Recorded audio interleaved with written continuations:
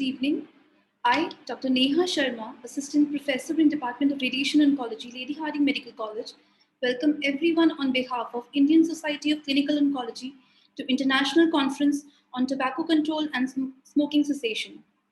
Cancer is a leading cause of death worldwide, accounting for nearly 19.3 million new cancer cases and 10 million deaths in 2020. Out of all cancers, tobacco-related cancer accounts for major share.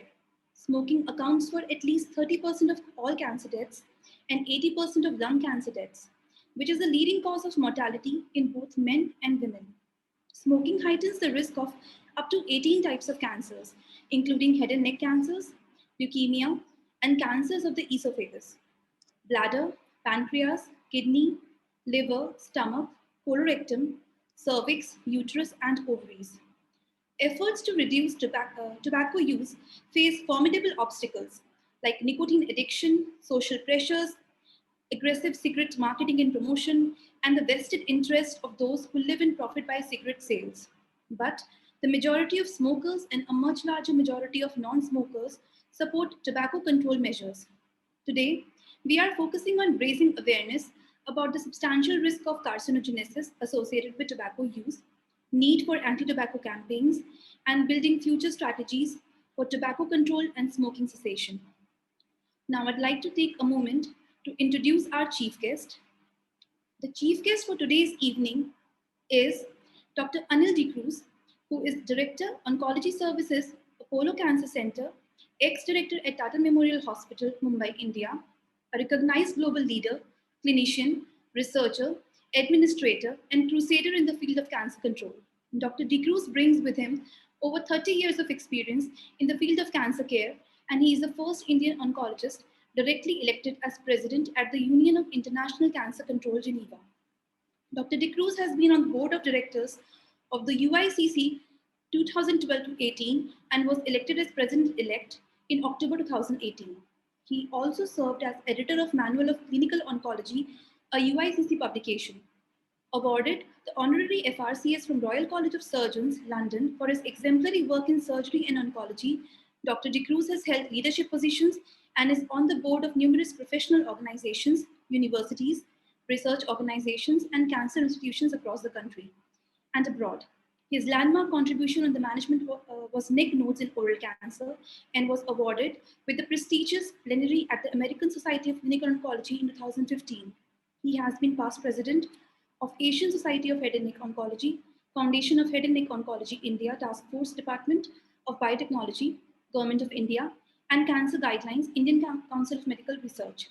With more than 350 peer-reviewed publications and chapters to his name, and delivered over 300 lectures, 50 named orations, plenary lectures, and keynote presentations around the globe, his main areas of interest, apart from the clinical responsibilities, are in tobacco advocacy, cost-effective treatment, and health economics. He had also been instrumental in initiation of first MCH super specialty course in head and neck oncology in the country. Thank you, sir, for honoring us with your presence. I'd like to invite you for your inaugural speech.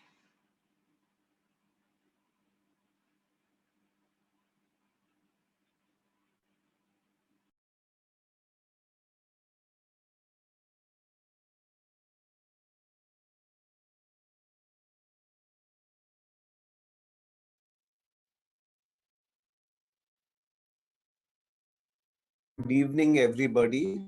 It's really a pleasure to participate in the first International Conference of Tobacco Control and Smoking Cessation, Evidence to Action. And I congratulate the leadership, Abhishek in particular, for giving me this opportunity to share my thoughts with you all today. It's unfortunate that I can't give it real time. This is a recording, but I had other commitments and I'm on a flight at 4:30 this evening. But I'd be very happy to take questions, join the program when my flight lands into Delhi at about 6 this evening. I'm here and committed to the cause of tobacco control and smoking cessation on two accounts. I now wear two hats. I'm an oncologist, a head and neck oncologist, That's the commonest cancer in our country. About 30% of cancers are head and neck. I've dedicated my life to that, and they're primarily because of tobacco. So I have a commitment. I've seen people suffer, and I need to do something to control tobacco. It's a habit that's unique to our country. I'm also president now of the Union International for Cancer Control, and I'll share with y'all my views today, both as president of UICC as well as director of oncology of Apollo, where I'm a clinician as well, uh, on the role of the UICC in tobacco cessation. And I will give a few important points as a clinician in between. Now, what is the UICC? The UICC is the oldest and largest cancer organization globally committed to the cause of cancer control. It was established in 1933. It's based out of Geneva. We have 44 people working in the offices in Geneva. But the unique thing about the organization, which I will share with you, is that we have 1,200 members, and these are organizations that are members across 172 countries. So, what makes UICC unique? It's the only global cancer organization that represents all cancer types across the continuum. So we have members who are focused on prevention, early detection, treatment, care, and palliation. We press for more control on cancer around the world through our flagship global advocacies and members empowerment. We connect the most influential health leaders, governments, civil society, policymakers, private sector through platforms and activity. And most importantly, we have a very strong track record of making change happen and delivering a definite impact on ground. Now, at UICC, we partner to drive success in cancer control. We foster relationship. It's not us alone. It's not our member organizations. As you can see from this pie chart, we interact with everybody who is committed to cancer control. If I can drag my cursor and show you, we deal with private sector companies. We deal with the UN agencies, WHO, IARC, IAEA, Economic Forum. We are part of WHO FCTC, which is the Framework Convention on Tobacco Control. We partner with more than 50 cancer organizations, corporations, and foundations. And UICC has been the founding member, the driving force between some of the major organizations that now are in the tobacco space, the NCD Alliance, the City Cancer Challenge Foundation, the McCabe Center, and the ICCP portal. Now, if you look at the UICC, we have three main buckets in which we put our work. One is we convene. We have some of the biggest programs and the flagship programs in cancer control. The three that I would highlight is the World Cancer Day on the 4th of Feb each year, the World Cancer Congress every 2 years, and the World Cancer Leaders Summit that we do again every 2 years. And this time it's in Boston, October end. And we are planning a very attractive hybrid format. Some of us will be in Boston, but I urge people to log in and be part of this. We do capacity building. That is, we increase our members' impact through capacity building and through a lot of innovative tools. We have leadership programs. We have young leaders programs. We do peer capacity building at global and regional levels. We have online education and research resources. And most importantly, we have our grants for fellowships. And many of you all have been recipients of that.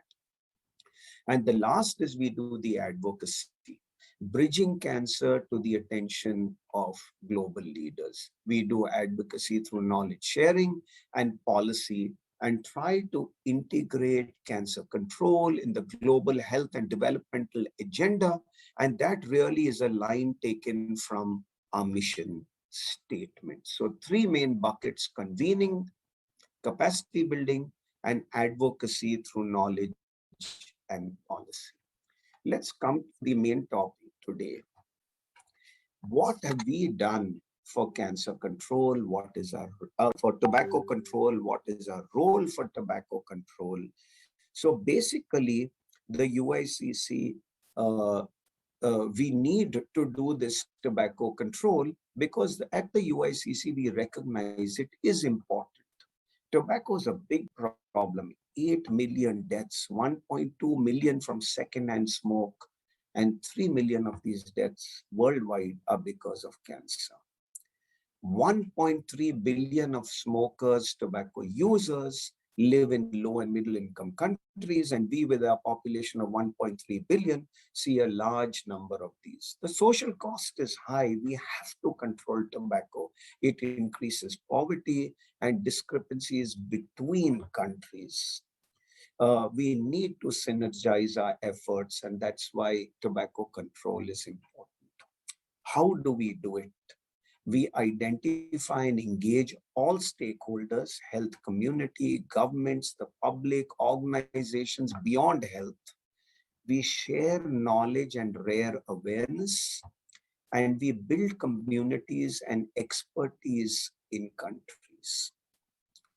And what do? We relay the COP, Confederation of Persons, information and advocate to governments to implement the FCTC. Many of you all are experts in this field and are familiar with the FCTC. We engage the public and policy maker. We have an aggressive program and we put our mind to countering the lobby from the tobacco industry, and finally show benefits of tobacco control investments for countries. And through these three approaches, basically we drive the tobacco control agenda. Now, the three key approaches for tobacco control work are basically what the UICC uses, and we connect and engage. So we connect different communities, experts, agencies, organization, governments, civil society together. Our approach is evidence-based. In order to deliver reliable messages, we base our work on robust and reliable evidence, resources, tools from our network and from our members. And we raise awareness. We deliver this advocacy message through our different platforms and channels to reach every stakeholder. UICC work is aligned with MPAR, developed by the WHO to help member states implement the FCTC. And again, as I said, everybody in this today's program is familiar with MPAR: monitor, protect, offer, warn, enforce, and raise taxes on tobacco control. We aim, one of the main thrust areas is smoking cessation. Actually, when you look across the various measures for tobacco control, we will realize that smoking cessation, little is done towards smoking cessation. Quitting at a younger age improves people's health. People who quit cut the risk of lung cancer by 30 to 50% at 10 years compared to people who keep smoking. And for successful and cost-effective interventions, we drive advocacy. We develop cessation services in countries, raise awareness of available support and services, advocate with government and decision makers to finance services, increase knowledge of cessation tools, and engage multiple stakeholders, counter tobacco industry, which is the misinformation and the lobby that they provide. And in the post-COVID era, we want to continue to maintain our cessation services. Tobacco control has three areas of focus. We have tobacco taxation, we have tobacco advertising and promotion and sponsorship, and making smoke-free environments. I've taken a graph from the NEJM paper that looks at how France and South Africa, the moment taxes were raised, you can see the dotted line, tobacco consumption comes down.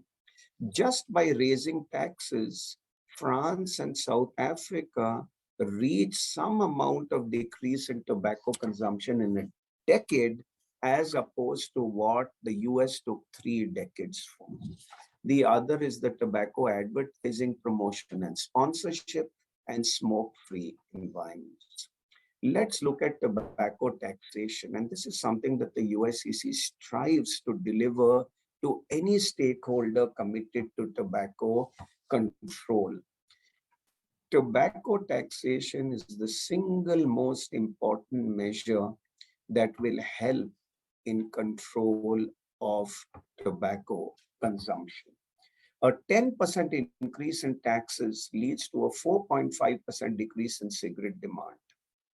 Tax income can serve to invest in health systems and prevention programs, which is a win-win situation for health and economy. I just want to make a point here, digressing from a global perspective to our country. So every time in our budget, each year, we see that tobacco taxation is increased, but it's mainly for cigarettes. We must be aware and mindful of the fact that the majority of our countrymen smoke BD or chew. These are low price products. And if we take them away from access to these products, we will have a decrease. And you can see from this chart here that in the high income countries, the excise is much higher of the total cost of tobacco products, which isn't the same in low income countries. And I think that's what something that we have to do. So there are challenges. Only 38 countries apply the recommended 75% excise tax. So we need to lobby, and those of you all who can influence government must do it. The tobacco industry lobby suggests that tax increase will cause declines in revenues or increase in illicit trade, and that's how they counter us. But I think we need to drive the message of increasing excise tax on tobacco. Why tobacco advertising, promotion, and sponsorship? We focus to counter misinformation to the public, prevent the recruitment of new users. So look at all these fancy collage that I have made. It looks so appealing. A youngster will be just influenced to take to tobacco looking at this collage. So we need to prevent our youngsters from using tobacco. We know that if you don't start the habit by the age of 21, it's very unlikely that you would start the habit of tobacco. So we need to focus on this. We must stop the lobby of government and decision makers, warn about the actions of Foundation for a Smoke-Free World. We all have a corporate social responsibility, and we need to counter this strong lobby of the tobacco industry that spent US dollars 23 million on marketing. So I think this tobacco advertising, promotion, and sponsorship should be another focus apart from taxation that we use in tobacco control. And UIC lobbies amongst its members, various policymakers, governments to do this. And of course, promote a smoke-free environment. I'm not going to go through all these figures, but we must know that 1.2 million deaths are due to secondhand smoke every year. 65,000 children die because of secondhand smoke. If you smoke, you have a right to damage your own body if at all you want to do it, but there's absolutely no right to damage other people who may be your near and dear ones as well. So this is the third arm of our efforts on tobacco control. So to repeat, taxation, tobacco advertising, promotion and sponsorship, and promoting smoke-free environments. Now, how does the UICC do this? In a run-up to the World No Tobacco Day, Commit to Quit, the UICC ran a campaign to reduce the burden of cancer through tobacco cessation.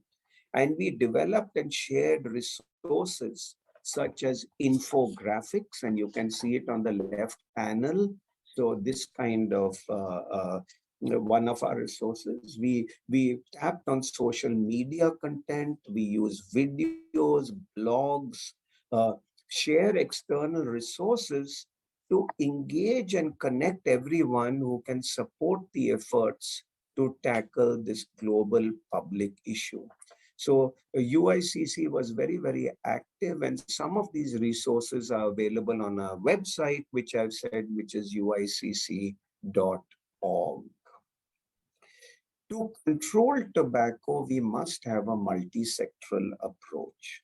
The tobacco curbing the consumption of tobacco is a public health issue with an impact on many domains, and this can only be addressed by this multi-sectoral approach.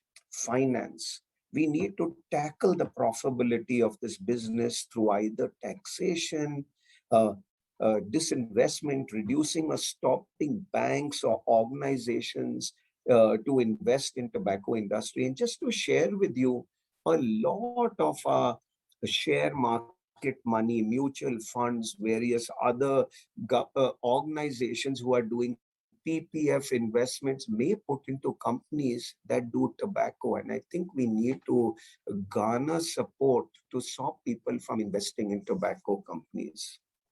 Health. We need to train and educate the health communities in prevention and cessation, and we have to invest in people's health. Policy. We have to develop key policy based on reliable and independent policy. We must have communications, develop essential materials and tools to counter the tobacco industry marketing power and misinformation. We have to use law, apply anti-tobacco laws to counter the industry's action. And lastly, environment and labor. We have to raise awareness on the detrimental impacts on environment and workers' conditions. Cancer control and tobacco cessation interventions change. As you understand, and look at this slide in two parts. As we make efforts and understand the determinants of tobacco consumption, we engage stakeholders and increase knowledge. We support policy development, implement cost-effective measures. We will see a decrease in cancer deaths and tobacco consumption. The flip side is we need to invest in preventive measures. As that increases, it increases people's health and wealth, and we relieve the burden on the healthcare systems. So a coordinated multi-sectoral approach, multi-stake approach will be beneficial for tobacco users, both for the public and the countries. And that really is what UICC strives for. I'm going to end with a few closing remarks. Sorry, it kind of flipped away. Let me see if I can get back my last slide. Here it is again, so that you can see our website. We have a lot of these resources that are available. But I want to end with a few closing remarks. We have seen and witnessed a decrease in smoking prevalence globally over the last decade, and millions of lives have been saved from tobacco-related illness and death. But in our country, we need to do more. Smoking is not the only problem we have. Our chewed tobacco is important, and we really need to have an orchestrated effort towards that. We have seen that civil society organization, people in academia, UN agencies from both cancer control and tobacco control could address the tobacco epidemic together. And I've been making this point, it must be multi-sectoral, multiple stakeholders, and they can also engage more stakeholders to synergize the effort. So I think a plus from this conference is that more of us get together, all of us work independently, but if we can synergize our efforts, we will make an impact on tobacco control. I end by saying a coordinated approach, including knowledge sharing, capacity building activities, very strong advocacy messaging, will support the implementation of an efficient anti tobacco measure and counter the industry. I end again thanking the organizers for an opportunity to share my thoughts, both personal and on behalf of the UICC. I congratulate the leadership on this very, very important topic that they have chosen. And I urge each of us who are listening to and participating in this conference today that we should all come together and help in tobacco control. If we don't have tobacco in our country, we will be able to prevent 50%, nearly half, 40 to 50% of our cancers, about 27 to 30% of them in an area where I've spent 30 years of my life treating these patients. So thank you once again. And hopefully when my flight gets off, I would be very happy uh, to take questions. Thank you very, very much.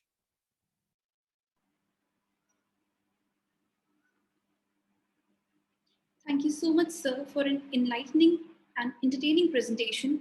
Your talk was particularly appropriate at this time when we are approaching an alarming number of 2 billion smokers worldwide by 2030. There is need to invest in people's health and raise awareness about detrimental impacts of tobacco use. Thank you again, sir. So without further ado, I would like to begin the session one. Myself, Dr. Neha Sharma, Assistant Professor, Department of Radiation Oncology in Lady Harding Medical College, with my fellow coordinator, Dr. Raveen Yadav, Resident, Department of Radiation Oncology in Lady Harding Medical College. We would like to introduce you to our chairpersons for session one. Our chairperson, Dr. B.S. Garg, sir, is Secretary, Kasturba Health Society, ex-Dean, Mahatma Gandhi Institute of Medical Sciences, Sevagram.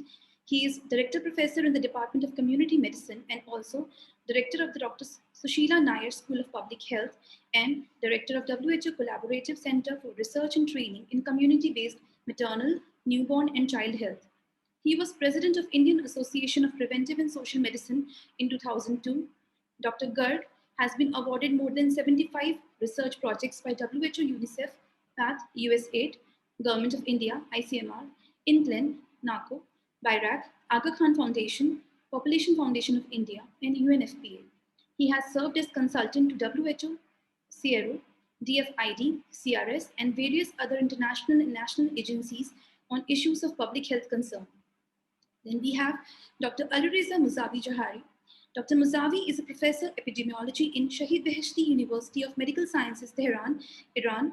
In 2011, he joined as adjunct professor in Faculty of Health Sciences, Simon Fraser University, Burnby, Canada. He has published more than 60 papers in peer-reviewed journals and received several grants from different funding agencies such as Terry Fox Foundation, World Health Organization. He is founding member of Iranian Epidemiological Association and has served as its first general secretary for 2 terms. He is a member of several scientific journals, editorial board. In July 2016, he was appointed as editor-in-chief of Asia Pacific Journal of Cancer Prevention. In April 2018, Dr. Muzavi was appointed as president of Asian Pacific Organization for Cancer Prevention for a duration of 2 years. Now, I hand over the session to our respected chairpersons. Thank you. Thank you, Neha. Good afternoon, everybody. At the outset, I would like to thank the organizer for giving me opportunity to chair this important session, especially Dr. Abhishek Shankar. After listening Dr. Anil D. Cruz, I think it is not desired to introduce any session. He has comprehended so nicely all the various aspects of tobacco control and smoking cessation. But certainly in this country, we have to adopt a multi-sectoral, multi-stakeholder approach. And most of the time, say we address or organize the advocacy campaign, communication messages for urban area. But something I think we have to take all these messages, all these effort to rural and tribal areas where also the people are engaged in tobacco consumption, including smoking abundantly. So without wasting the time, I would like to invite Professor P.C. Gupta, who will speak on tobacco prevalence, product and burden, a death epidemic. It's my pleasure to introduce Professor P.C. Gupta. Professor Gupta is the director of HALIS, Cessation Institute of Public Health, Navi Mumbai. He has a Doctor of Science degree in epidemiology from Johns Hopkins University, USA. He is a visiting scientist at the Harvard School of Public Health, Boston, and adjunct professor at the University of South Carolina, USA. Dr. Gupta is a Techme Fellow at the Harvard School of Public Health and a visiting scientist at International Agency for Research on Cancer, France. Dr. Gupta had published hundreds of research papers in peer-reviewed journals. He has received prestigious Luther Terry Award from American Cancer Society in August 2003 and Tobacco Free World Award from World Health Organization, Geneva on May 31, 1999.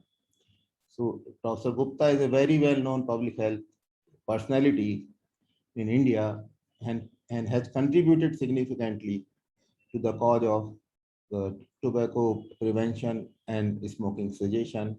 And I really congratulate the organizer to invite Professor Gupta on this, say, the first session.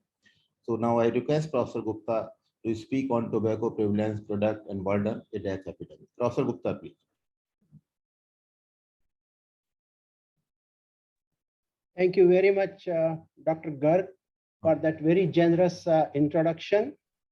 I also thank the organizers for inviting me to be not only a speaker, but the first speaker in this particular session after the inaugural lecture by a very interesting, comprehensive inaugural lecture by a good friend, Dr. Anil De Cruz. I will share now my screen.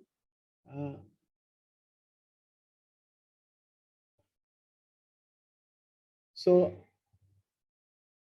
the title of the talk is already said, is Tobacco Prevalence, Products and Burden, a Death Epidemic.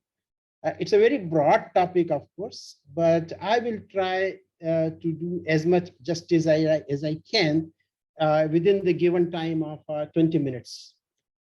So now let's start. I think this everybody knows and probably will get repeated many times that tobacco is estimated to cause over 8 million deaths every year in the world, 7 million deaths among smokers, and as Anil De Cruz has already said, 1.2 million among non-smokers due to secondhand smoke, and even more sad is the fact that 65,000 deaths among children every year. And I must point out that this is calculated basically for cigarette smoking because that is the most prevalent habit globally, and most extensive research data are also available only on cigarette smoking. But in India, tobacco is used in a wide variety of ways. So we have to look specifically at the Indian situation. Now, smoking of cigarette and BD is estimated to cause about 0.9, that is 900,000 deaths every year in India. Now, this is slightly dated estimate. It was published in New England Journal of Medicine a few years back. And this is more recent, that smokeless tobacco use is estimated to cause additional 350,000 deaths annually. And now these are calculated among non-smokers. So one can add the deaths among smokers due to smoking and deaths among non-smokers due to smokeless tobacco use. So about 3,500 persons die in India every day due to the use of tobacco in some form. And this is a really a much more telling statistic than every day, compared to every year. Now, I just want to point out that we all know, I mean, you are all doctors, know very well what are the diseases tobacco causes, lots of cancers. But I would also point out that tobacco causes a lot of non-fatal diseases. And they also cause a lot of misery that doesn't get as much attention as it should. Now, you all know, of course, all oncologists know the so many different kind of cancers that are caused by tobacco use. Then there are CVD, cardiovascular kind of diseases that are caused by tobacco. But then there are other diseases like hip fractures, reproductive effects, blindness, macular degeneration, erectile dysfunctions, even skin wrinkling, which don't seem very serious, but they cause a lot of misery. And the same way, secondhand smoke also causes lots of diseases. Now, we do have reasonably good data, recent data on tobacco use in India through Global Adult Tobacco Survey. And there was first round, and now there is a second round. So in the second round, 42.4% of male and 14.2% of females currently use tobacco in some form. And we are actually the second or third largest producer, sometimes second, sometimes third, and the second largest consumer of tobacco in the world after China. So it's not a particularly dignified title, considering that tobacco may kill half of its dedicated users prematurely in their productive years. In terms of numbers, because India's population is so large, numbers are even more alarming. There are 267 million persons currently using tobacco in some form in India, 202 million men and 65 million women. About 199 million smokeless tobacco users and 99 million smokers. Numbers don't add up because 31 million are using both. Compared to 90 million men, 9 million women smoke. And for smokeless tobacco use, numbers are 141 million and 58 million. So compared to men, women, there are very few women smokers, 10%, but smokeless tobacco use is much higher, as you can see. Among smokers, there are many more, in fact, almost twice smoke bidi compared to cigarettes. 72 million smoke bidi and 38 million cigarette, at a point that was also emphasized by Dr. De Cruz, and will be emphasized perhaps by many smokers. Now, cigarette smoking we know is common all over the world. It's there in India also. Bidi smoking, however, is common only in India and some neighboring countries. Smokeless tobacco use, now we know through research that it is known all over the world, but it is far more prevalent in India than anywhere else. Now, another interesting part of the whole problem is areca nut, because areca nut, or supari as it is called in India, is a class 1 carcinogen by itself, as per the IARC evaluation. But in India, it is strongly connected with the smokeless tobacco. And because of that, by itself, it is common, but it is much less studied. So I think I will focus a little bit more on areca nut in my talk. Now, cigarettes in India, everybody knows, I think there are big transnational tobacco companies that are part of owners of Indian cigarette companies. ITC has more than 75, almost 80% market share of cigarettes. Some government of India organizations like LIC are major owners of this ITC, and that creates quite a bit of issue and problems, and a lot of discussion goes on this particular happening. Other part is cigarette industry contributes a substantial amount in taxes to exchequer, and that puts in a very different kind of a position. So it's a very well organized industry. It's a very rich industry, and it strongly opposes almost every tobacco control policy that is being proposed or promulgated. Now, next, BD. Now, BD, as we all know, I think in India, that's a handmade smoking stick containing coarse grounded tobacco, about 0.2 gram, can be a little more, little less. It's wrapped in a tree leaf. It's called tendu tree, or botanical name is Diospyros melanoxylon. It's a conical shape tied with a thread, sold in bundles rather than packets. And those conical bundles are there. And it's very cheap. It's less than 1/5 of the cost of a cigarette. And as already said, it's because of, we'll see, because of lack of taxation and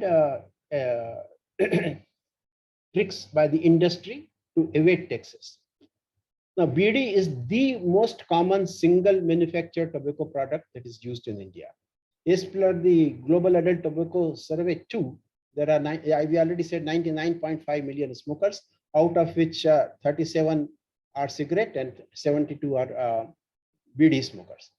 Now, men smoke much more than women, 90% versus about 90 million versus 9 million, including BD, 67 million versus 5 million.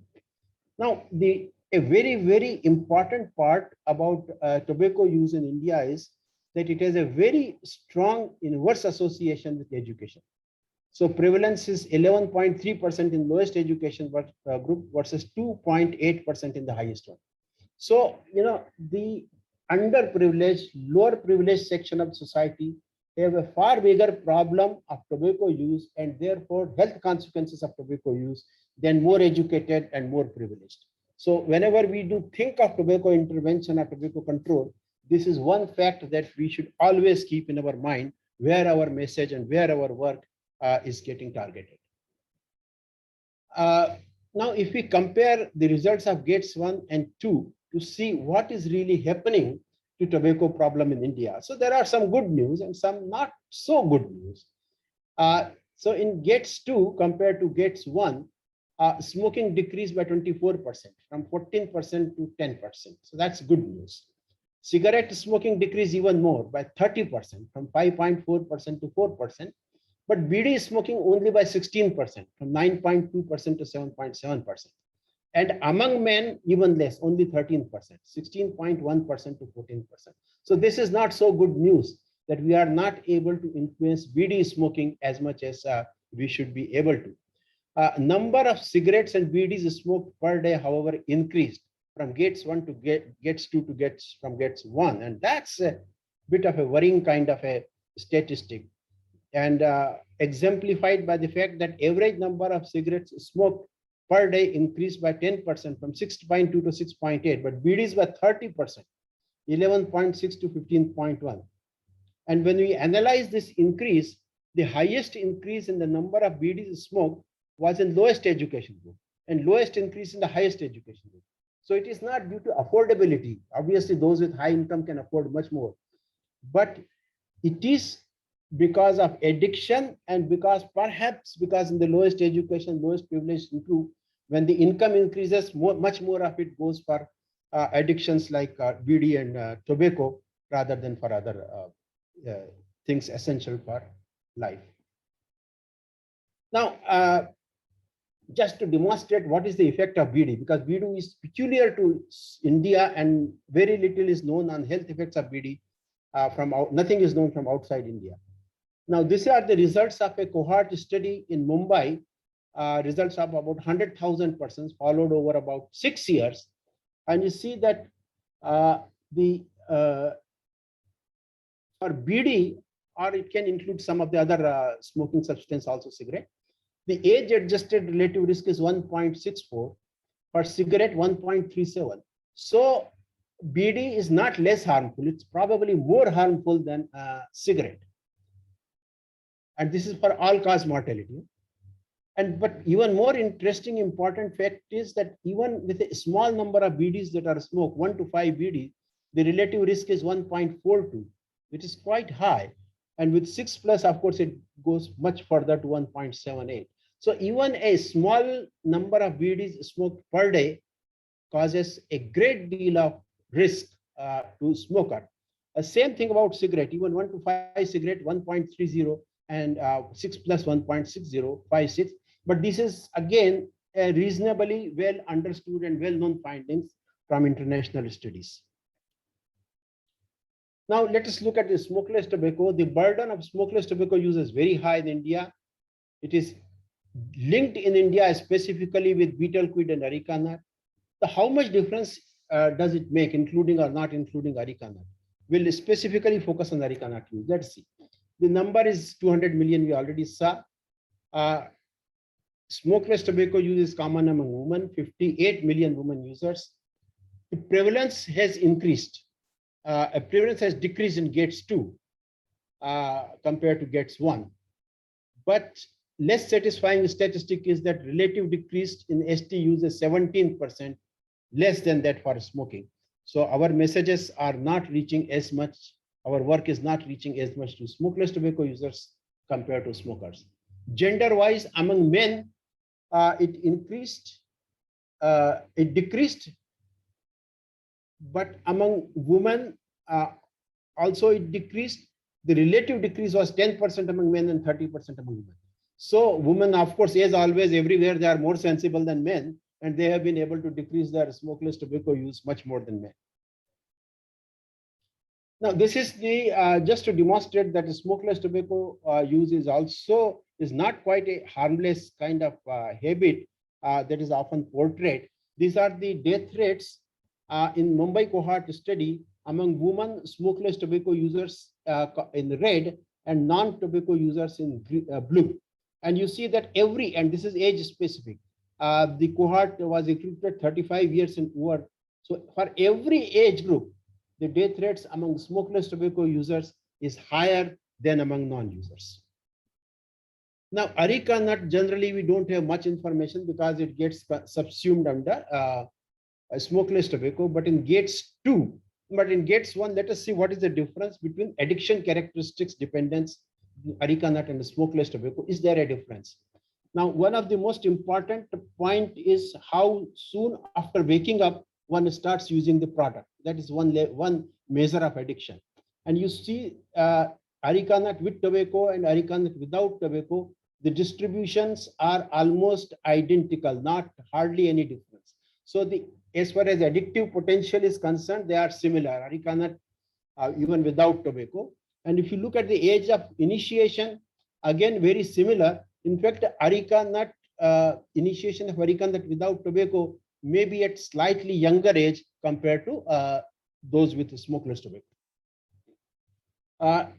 And areca nut use, we didn't earlier have any data, but GATES 2 included a module on areca nut that was asked to everyone. So we know a little bit about that, and the GATES report itself says that betel quid without tobacco was 8.7%, areca nut 8%, and pan masala without tobacco 4.8%.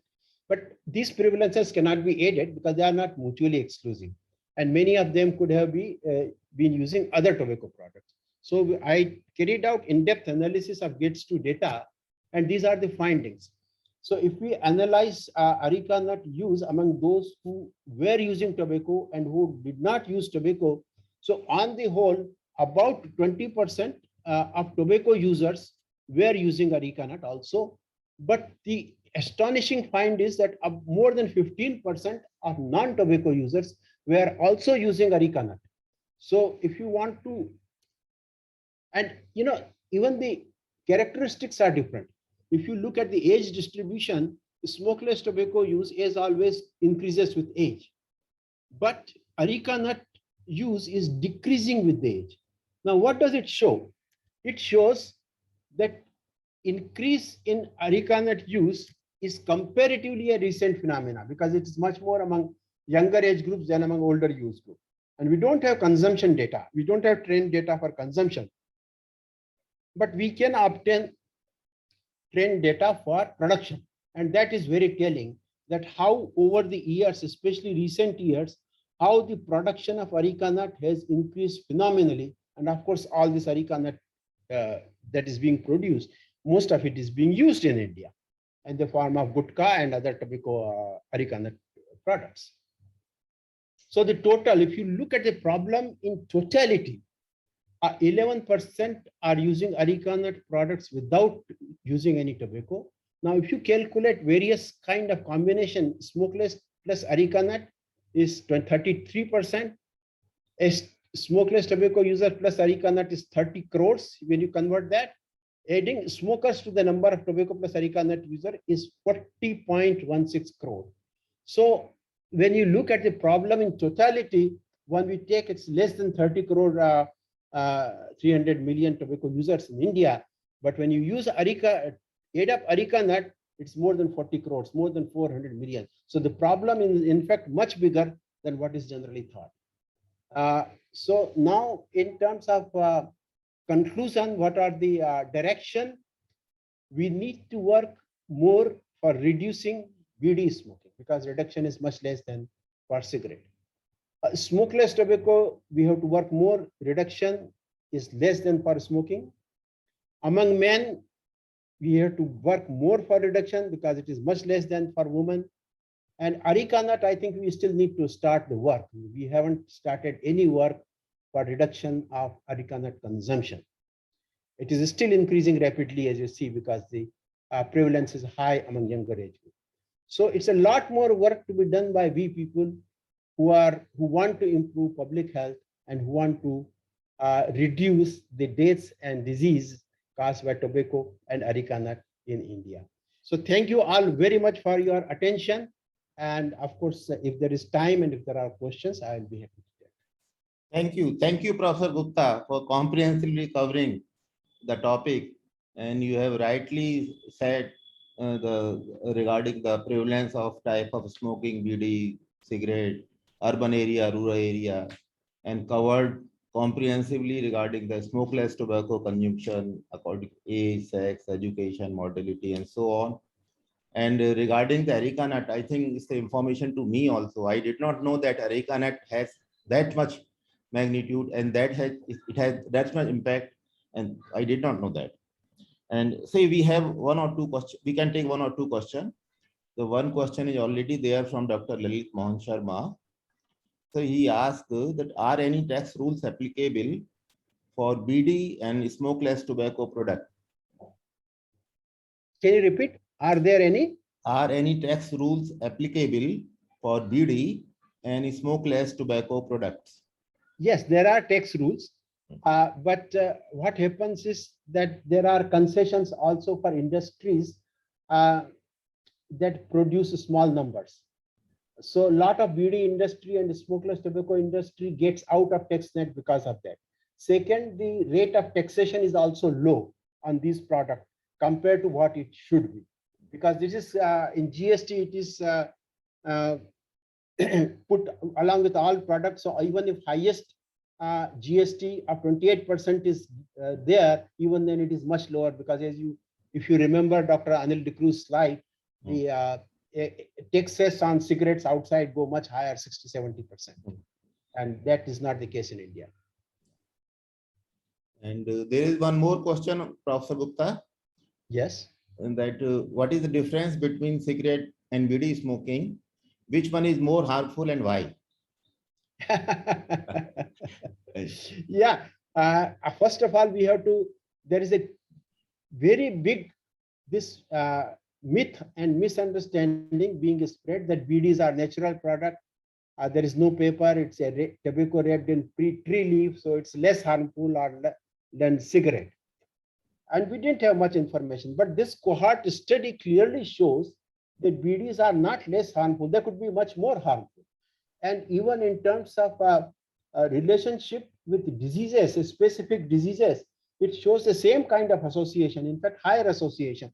You see tuberculosis, deaths from tuberculosis is high among BD smokers also. In fact, maybe higher than for cigarette smokers. Same way with every other disease, pulmonary diseases or heart diseases or cancers. So risks are higher from BD smoking, not less than from cigarette smoking. Thank you. Thank you, Professor Gupta. Thank you very much, sir. Thank you very much. Thank you very much, Dr. Garg. Thank you very much, Dr. Garg. So now I hand over the session to my co-chair, Professor Ali Raja Musavi from Iran. for giving his comment and invite the other speakers. Professor Ali Raja Musavi, please.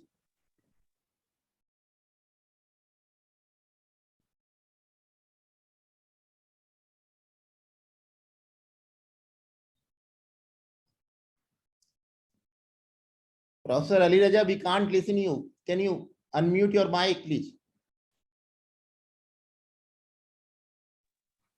Okay, do you hear me? Yeah, yeah. Okay.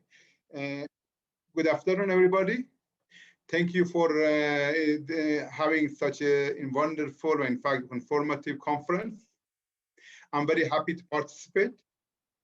And, you know, as somebody who's been in cancer control prevention, I'm right now a chief editor in cancer, Journal of Cancer Prevention, Asian Pacific Journal of Cancer Prevention. I really faced many papers coming from different countries for regarding tobacco control, and even I will tell you that we have a special issue on tobacco control policy in South. I would say, Southeast Asia, Southwest Asia. I'm sorry, Central Asia, in fact. That is regarding to tobacco control, and I'm very happy to join this session, and I'm waiting to hear the next speaker. Thank you very much. So our next speaker is Dr. Pulkesh Kumar. Dr. Pulkesh Kumar is Deputy Secretary, Tobacco Division, Ministry of Health and Family Welfare. He was an officer in Indian Railway Personnel Services of 2011 batch and has previously served as Deputy CPO of East Central Railway in Indian Railway.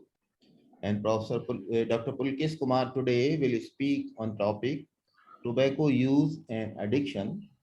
Willpower is not enough. Now over to Dr. Pulkesh Kumar, please.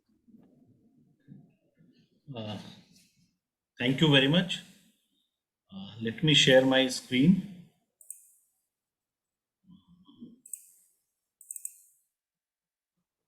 Just a minute. Is it okay? Yeah, we can see. Thank you. So the topic given to me is very interesting, that it's addiction caused by the nicotine. All the tobacco products, we know that tobacco products contains large number of chemicals that are very harmful. But the main component that we consider that what causes the addiction is nicotine. And we will see that how the nicotine causes addiction. And if we see that because of this addiction, it is so strong that the willpower of the person, those who are addicted, becomes weak to overcome this. And that also has a various reasons. So coming to this one, okay, fine. Nicotine is derived from the tobacco plants, and it is being taken by various methods like cigarettes, chewing tobacco, holding moist snuff in mouths. Many product names are there, and now the newer methods have come like nicotine pouch, electronic cigarettes, and other things. They have different quantity of nicotine content, and it also depends upon the quality of the product and from where, how it has been grown or how it has been processed. So here we can see the cigarettes, electronic cigarettes, then how much content of nicotine is there, and how many potentially toxic components are there. They have cigarettes have more than 7,000 in fact toxic products in that one. So similarly, here the nicotine content of this one, NRT gum, NRT, that is nicotine replacement therapy, inhalation, lozenges, it is given here. We can go through this one.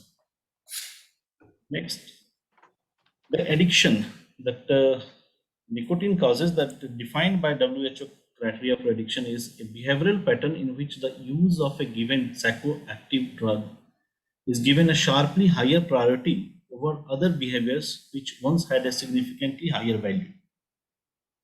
Similarly, Surgeon General's criteria for drug dependence is there, and nicotine dependence or addiction caused by nicotine fits in most of the criteria. Is a primary criteria, is a highly controlled or compulsive use, psychoactive effects are there, drug reinforced behavior are there, and there are additional criteria and dependence producing drug often produce like tolerance, physical dependence, pleasant euphoric effect, definitely it is there. If we come to nicotine addiction, it is nicotine which sustains tobacco addiction, and it is one of the major cause of disability and premature death of large number of people. Thus, it was in earlier presentation, the quantum of the death or mortality is which the tobacco addiction is causing in India was given. It is coming around 3,500 deaths per day. It is too much in India. So nicotine, now coming to the nicotine, which binds to nicotine cholinergic receptors, facilitating neurotransmitter release and thereby mediating the complex action of nicotine in tobacco users. Brain imaging studies demonstrate that nicotine acutely increases activity in the prefrontal cortex, thalamus, and visual system, consistent with activation of corticobasal ganglia, thalamic brain circuit. Stimulation of central nicotine cholinergic receptors by nicotine results in the release of a variety of neurotransmitters in the brain. Most important is dopamine. Nicotine causes the release of dopamine in the mesolimbic area, the corpus striatum, and the frontal cortex. Of particular importance are the dopaminergic neurons in the ventral tegmental area of the midbrain and the release of dopamine in the shell of the nucleus accumbens, as this pathway appears to be critical in drug-induced reward. Other neurotransmitters, including norepinephrine, acetylcholine, serotonin, this is GABA, glutamate, and endorphins, are released as well, mediating various behaviors of nicotine. Release of these neurotransmitters are particularly important in the development of nicotine dependence.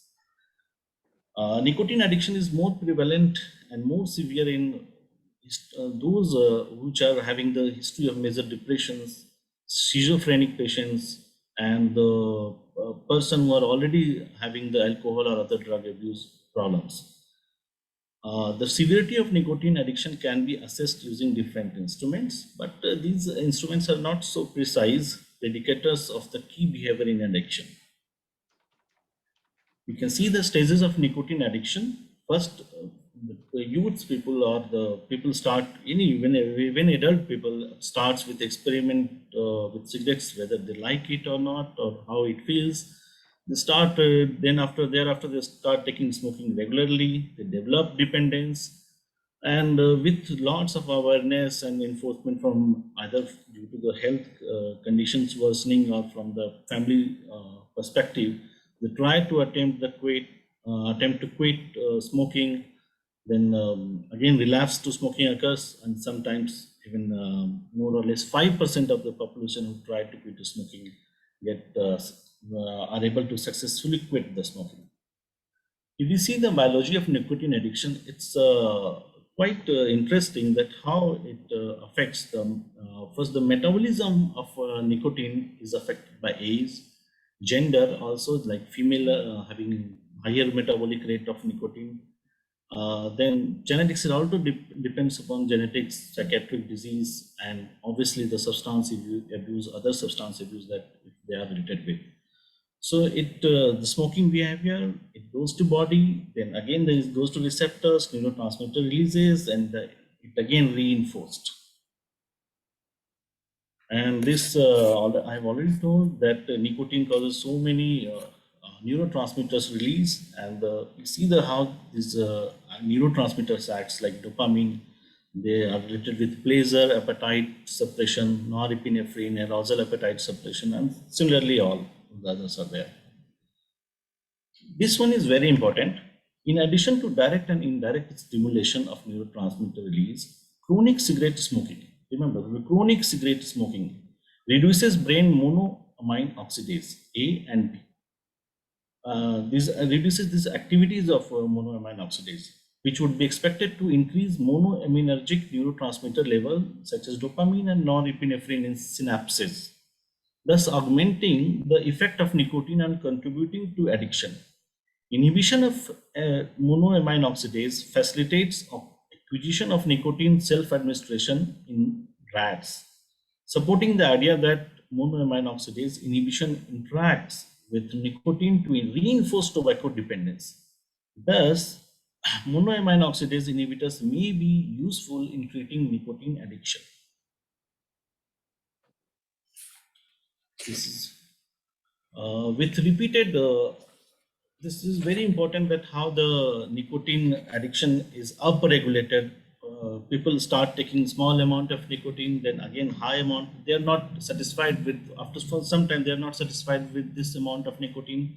Then they have to take the higher amount of nicotine to produce the same effect, and again the higher effect. And uh, and this is called upregulation of nicotine. And this is caused by the upregulation of the nicotine receptors. With repeated exposure to nicotine, tolerance develops to some of the effects of nicotine. Concurrent with this neuroadaptation is an increase in the number of nicotine cholinergic receptors, binding sites in the brain. This increase is believed to represent upregulation in response to nicotine-mediated desensitization of receptors. This desensitization may play a role in nicotine tolerance and dependence. It has been suggested that craving and withdrawal symptoms begin in chronic smokers when previously desensitized nicotine cholinergic receptors become unoccupied and recover to a responsive state during periods of abstinence, maybe such as during nighttime sleep. Thus, nicotine binding and desensitization of these receptors during smoking may alleviate craving and withdrawal. This is the nicotine receptor upregulation in smokers. It's seen in frontal cortex and hippocampus. The two images are there. And we see the diagnostic criteria. This is DSM-5, that is Diagnostic and Statistical Manual of Mental Disorder, 5th edition.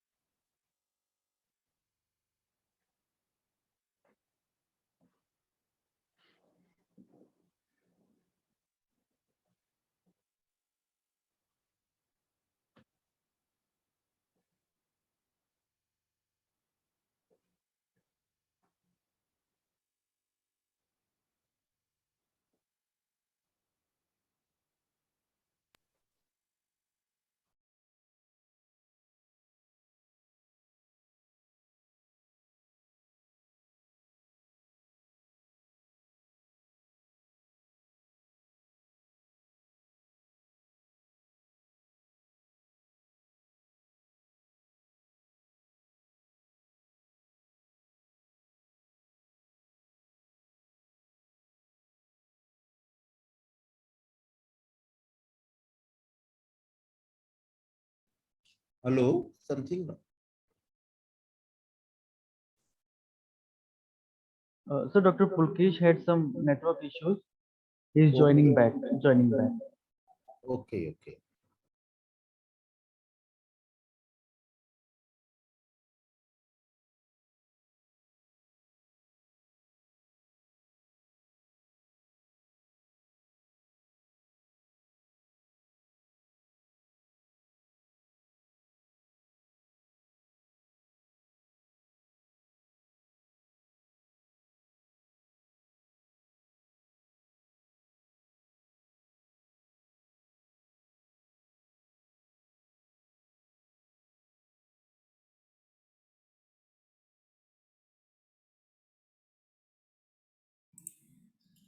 Hello, am I audible now?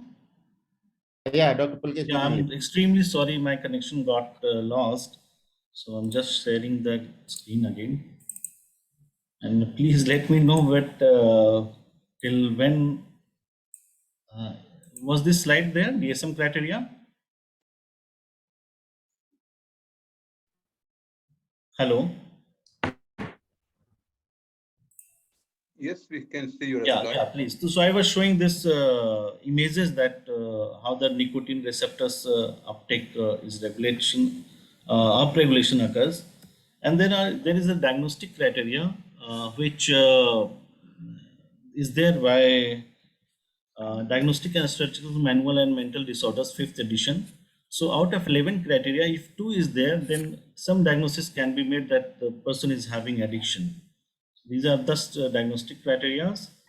And coming to this Fagerstrom test for cigarette dependence, it's the Fagerstrom test for nicotine dependence is a standard instrument for assessing the intensity of physical addiction to nicotine.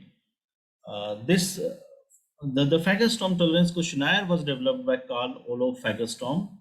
This instrument was modified in the Fagerstrom test for nicotine dependence by Todd Hitherston in 1991. The test was designed to provide an ordinal measure of nicotine dependence related to cigarette smoking.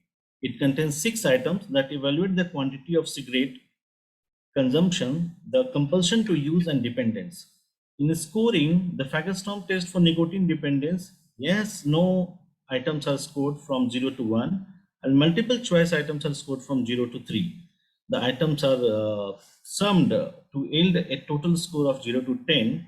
The higher the total Fagerstrom score, the more intense is the patient's physical dependence on nicotine. In the clinic, the Fagerstrom test may be used by the physician to document indications for prescribing medication for nicotine withdrawal. Now, coming to the nicotine withdrawal system, that is because of the abstinence from the tobacco, nicotine withdrawal is associated with negative emotional state, including an anxiety and the perception of increased stress, which may represent powerful stimuli to relapse to tobacco use. There is evidence that the activation of the extra hypothalamic corticotropin releasing factor receptor system contributes to negative effect during nicotine withdrawal. Withdrawal from other drugs of abuse such as alcohol, cocaine, opiates, and cannabinoids is also associated with activation of the extra hypothalamic system. See, that is a corticotropin releasing factor system, suggesting that this is a common mechanism of effective manifestation of drug withdrawal. Thus, both the hypoactivity of the dopaminergic system and the activation of the CRF system appear to mediate nicotine withdrawal symptoms that often precipitate relapse to smoking. When a person stops smoking, nicotine withdrawal symptoms emerge.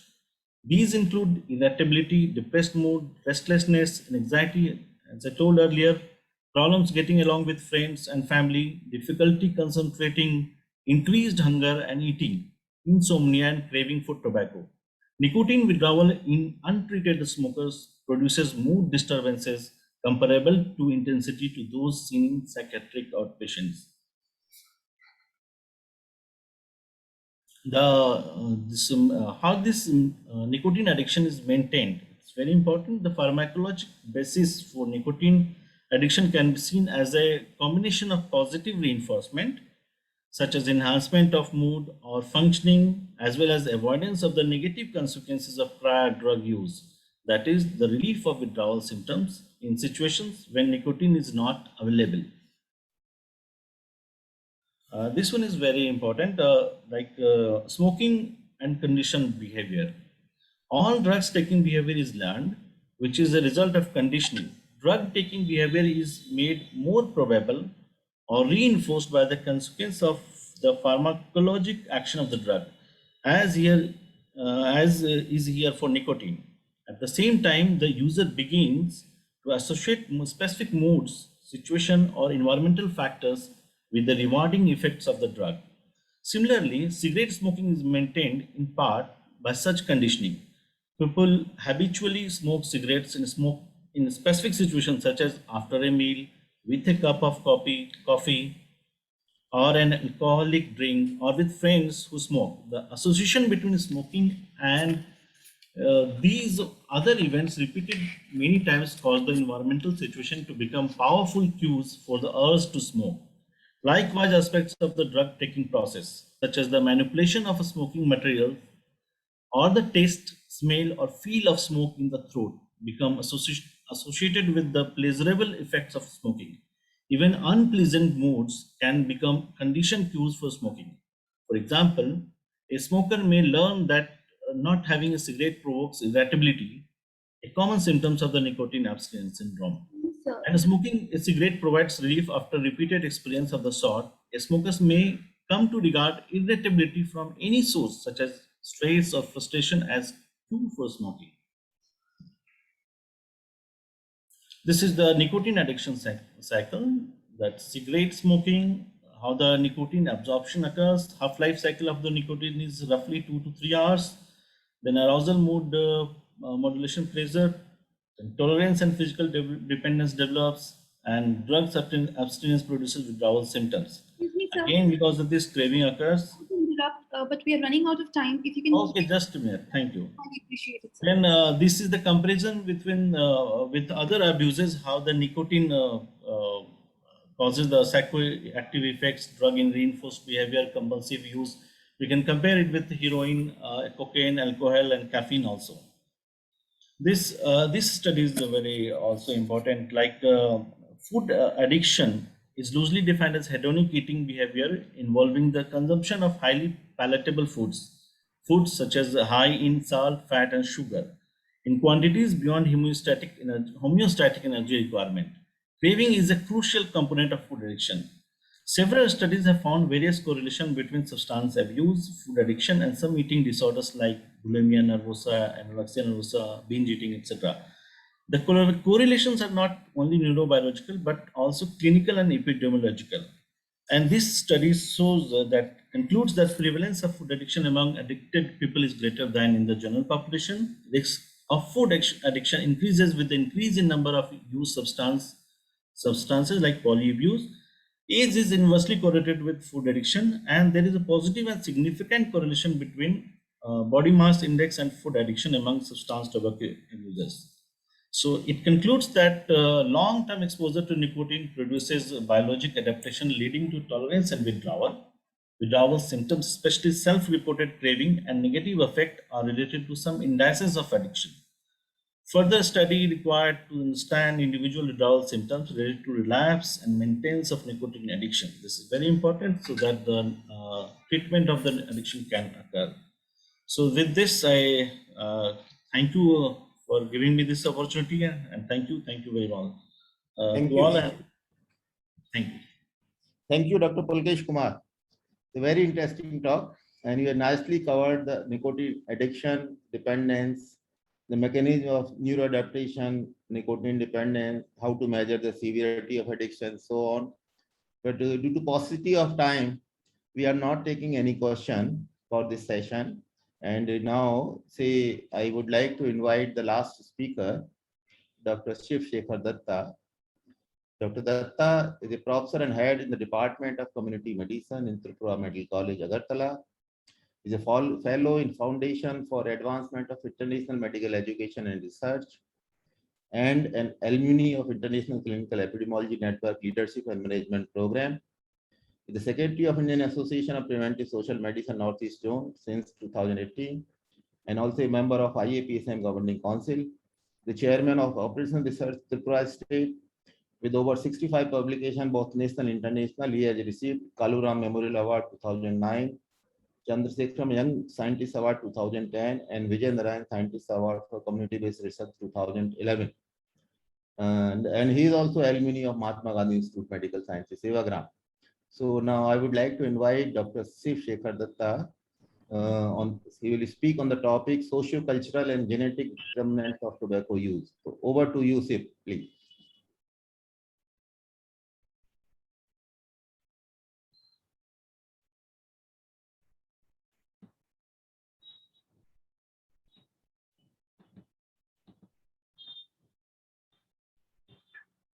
Good evening, all.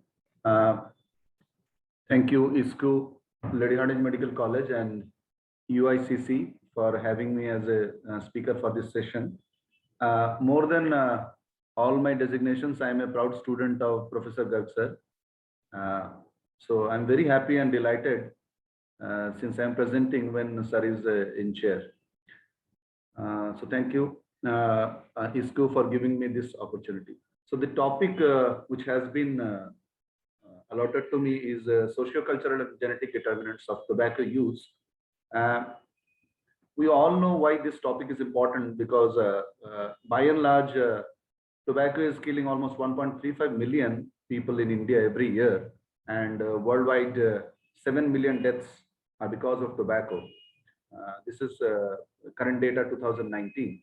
So with this just a brief introduction, I will, this is the outline of my presentation. I will be talking through these points of, about tobacco origination, socio-demographic determinants of tobacco use, the socio-cultural determinants and genetic determinants, of course, and in the end, something about achievements and opportunities related to tobacco control in view of socio-cultural and socio-demographic determinants. So in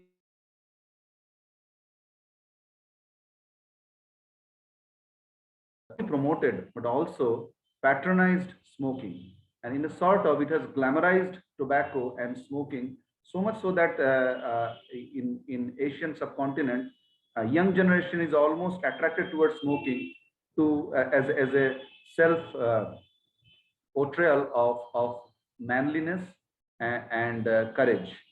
Not only that, also it's very alarming that amidst the ban on tobacco, the Indian Tobacco Company was sponsoring Indian national cricket team till 2007-8, and now again in 2021 it is again trying to sponsor Indian cricket team, and also there is a news that it might also sponsor Euro football.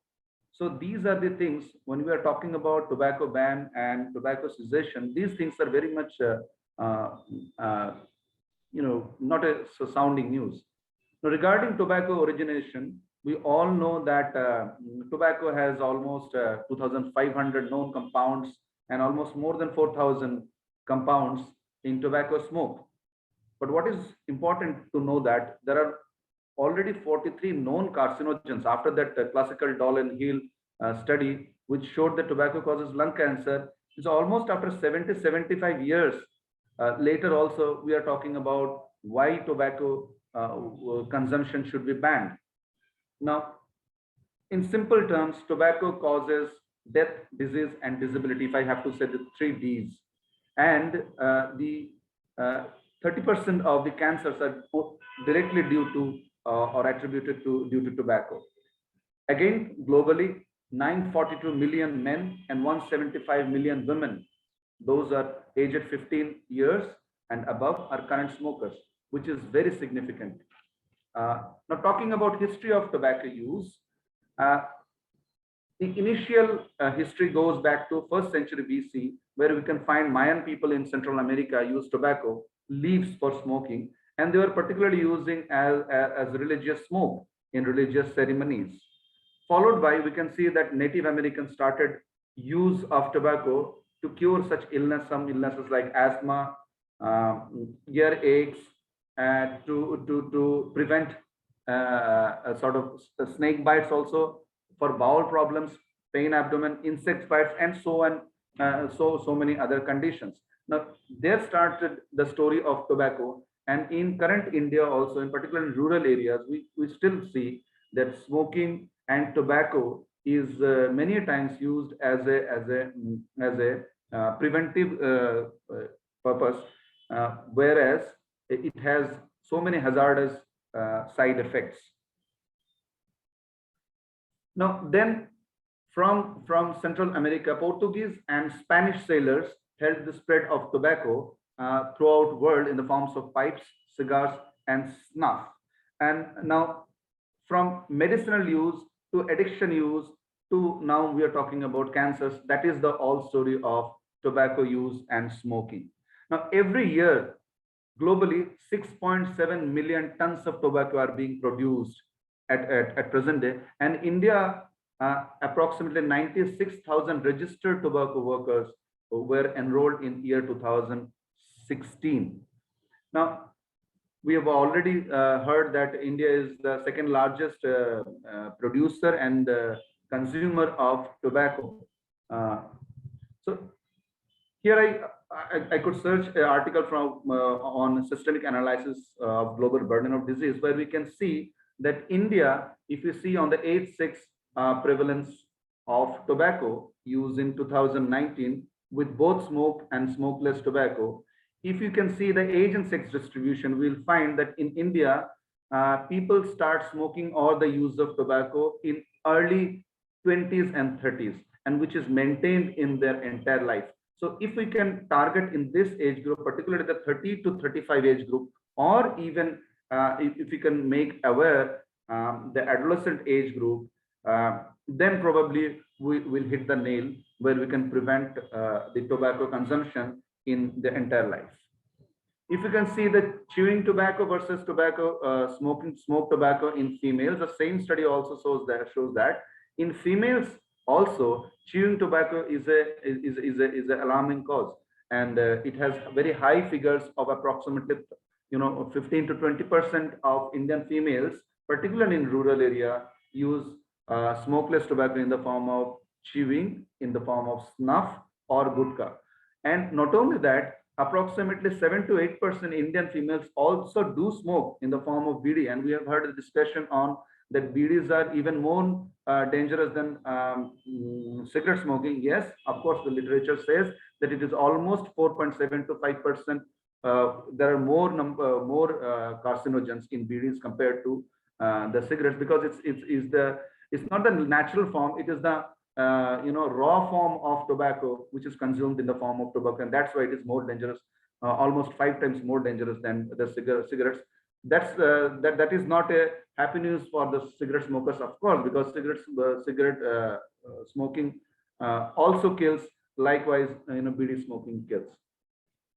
When we look into males, the percentage of males who use chewing tobacco and smoked tobacco is almost same. There's almost 30 to 35% of Indian males in their lifetime, once at least, they smoke or they use chewing tobacco. And particularly in central India and North India, we find more of chewing tobacco and smoked tobacco. And of course, in southern India, we find more of smoked tobacco and bit less of chewing tobacco. In Andhra Pradesh, we know the chutta form of tobacco use. Now, tobacco consumption pattern in India, these are some 5 highlighted points which I could search from literature. India's first tobacco legislation was passed in 1975. So almost 45 years back, we had the Cigarette Act, and now we are talking about, after 45 years, we are talking about ban on cigarettes, which is very much ridiculous and funny too. India is the second largest consumer of tobacco. Like Professor Gupta said, this is not a position we want to secure, of course. The third is that more than 1/4 of our population consume tobacco.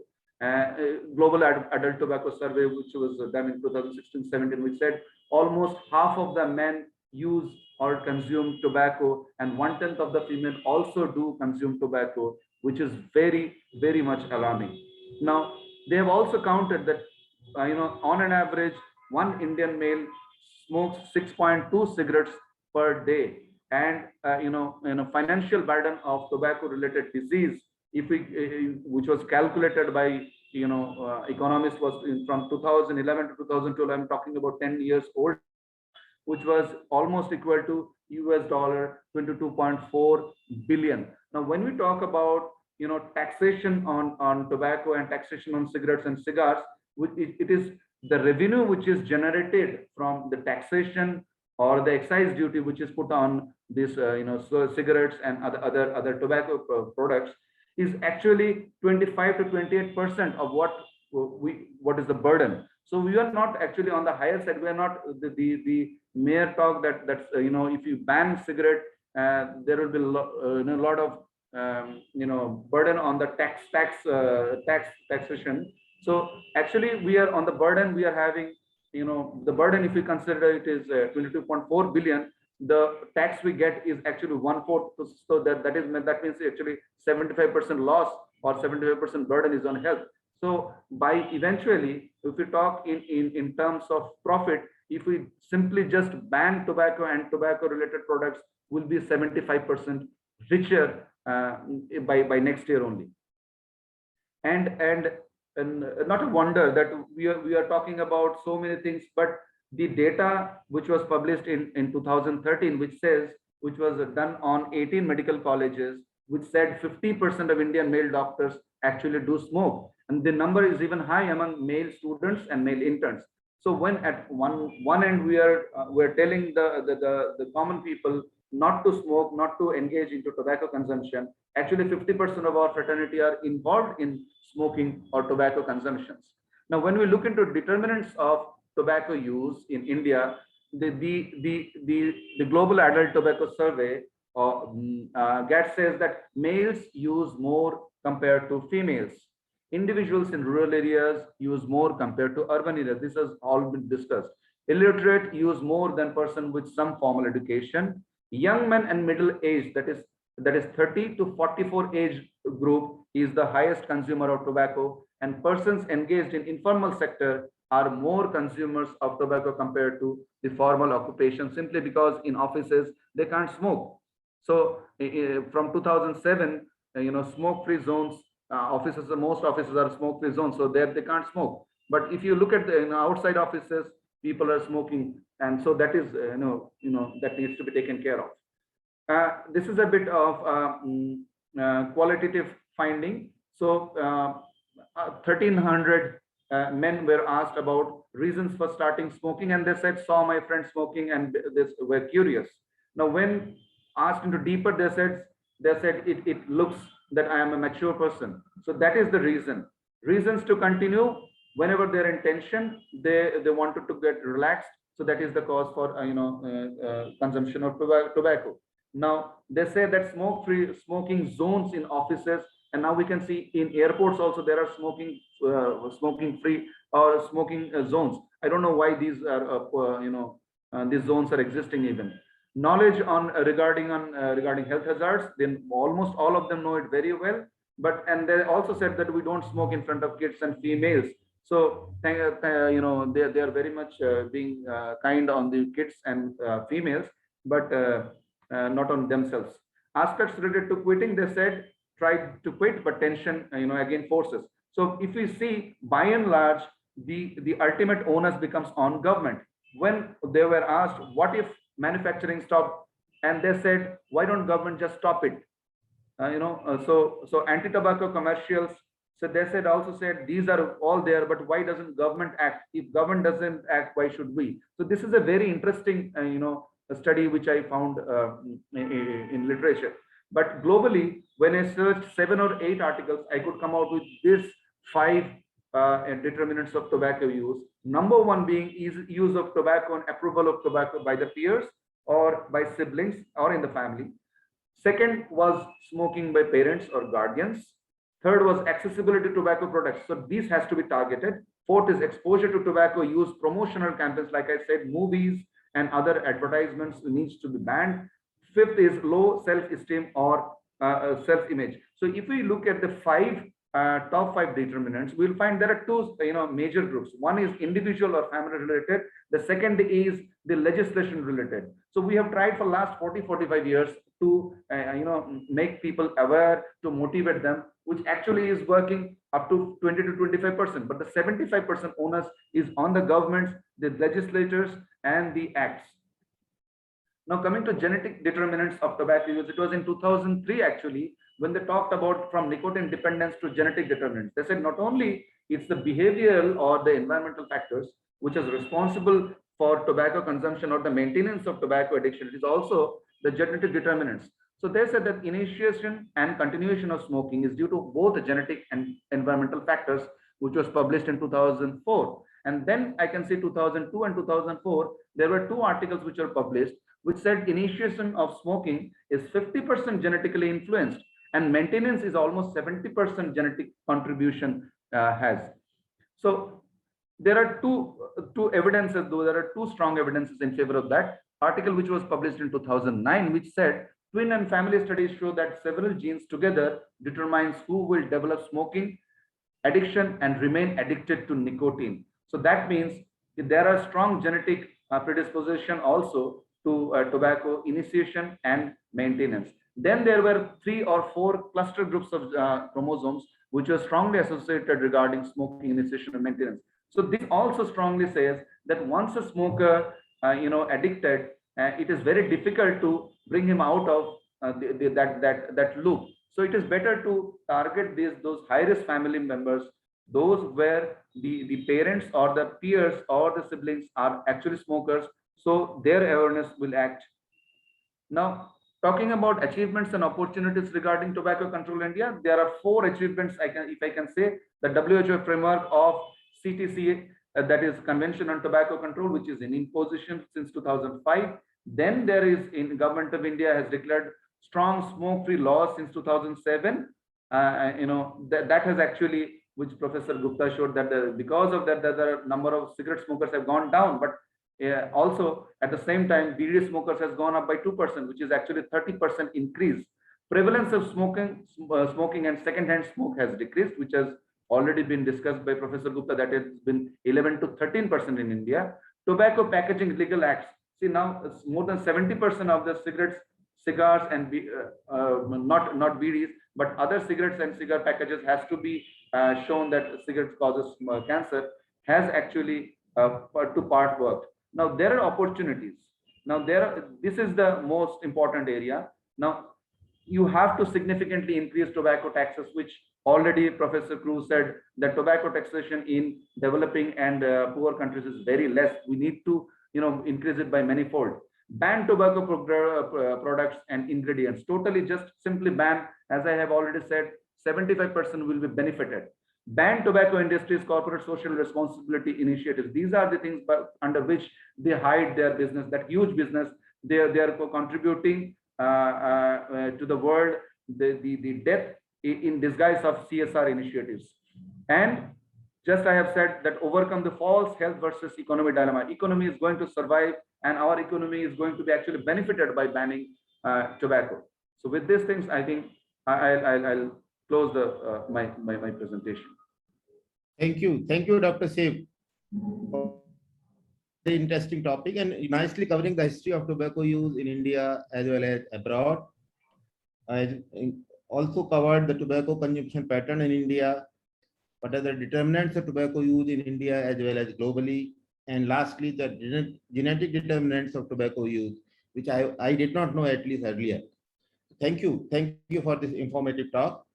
And before I close the session, I would like to invite my co-chair, Professor Ali Raja Masabi, to give the concluding remark.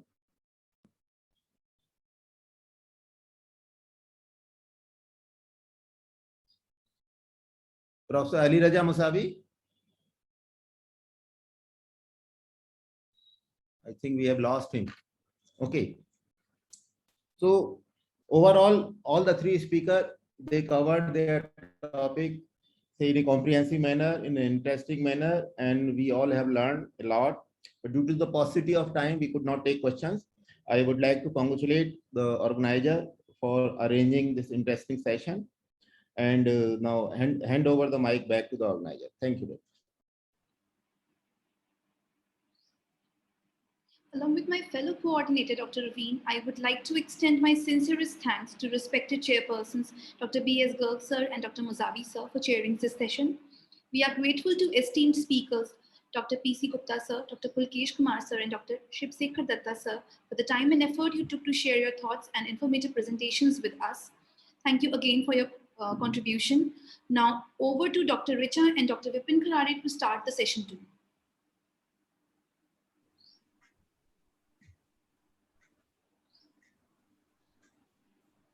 Thank you, Dr. Neha. Good evening, all. After the successful completion of session 1 of this conference, let's proceed towards session 2, which will include discussion on tobacco-induced inflammation, molecular changes, and risk of cancer. The chairpersons for these sessions are Professor Dr. Tejendra Kataria and Dr. Rajesh Vashisht.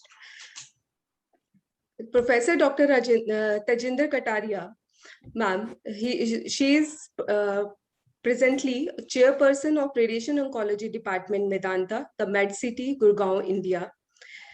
With more than 33 years of professional and teaching experiences and in radiation oncology field, she has also authored more than 144 publications, including 2 books. She has been editor and reviewer to many prestigious journals. Ma'am Kataria has received National Excellence Award in 2002 and Scroll of Honor Society of Oncology Award in 2010. And our second chairperson is Dr. Rajesh Vashisht. Presently, he is Associate Director, Principal Consultant and Head, Radiation Oncology Department at MEX Super Speciality Hospital, Bathinda, Punjab. He has more than 30 years of experience in the field of radiation oncology and has many publications to his name in the field of oncology. He is part of many important academic societies, and presently he holds the position of President of Association of Radiation Oncologists of India, which is the largest association of radiation oncologists in India.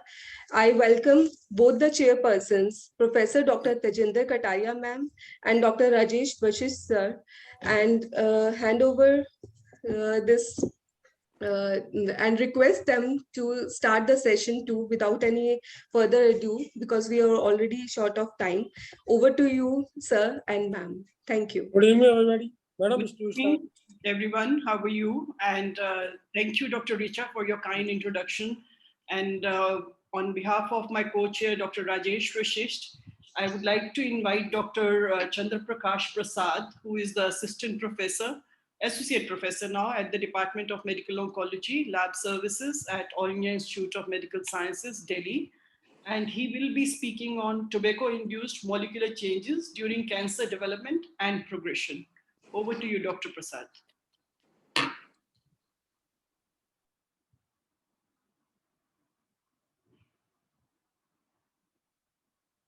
hello, am I audible? Yes, you're audible, doctor. And ma'am, can you see the slides also? Yes, so we that can I can see the start. slides also. Thank you. Okay. So good evening, everyone. First of all, I want to thank the organizer for giving me this opportunity to speak about this interesting topic, where I'm gonna discuss tobacco-induced molecular changes during cancer development and progression. Now, we know that all forms of tobacco are harmful and there is no safe level of exposure. Now, cigarette smoking is the most common form of tobacco used worldwide. Now, tobacco products includes water pipe tobacco, various smoke-like tobacco products like gutkhas, pan masala, roll-on tobacco, and bidis. And tobacco is the major risk factor for many chronic diseases, including cancer, lung disease, cardiovascular disease, and stroke. Now, previous speakers have covered the worldwide incidence elegantly. So just I want to add that over 80% of the 1.3 billion tobacco users worldwide live in low and middle income countries. India is a middle income country and it is the second largest consumer as well as producer of tobacco. Now in India, tobacco accounts for around 1.35 million deaths every year. Now, if you look at the adult population, that is 15 years and above, there are around 267 million adults which are exposed to tobacco, according to Global Adult Tobacco Survey India in 2016-17. Now, coming to my topic. So what are, broadly this slide says, what are the major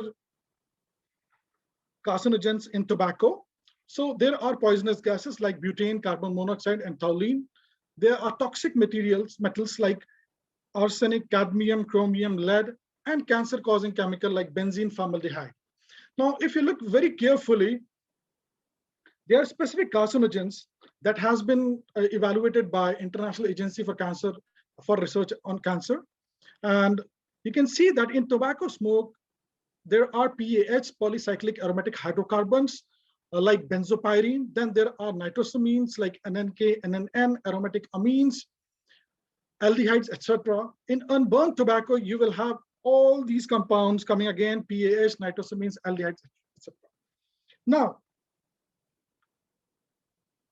it has been previously discussed in the speakers and among the public that, and we are now sure that not the smoking tobacco or there is non-smokeless tobacco is not a substitute for a smoking tobacco, because you can find the same carcinogens, heavy metals, toxin in the smokeless tobacco, just like cigarettes. Now, smokeless tobacco product increase the burden of head and neck cancer and diseases of mouth and teeth, just like cigarettes. Now, as elegantly described by Dr. Kumar in the previous session, nicotine is the major chemical compound responsible for addiction in tobacco plants. So nicotine itself is a carcinogen, and a person smoking 25 cigarettes a day will absorb around 0.43 nicotine per kg. And nitrosamines, which are a component, or you can say which can be a metabolic components of nicotine, like these are NNN, NNK, are among the most important and potent carcinogens found in tobacco and tobacco smoke. Now, if you look at this article published by Benowitz in 2010, they have elegantly shown that the blood levels, concentration of nicotine in nanogram per ml, and whatever tobacco you're using, whether they are cigarettes, oral snuff, chewing tobacco, or nicotine gum, almost the body is exposed to the same amount of nicotine. So no form of tobacco is safe. So tobacco contains a number of carcinogens, specifically polycyclic hydrocarbons and tobacco-specific N-nitrosamines like NN, NNK, which undoubtedly contribute to tobacco-related diseases and cancer. And these are the major area of research where people are using these compounds, purified compounds, and assessing their carcinogenic abilities. Now, we all know that tobacco can induce cancer and other chronic diseases. So I'll be focusing on cancer in my talk. So in the past few years, or you can say decades, researchers have shown evidently that tobacco-induced cancer development and drives cancer progression and metastasis. So first, we're going to discuss in brief how tobacco is associated with cancer initiation and development. So this is a picture which I have taken from a review published in 2002, where they have shown systematically that how cigarette smoke carcinogen is associated with genetic changes in lung cancer. So if you can see on this side, left-hand side, it's a duration of smoking in years. And in right-hand side, you can see that how a normal tissue is actually converted into invasive cancer by undergoing hyperplasia, dysplasia, and carcinoma. So what happens that due to nicotine addiction, if a person is smoking a cigarette, the carcinogens come into the bloodstream. And this normally what happens that these carcinogens are detoxified by cytochrome P450 by adding an oxygen atom, so making these carcinogens dissolve into water so that they can be secreted out. But however, with time, when there is a lot of exposure of carcinogens and our, you can say, purification machinery doesn't clear these components, they forms and adapts in the DNA. Now, these DNA adapts with time can, form mutations, and these mutations happens either in an oncogene like KRAS or c-MYC, or in a tumor suppressor gene, basically, which inhibits these tumor suppressor genes, and cancer grows. So this is a paper which came in like 2017, where they have attributed mutational signature that are associated with tobacco smoking in human cancer. So these authors, they suggested that there is one DNA mutation per lung cell for every 50 cigarettes smoked. So people who are smoking 20 cigarettes a day in a year can generate 150 mutation per lung cells, 97 per larynx cells, 39 per pharynx cells, etc. Now, if you can compare the burden of these mutational signature, as you can see here, these are tobacco smokers and these are non-smokers in lung adenocarcinomas. You can see that signature burden is higher in person who are smoking tobacco than non-smokers in lung cancer. So these authors suggested that smoking increases cancer risk by increasing somatic mutation load, although the direct evidence of this mechanism is lacking in some cancers like kidney, where you can see that in a smoker group and non-smoker group, there's no significant difference in the signature burden. Now, it is not only the changes in the DNA. There's a studies which are coming like in the last decade that suggested that epigenetic changes from cigarette smoke may be first step in the lung cancer development.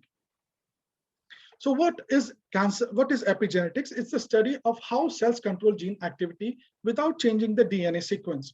There are two major phenomena like DNA methylation and histone modification. I'll be focusing in histone modification. Basically, histone is a protein and DNA is wrapped around this histone protein.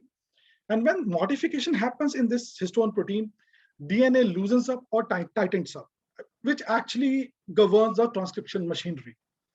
Now, in 2017, Stephen Bailey group, they came up with this article, and in which they showed that long-term exposure of untransformed human bronchial epithelial cells, which are basically normal lung cells, when they are exposed to cigarette smoke condensates for like long-term, like 15 months, they showed increase in oncogenic signaling like KRAS MAP kinase signaling, and there is a downregulation of tumor suppressor gene. So they mainly showed that KRAS mutation was harbored in the cells when they are treated with cigarette smoke condensate.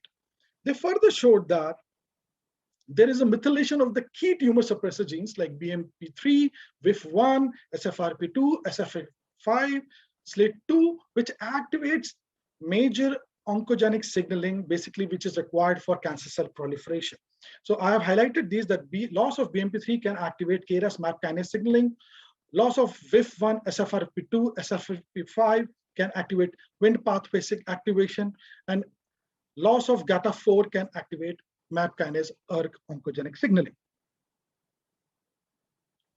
Now, we all know that these cancer patients, they don't die because of the primary tumor, they die because the cancer metastasizes to different body parts. And then there is a systemic organ failure.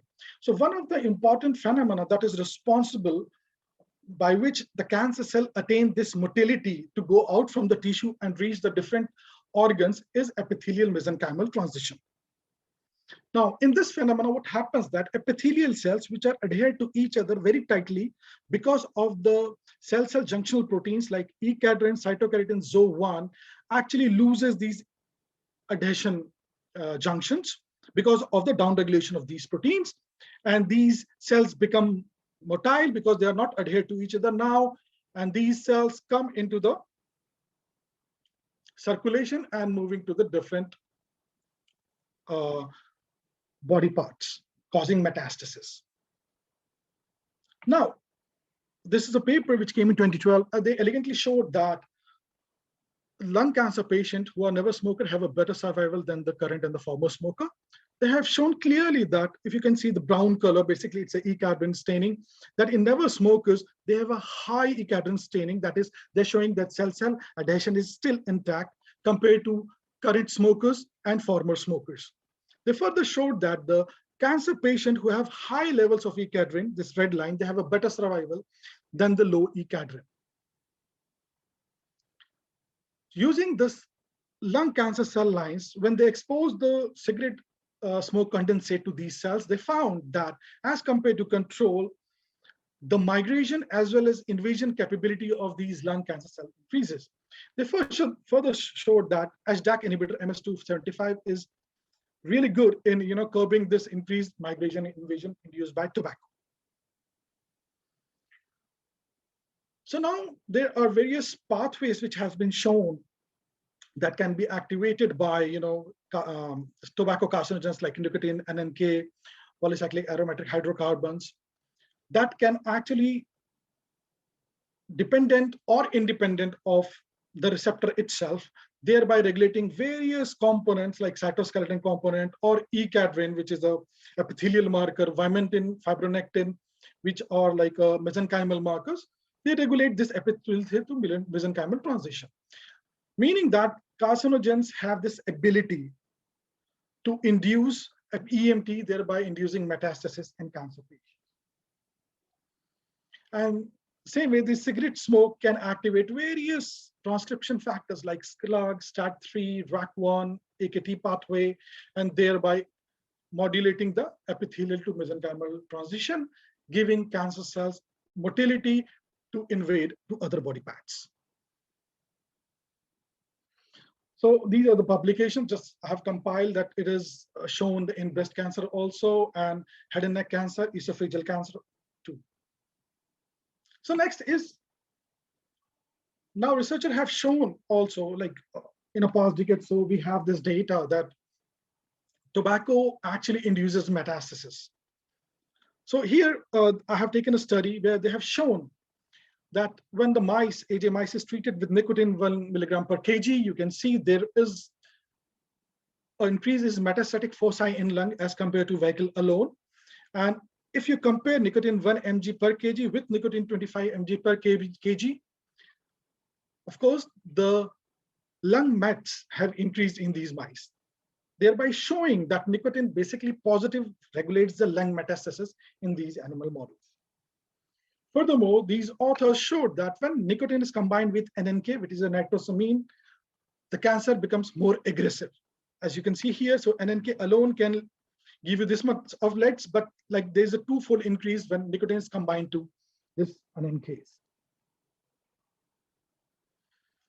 Now, tobacco carcinogens, they don't only modulate the genomic and epigenomic modulations, but they can now be seen in the modulating our cancer or our metabolome. So what people have shown now that the cigarette smoke condensate as well as benzopyrene with PAH, when they are exposed to cancer cells, you can see that the proliferation rate really increases twofold. And when these treated cells with these tobacco carcinogens, when injected in mice, they form a bigger tumor. Now, the researchers are showing that compared to parenchymal cells, when the cancer cells are treated with tobacco carcinogens, there is increase in the glycolytic activity of the cells. Cancer cells means they are consuming more glucose. So this article clearly suggested that tobacco carcinogen can actually increases aerobic glycolysis, thereby inducing carcinogenesis. Coming to the survival, if you look at the non-small lung cancer patients, compared to never smoker, ever smokers have less survival, as well as this is all holds true for oral squamous cell carcinoma also, where never smoker has less survival compared to smokers. So this is the overall data I like to present, and we all agree that tobacco cessation is necessary to curb the morbidity and mortality for tobacco use. So thank you, and I'm ready to take questions. Thank you, Dr. Prasad. That was an amazing talk about the molecular changes during cancer development and progression induced by tobacco. I don't see any questions which have been raised so far. We will go on to the next speaker, and in case there are any questions, I'd like you to stay back, and at the end, then I'll call you back again. Thank you, Doctor. Well, thank you. Now I invite Dr. Mayank Singh. He is assistant professor in Department of AIMS, New Delhi. He will speak on tobacco-associated inflammation, driver of oncogenesis. Dr. Mayank. Yeah, am I audible? Yes, you are audible, Mayank. Yeah, I will just share the screen.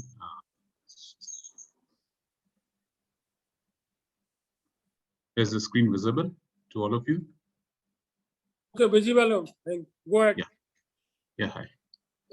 Thank you so much for giving me the opportunity to be the part of this conference. So I will carry forward what my colleague Dr. Chandra Prakash was just talking about. So he was basically talking about different molecular changes which are associated with the tobacco and the carcinogens which it produces. So I'm going to talk about a very important driver of oncogenesis, which is mediated by tobacco, which is called inflammation.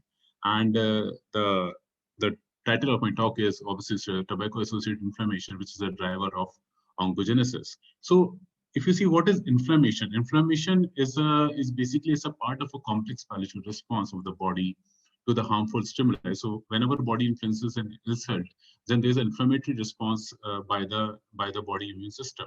And this inflammatory response, the purpose of this inflammatory response is to control the damage that has been caused by the immune system. And there are two types of inflammation. There is acute inflammation and there is a chronic inflammation. So the acute inflammation is the initial response of the body to the harmful stimuli, and is achieved by the increase in the movement of the plasma and leukocytes, basically the components of the immune system, from the blood to the injured tissue, and it persists until that the repairing has been done. And the other form of inflammation is the chronic inflammation, which is basically the root of many diseases, and it lasts for months or years. And it involves a component of the immune system, which we call the macrophages, lymphocytes, plasma cells. And these cells basically they predominate in the chronic inflammation, like in the case of a smokers or a tobacco chewer, because of the tar that is being produced by these things. There's some sort of say effervescence of the immune system is going on throughout. And this effervescence, what it does is that it keeps the immune system into constant action, and there's a inflammatory environment that crops up in the human body. And this inflammatory environment, it drives the carcinogenesis and the process of oncogenesis in these people.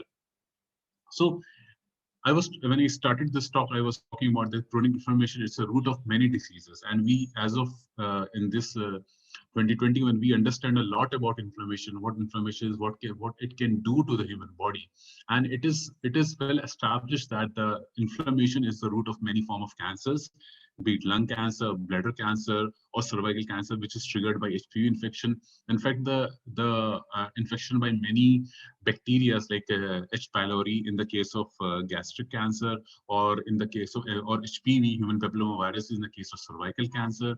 What it does is that it basically creates an inflammatory environment in which there's a production of a lot of reactive oxygen species and other species which cause a mutation, and which then gives rise to hypermutation, and which drives the process of oncogenesis, making the cancer cell more stronger, more resistant to therapy, and all those places. But if you see the different components of the human body, like skin or respiratory system, all of these are affected by your inflammation. Like in the case of skin, if you see a lot of premature aging and wrinkles in the person who have got excessive inflammation. And if you see the respiratory system, the COPD is manifested by inflammation, and there's an increased risk of viral and bacterial infection, because what happens because of inflammation is that the barrier inside the human body is broken, and that is why the virus and bacteria find easier to go inside and do infect it. And there's an increased risk of active tuberculosis, and there's increased risk of asthma. The inflammation also influences the cardiovascular system. It is well documented, and it causes an increase in the risk of heart failure and stroke, as well as the peripheral vascular diseases. And it is understood as of today that inflammation it considerably weakens the immune system, because the immune system cells are already well exhausted in the patient who are suffering with the inflammation. So before this talk, Dr. Chandra Prakash, my colleague, he touched upon the different aspects of the oncogenesis. So what is oncogenesis? In oncogenesis, what happens is that it is considered today that the oncogenesis happen because of systematic accumulation of mutations. And what kind of mutation do accumulate? The mutations which accumulate in different oncogenes which are present. If these proto-oncogenes are converted to oncogenes, then when there's a subsequent accumulation of these mutations, say there's a accumulation of like 3 different mutations in 3 different oncogenes like P53, retinoblastoma, then it gives rise to cancerous cells. So that is where the problem arises. If you see, this is a normal epithelium, and if there's an injury to this epithelium, what happens is this results into an inflammatory epithelium. And if at this point, if there is a infection by, say, microbes or something, so what these microbes is going to go is that they'll find easier to go inside this, and then the inflammatory response is going to be mounted by the human body, which will be mediated by macrophages, dendritic cells, or monocytes. And then Because of this inflammatory response, there's an accumulation of the hypermutations, and which gives rise to excessive mutations. Or maybe this epithelium can directly develop these oncogenic events, like your hypermutations and all those things.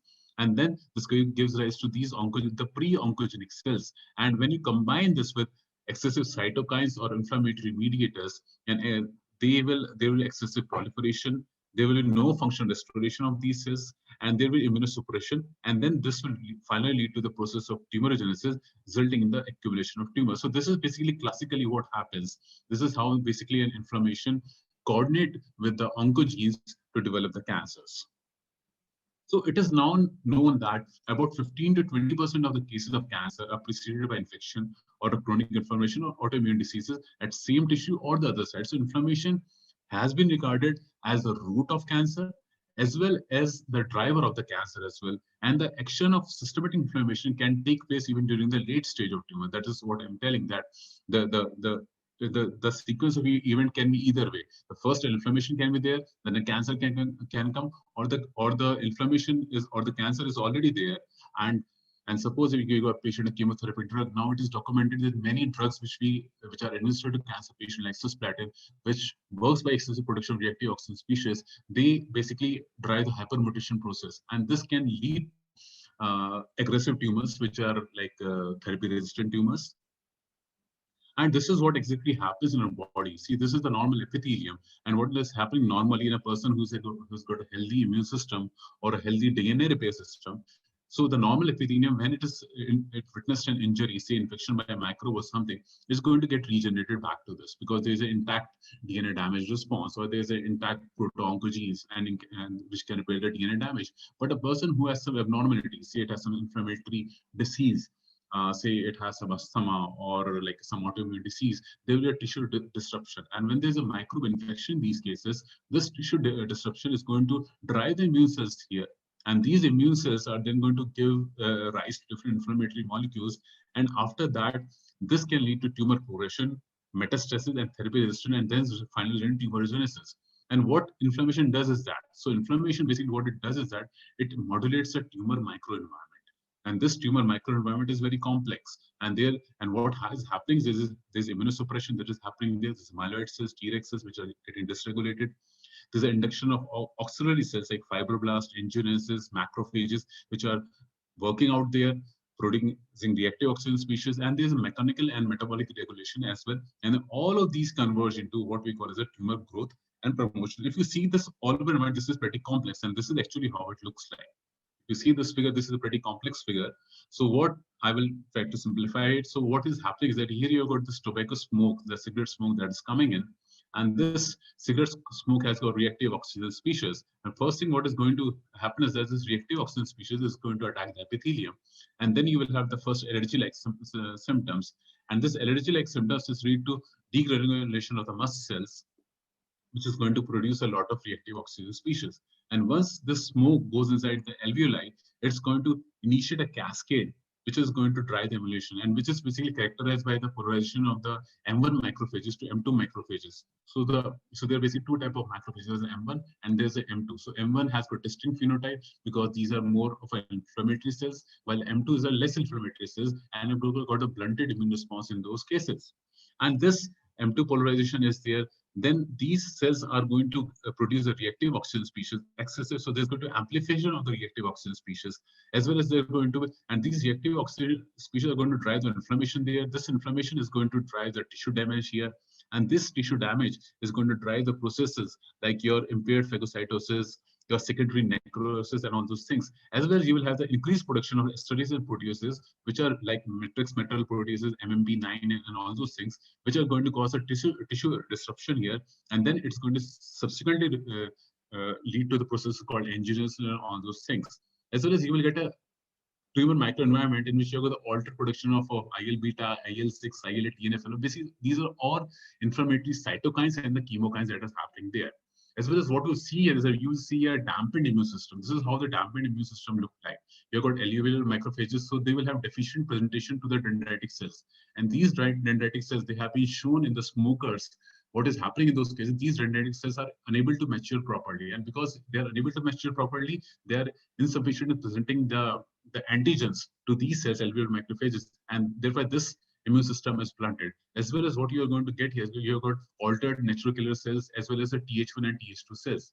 These B cells, which basically produce the antibodies in the body, what is going to happen is that they're going to produce insufficient or the antibodies which are not properly functioning, and that is this whole scenario. What it does is that it shows that you've got a blunted immune response in these patients, in the person who are smoking.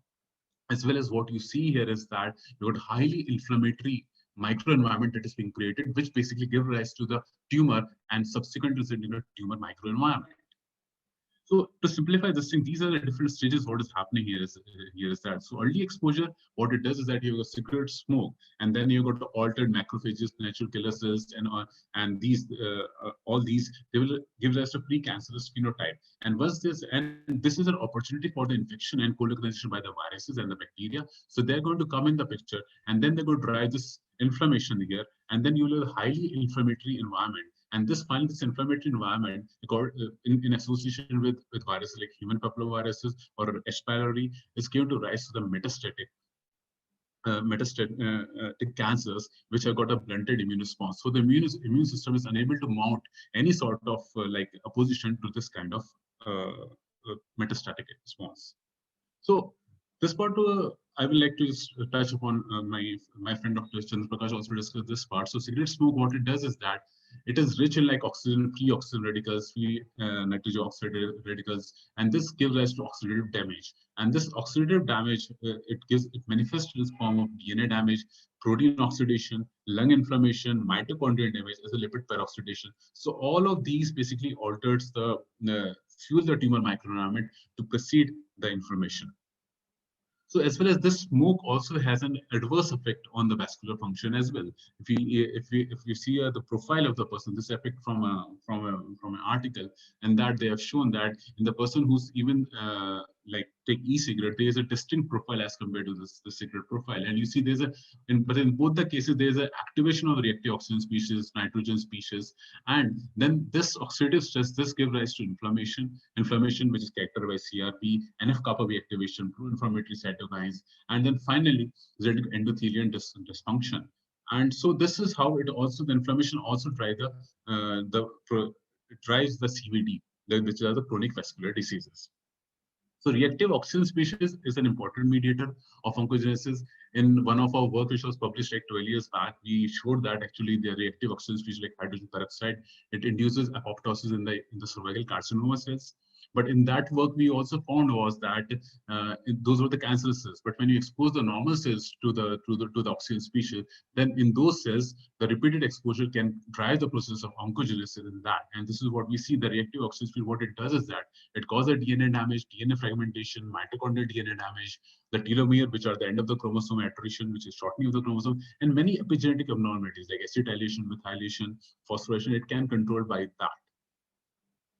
So this is all about like what happens in the cigarette smoker, but inflammation is sort of drives the oncogenesis in non-smoker as well. So this is the data which I've taken from this this report, which was published in 2020. It shows that in females who are like non-smoker, the incidence of lung cancer is pretty high as compared to non-smokers. So just to see why it was happening is that because in females, like autoimmune diseases and asthma are more present, and that is why you see the chronic inflammation is high in those cases, and this inflammation is fueled is pretty prominent in patients with asthma or sarcoidosis, as well as like human papillomavirus infection.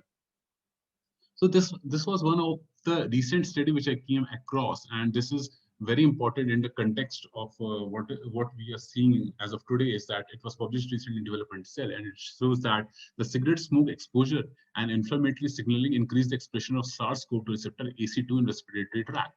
So what they found in this important study was that the person who are non-smokers, there's a low AC2 expression, which is a key component of the SARS-CoV entry, and they are the more secreted cells. But the person who are smokers, you have got high AC2 expression, the most secretory cells and inflammatory signaling. And obviously, when there's a lot of inflammation in these patients, because of this inflammation, it drives the high AC2 expression. And this AC2 expression, it gives us more secretory cells. So basically, what we are seeing is that the inflammation is the key in driving the expression of the AC2 receptor. And if you combine to this study, which is pretty important in context of like cities like Delhi, where we've got high pollution level each and every year, and it was found that that high PM 2.5 level, it drives inflammation.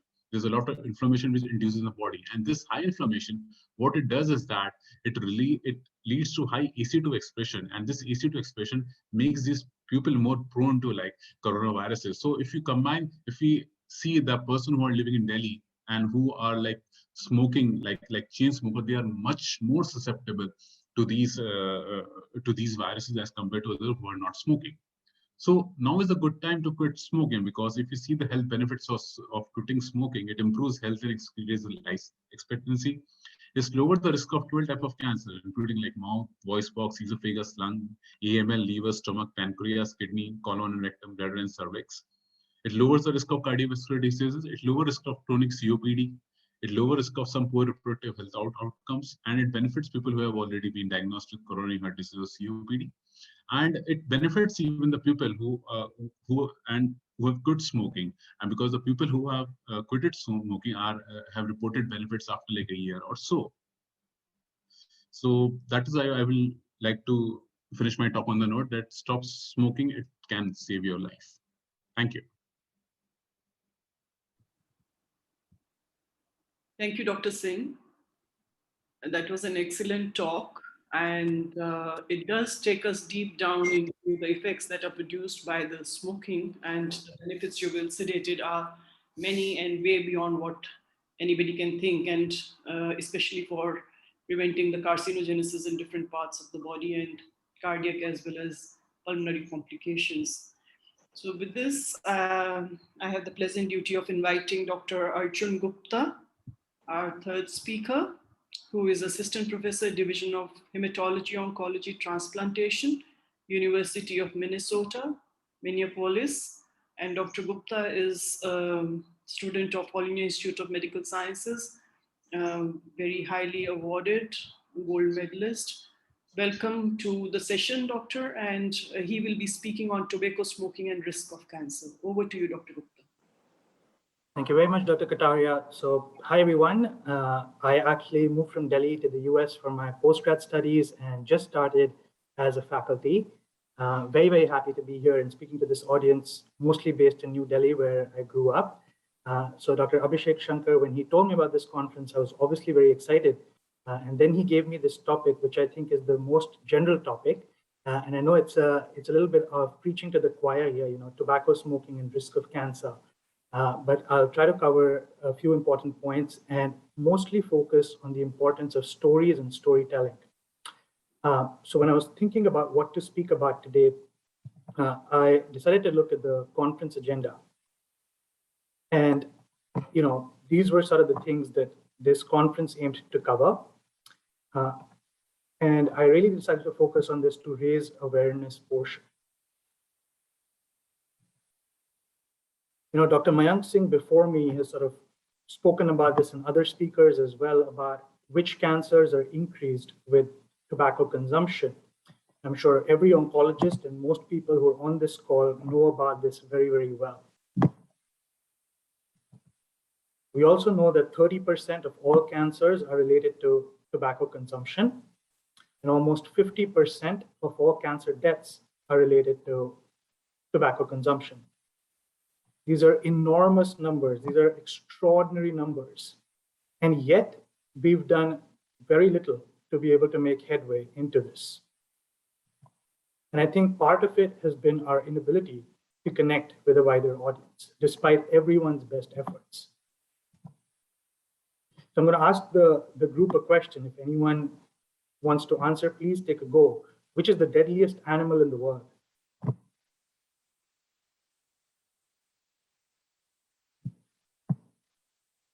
This is a common trivia question, Jeopardy question that we ask. And, people in community medicine will immediately answer it's the female Anopheles mosquito, responsible for around 800,000 or 8 lakh deaths globally. These numbers are coming down, especially with good mosquito control. And so I'm going to ask another question. Which is the deadliest artifact in the world? in the history of human civilization. And I think a very, very logical answer for this is, and I see someone replied human being. I love that answer, which is what we're coming to, in this next question. I think the most deadly artifact in the history of human civilization, which was created by human beings, is in fact cigarettes. And they're responsible for killing approximately 80 lakh people or 8 million people a year, both through direct and indirect impacts. So I wanted to bring up this term, agnotology. I think medicine, and especially tobacco, has suffered a lot from it. What is agnotology? It is the culturally deliberate induction of misinformation about it. And I think we in oncology are as much to blame as anyone in the lay press. And I'm going to bring up a figure from the NCI, the National Cancer Institute, and the American Cancer Society in a very recent publication where they looked at trends in cancer incidence and mortality over the last 40, 45 years. This was published last year. This graph was presented, and we can see very clearly that incidence across both genders has been declining. Mortality has been declining. And a lot of these improvements were attributed, especially in this sort of 2010 to 2017 period, to improvements in anti-neoplastic, anti-cancer therapy. And while I think there's some truth to that, I think even we in the cancer community have been very, very liberal, and too liberal to just celebrate the treatment aspects of cancer and not as much the prevention, because I think this is still reflecting a lot of what the successes we had 20, 30 years ago with tobacco control. And so I just wanted to touch on a couple of important ways which I often use to talk to patients and other people about the importance of tobacco cessation and how that can reduce the risk of smoking, the reduce of cancer incidence and other diseases. So I just wanted to bring up the connection between cigarette smoking and the speed of satellites. What does cigarette smoking have to do with the speed of satellites? Anyone wants to take a guess?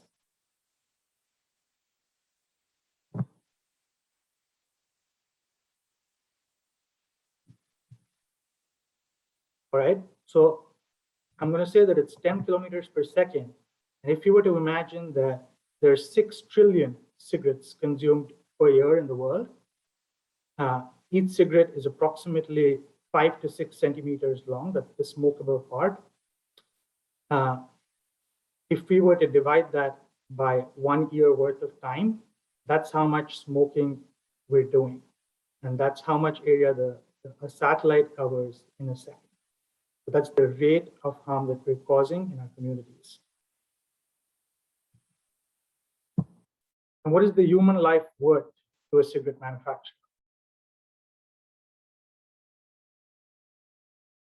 Cigarette manufacturers make approximately ₹1, ₹2 profit per cigarette that they sell.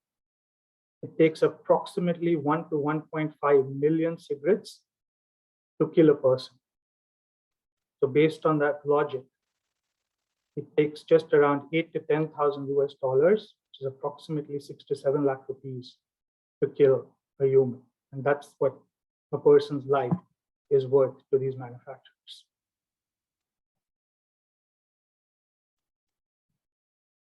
And so I just, this presentation is very short. I wanted to bring some historical context to this talk.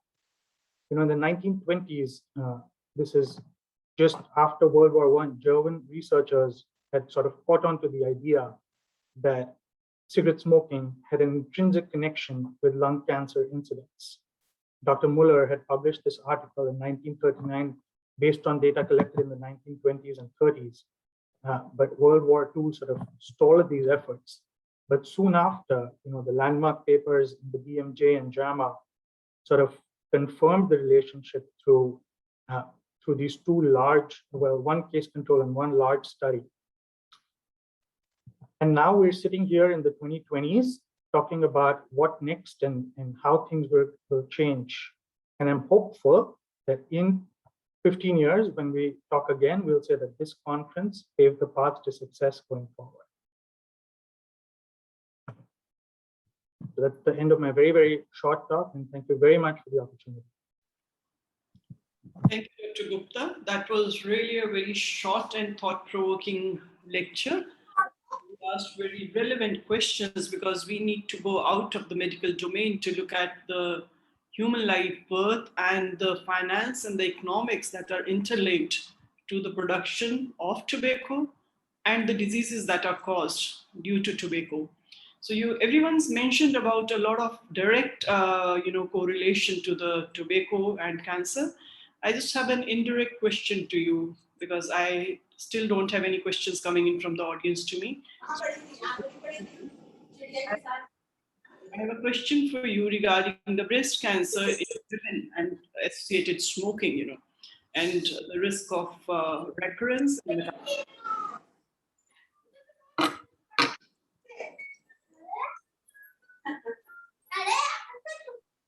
Excuse me, may I ask everyone to mute their, systems, please? Thanks for your question, Dr. Kataria. So I don't think there's any firm data saying that women who smoke have a higher definite rate of recurrence, but I think just because of other health-related benefits of smoking cessation and avoiding smoking, it is a big part of survivorship. You're, sort of included with diet, physical activity, care for lymphedema, so many other factors that we address in survivorship follow-up. So yes, absolutely 100%. I'm not sure I can causally say that it'll for sure reduce recurrence, but I think there's so many other health benefits that it's 100% part of every single conversation we have. Thank you. Thank you. That was the right approach to it because there's no direct or indirect, correlation. So, and thank you for your time. It's nice to see you in person. After I read your curriculum vitae, I was really awed. Hats off to you for the work that you're doing. There's a question here, which is, what are the most effective pharmacological instruments for smoke cessation? I think we'll take this question before I hand over the mic to the organizers. Just one last question. So do we have any pharmacological tools for aiding the smoking cessation? Any one of the speakers can take the question, please.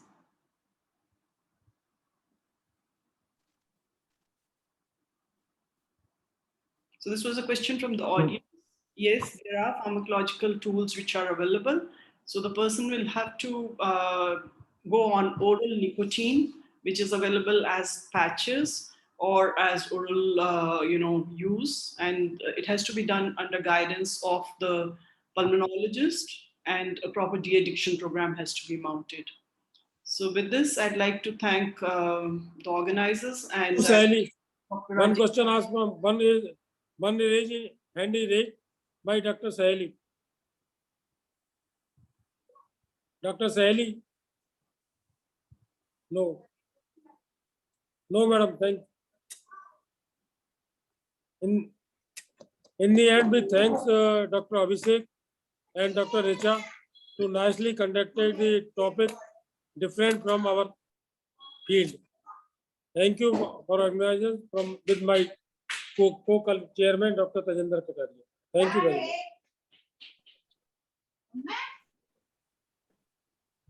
Dr. Richa, now.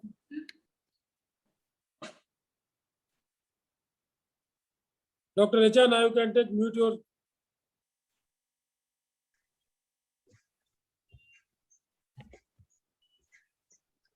Yes.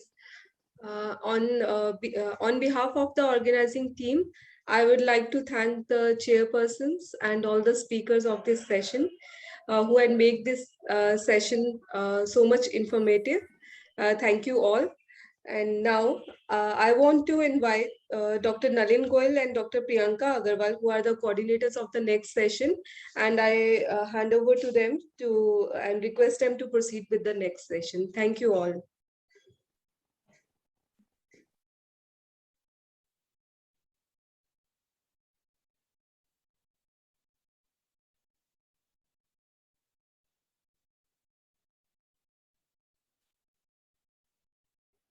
Dr. Nalin, your voice is not coming.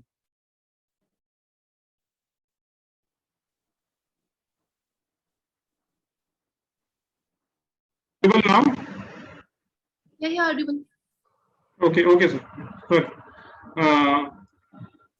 Good evening, everyone. On behalf of the organizing team, we welcome you to the third session of the International Conference on Tobacco Control and Smoking Cessation. This session will focus on the economic aspects of the problem of tobacco addiction and various approaches used for the tobacco cessation, including the behavior and psychological interventions. The chairpersons of this session are Dr. Pitanjali Singh and Dr. Piyush Ranjan. Dr. Pitanjali Singh is currently working as an additional professor and head in the Department of Radiotherapy, All India Institute of Medical Sciences, Patna, Bihar. And she has over 15 years of experience in the field of radiation oncology. Ma'am has an active interest in cancer research and is an investigator in 8 clinical trials. She also has many international and national publications. Dr. Pitanjali has received a George Mahoney Award for contribution in the field of gynae-oncology from RCOG and Dr. Arpita Roy Award for doctors working in the rural areas. Dr. Piyush Ranjan is currently working as an associate professor in the Department of Surgical Disciplines, All India Institute of Medical Sciences, Delhi. Sir has an active interest in cancer research and is also an investigator in many clinical trials. He has many international and national publications. I now invite the chairpersons to kindly introduce the speakers and to start the session. Thank you. Very good evening. Thank you. Yeah, good evening all. Dr. Pitanjali, can you please introduce the speakers? Thank you so much, Dr. Piyush. So taking it over, we are going into the third session of the day. And to start the session, we have a very, very learned person, Mr. Rijo M. John, Adjunct Professor, Rajgiri, Institute of Social Sciences, Kochi, Kerala, India. And he will be telling us about the economic burden of tobacco use, a case study from India. As we all know that tobacco actually has a lot of stress and strain and causes a lot of death, disability, as well as disease. So over to our learned speaker, Dr. Rijo M. John, to carry it over. Okay. Thank you, ma'am. I appreciate your introduction, and I would like to thank the organizers for inviting me for this important conference. Can I share my screen? And I think that's yes, please. Yeah. Okay. Great. All right.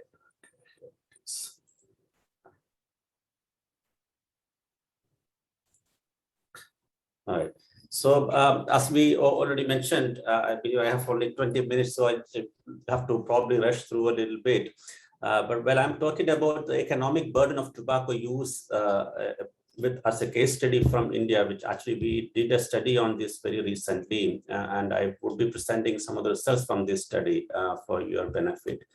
The first question is, why estimate the economic cost? And there are many reasons why an economic cost for this tobacco use needs to be estimated. One important thing being that everybody knows that tobacco use imposes enormous burden on the society, both in terms of the diseases it causes, as well as the premature deaths that entails due to all these diseases. And of course, because of these two, it immensely affects the productivity of people and also, majorly affect the family members in society who, because of the death of the person who is actually getting these diseases. And it's also important to see that the healthcare system in a country will be stressed due to these excess diseases and deaths that are attributable to smoking. And especially in countries like India, where the public healthcare is largely subsidized, it's really not a good situation where, or it's not a desirable situation where people who do not use tobacco would like to subsidize those who actually use tobacco for treating those tobacco related diseases. So ideally, we don't want a situation like that. And of course, the corollary is that people say, yeah, I mean, smokers also pay in terms of increased taxes. There's high taxes on tobacco products and they pay for it. But that's really not the case. And we will see how, taxes that tobacco contribute compares with the economic cost that it generates. And we will see that it is not even comparable. It's so vastly different. And the economic costs are many times more than the tax contribution from tobacco products. And that's the point of today's presentation here. And the burden of tobacco use in India, and I'm sure many of you are familiar with these statistics already. I'm just glancing through, and we have about 28.6% of the adults in India who use tobacco in some form or the other, and about 100 million of those are smokers and 199 million smokeless tobacco users. And there are about 32 million who use both these products. And there is also a significant proportion of the population who are exposed to secondhand smoking, either at homes or their workplaces. These are all statistics from the Global Adult Tobacco Survey in 2017-18. And it's also known that the non-communicable diseases accounted for 63% of all deaths in India in the year 2018. And that's up from 37.9% in the year 1990. So there's a huge increase in the proportion of non-communicable diseases in India. And many of these, a large number of these non-communicable diseases are accounted for by tobacco use, as all of us know already. And there are also estimates about the number of deaths that are attributable to tobacco, which is currently estimated to be approximately 1.3 million in a year. And that amounts to about 3,500 deaths almost every single day attributable to tobacco consumption. And there are many methods out there to estimate economic burden of tobacco, and cost of illness approach is one very popular method that is used widely in the literature. And according to this method, the impact of illness on each individual are aggregated to derive a societal impact, giving a macroeconomic perspective of the illness. So basically, the economic consequence of illnesses under this method are divided into what is called a direct cost and an indirect cost. The direct cost obviously means, the expenses incurred because of the illness, basically the cost incurred in treating each diseases that are, attributable to tobacco use. And then, of course, there are indirect costs, which are essentially the value of the lost production because of the reduced working time. And the reduced working time can either be in the form of, you're hospitalized because of which you're not able to work, or you have a disease and because of which your productivity diminishes and you're not able, you were absent from work many times, or because of the premature death, because of that you die much prematurely, and because of which you lose production time. So all these actually contributes to what is called an indirect cost. And these costs can either be represented as a cross-sectional estimate, which is like an annual cost estimate, or it can also be presented as a longitudinal or a lifetime cost. But for the purpose of this particular study that we undertook, we have estimated a cross-sectional or an annual cost. And I'm going to delve a little bit into the way these costs were estimated. And of course, there are also other methods out there to estimate this economic cost, like macroeconomic approaches, which I'm not really going into right now. So let me come to the estimate from India. What is done in this research paper is to find or estimate the annual economic burden of diseases and deaths attributable to tobacco use in India and across 19 major Indian states for the year 2017 and 18. And this is only done for people 35 years or above, because we believe that even though people start smoking early, many of the tobacco-related diseases start manifesting at a much later age. So we don't want to be, overestimating the cost. We want to be more conservative, and so we kept the cost estimates only for people above 35 years old. And these estimates, the study actually estimates the direct and indirect cost from all diseases and deaths combined due to tobacco use, as well as separately for individual diseases. So we have cost estimates separately for 4 different non-tobacco related diseases, which are cardiovascular diseases, cancers, respiratory diseases, and tuberculosis. But we also have a cost estimate for all diseases combined using something called an all-cost approach. So the costs are estimated here separately for smoked tobacco and smokeless tobacco separately for both males and females, all disaggregated. So it makes comparisons easier. The methodology here, basically, I already talked about the cost of illness approach that is adopted in this study. And the components of the cost that are estimated has both direct and indirect cost components, as I discussed.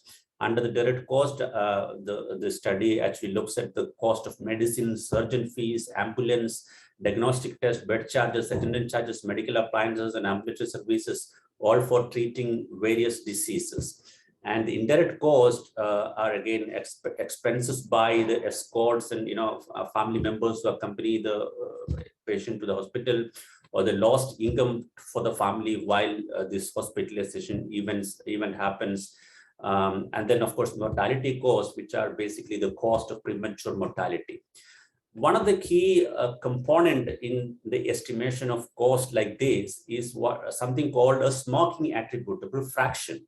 So why we do this is because when an average person goes and spend, let's say, 1,000 rupees on treating cancers, you can't say that the entire 100 rupee is because of his tobacco consumption, because the entire 100 rupee cost that is incurred for treating cancers cannot be attributed to tobacco, right? Only a fraction of it can be attributed. How do we estimate that fraction? And that fraction is called a smoking attributable fraction. There is a standard epidemiological formula that is used to estimate this fraction. And this fraction is essentially estimated using the proportion of tobacco users in the population, the relative risk of getting a certain diseases, all categorized by the disease and gender and age group and whatnot. So this SAF is calculated based on the existing data out there. And the primary database that is used to compute all these expenditures incurred for different treatment of different diseases were taken from a national sample survey, which was a representative nationwide sample survey done by the government of India. This survey was done in 2017-18, which collected data from 64,552 rural households and 49,271 urban households. It's quite widely representative, and it's a very well used survey for many type of research. This survey actually collected data on utilization and expenditures of private and public healthcare services, both inpatient hospitalization during the last 365 days prior to the date of interview, as well as outpatient visits during the 15 days prior to the interview. And these are the relative risks that were used to compute this smoking attributable fraction that I discussed earlier. But this came from a different epidemiological study by Professor Gupta and team. So I'm just showing this, putting it out here so that you know what are the relative risks for each of these different diseases by age and gender that was used for different type of tobacco use in this study. So you have relative risks separately for smoked and smokeless tobacco and for different disease categories. And this, the previous formula that I showed, estimating smoking attributable fraction, this is basically the estimate. How to read this is actually pretty simple. If you just focus on the last row here, all costs. It means that, for a person who spends, a smoker who spends, let's say 1,000 rupees for treating any kind of diseases, we assume that only 18.2% of that is attributable to tobacco use. This is for the person 35 to 69 age group. For cancers, for example, you can see almost 33% of the total cost incurred on treating cancers is attributable to tobacco use for this particular age group. And of course, this number, as I already mentioned, is derived based on the smoking prevalence in the population, based on the relative risk of getting cancers for this particular age group, etc. So this is the key component of this cost estimate that goes into, and once you estimate this smoking attributable fraction, all you need is to basically then, tabulate all these direct and indirect costs using data from multiple sources. Of course, the direct cost or the expenditure spent on different diseases were taken from this national sample survey. But other indirect cost components, of course, also involved a lot more calculation using data from multiple sources, including, employment and unemployment surveys and GDP of the country and productivity of the country. There's a lot of other things that goes into it, into this calculation. Actually, half an hour or 1 hour wouldn't be enough for me to really go deeper into how these costs were derived. But anyway, this is the final estimates that we have. According to this, you can see that the grand total about 1.8 lakh crores is the total economic cost that was attributable to tobacco use for all these age group and for males and females all combined. The grand total was 1.8 lakh crores for the year 2017-18. And there is distinction between how the relative share out of this for direct cost and indirect cost. You can see that 22% of this is actually direct cost and 78% is indirect cost. We also have presented the cost per capita, and accordingly, we can see that 3,772 is the cost per capita for economic burden for only adults. And remember, this study estimates were presented for 35 plus. So this per capita is actually for the 35 plus population. So this is the average that persons spend on, or the economic burden per capita in the country for the adult population. And then here I'm actually looking at how this cost have changed over time. We had done a similar estimate in 2011 using by and large similar database, but older database. And at that time we had estimated this cost, and you can see that there is a significant increase in the cost. In fact, once you adjust for the even if you calculate this cost in real terms, we see that there's a 20% increase in this cost over this 7 or 6 year period. And here is the annual disease specific tobacco attributable burden for different diseases. So these are only the direct cost, and not indirect mortality cost is not part of this table. So we have presented here the cost separately for different diseases as well as for all diseases combined for smoked and smokeless tobacco. You can see that CVD is a major contributor to the direct cost of tobacco use, whether it is smoking or smokeless. CVD is the biggest contributor, cardiovascular diseases, and followed by cancers and tuberculosis and respiratory diseases. But of course, there are a lot of other diseases which are not part of this calculation, which are all captured in an all-cause mortality estimation. So that constitute the 100% of the estimate.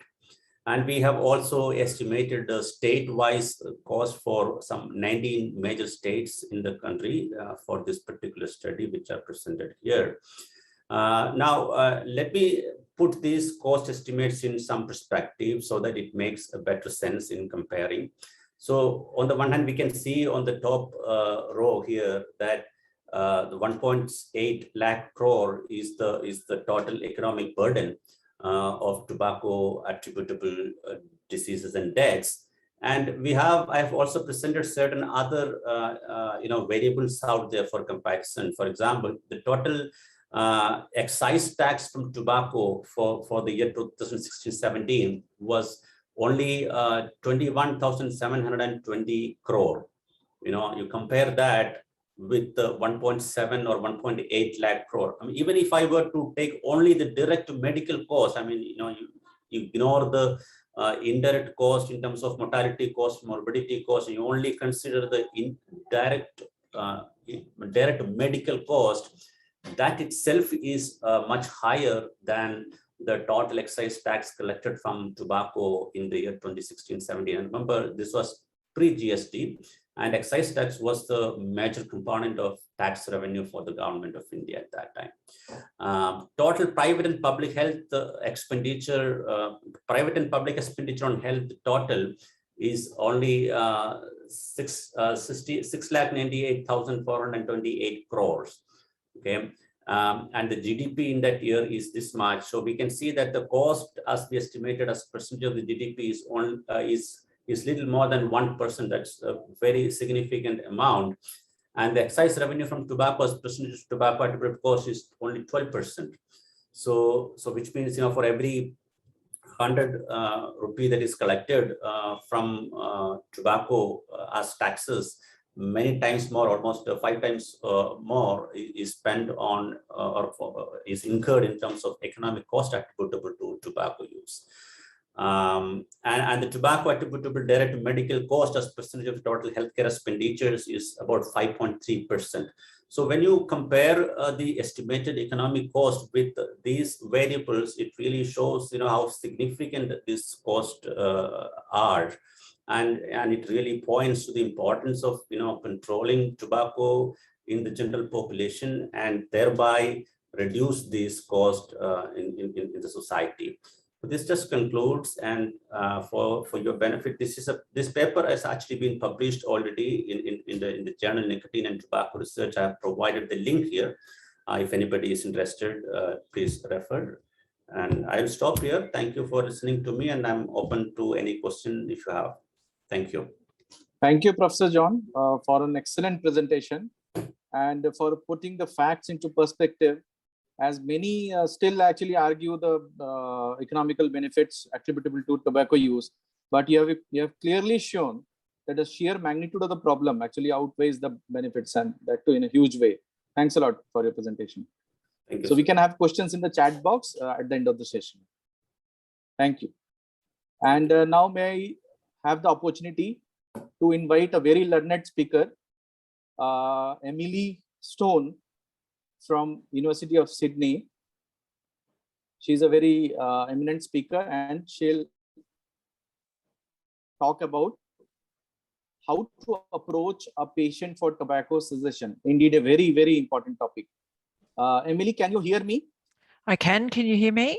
Yes, yes. Please continue and enlighten us with your Thank you very much. And I believe Dr. Shankar is managing my slides. Thank you very much. And I presume you can see me. So hello to everybody. Yes. Thank you very much for the opportunity to speak. It's such a fascinating program, and it's a really great privilege to me to join this program in a country a long way from my own, and in these times even further away than it used to be. And thank you very much to ISCO for this opportunity to speak on such an important topic. How to approach a patient for tobacco cessation, and it's both simpler and trickier than it sounds. Next slide shows my disclosures, which are not related to this presentation. And the next slide I'd like to discuss is the outline of my talk.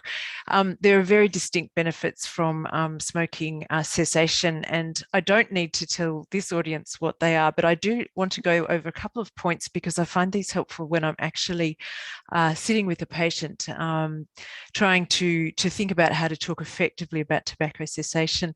The impact of tobacco control in the setting in which you work, I think, makes a big difference, because some settings have strong tobacco control, some don't. And I think this can have an impact on how your patient thinks about stopping smoking, how you as a practitioner think about it, and how effective your intervention may be.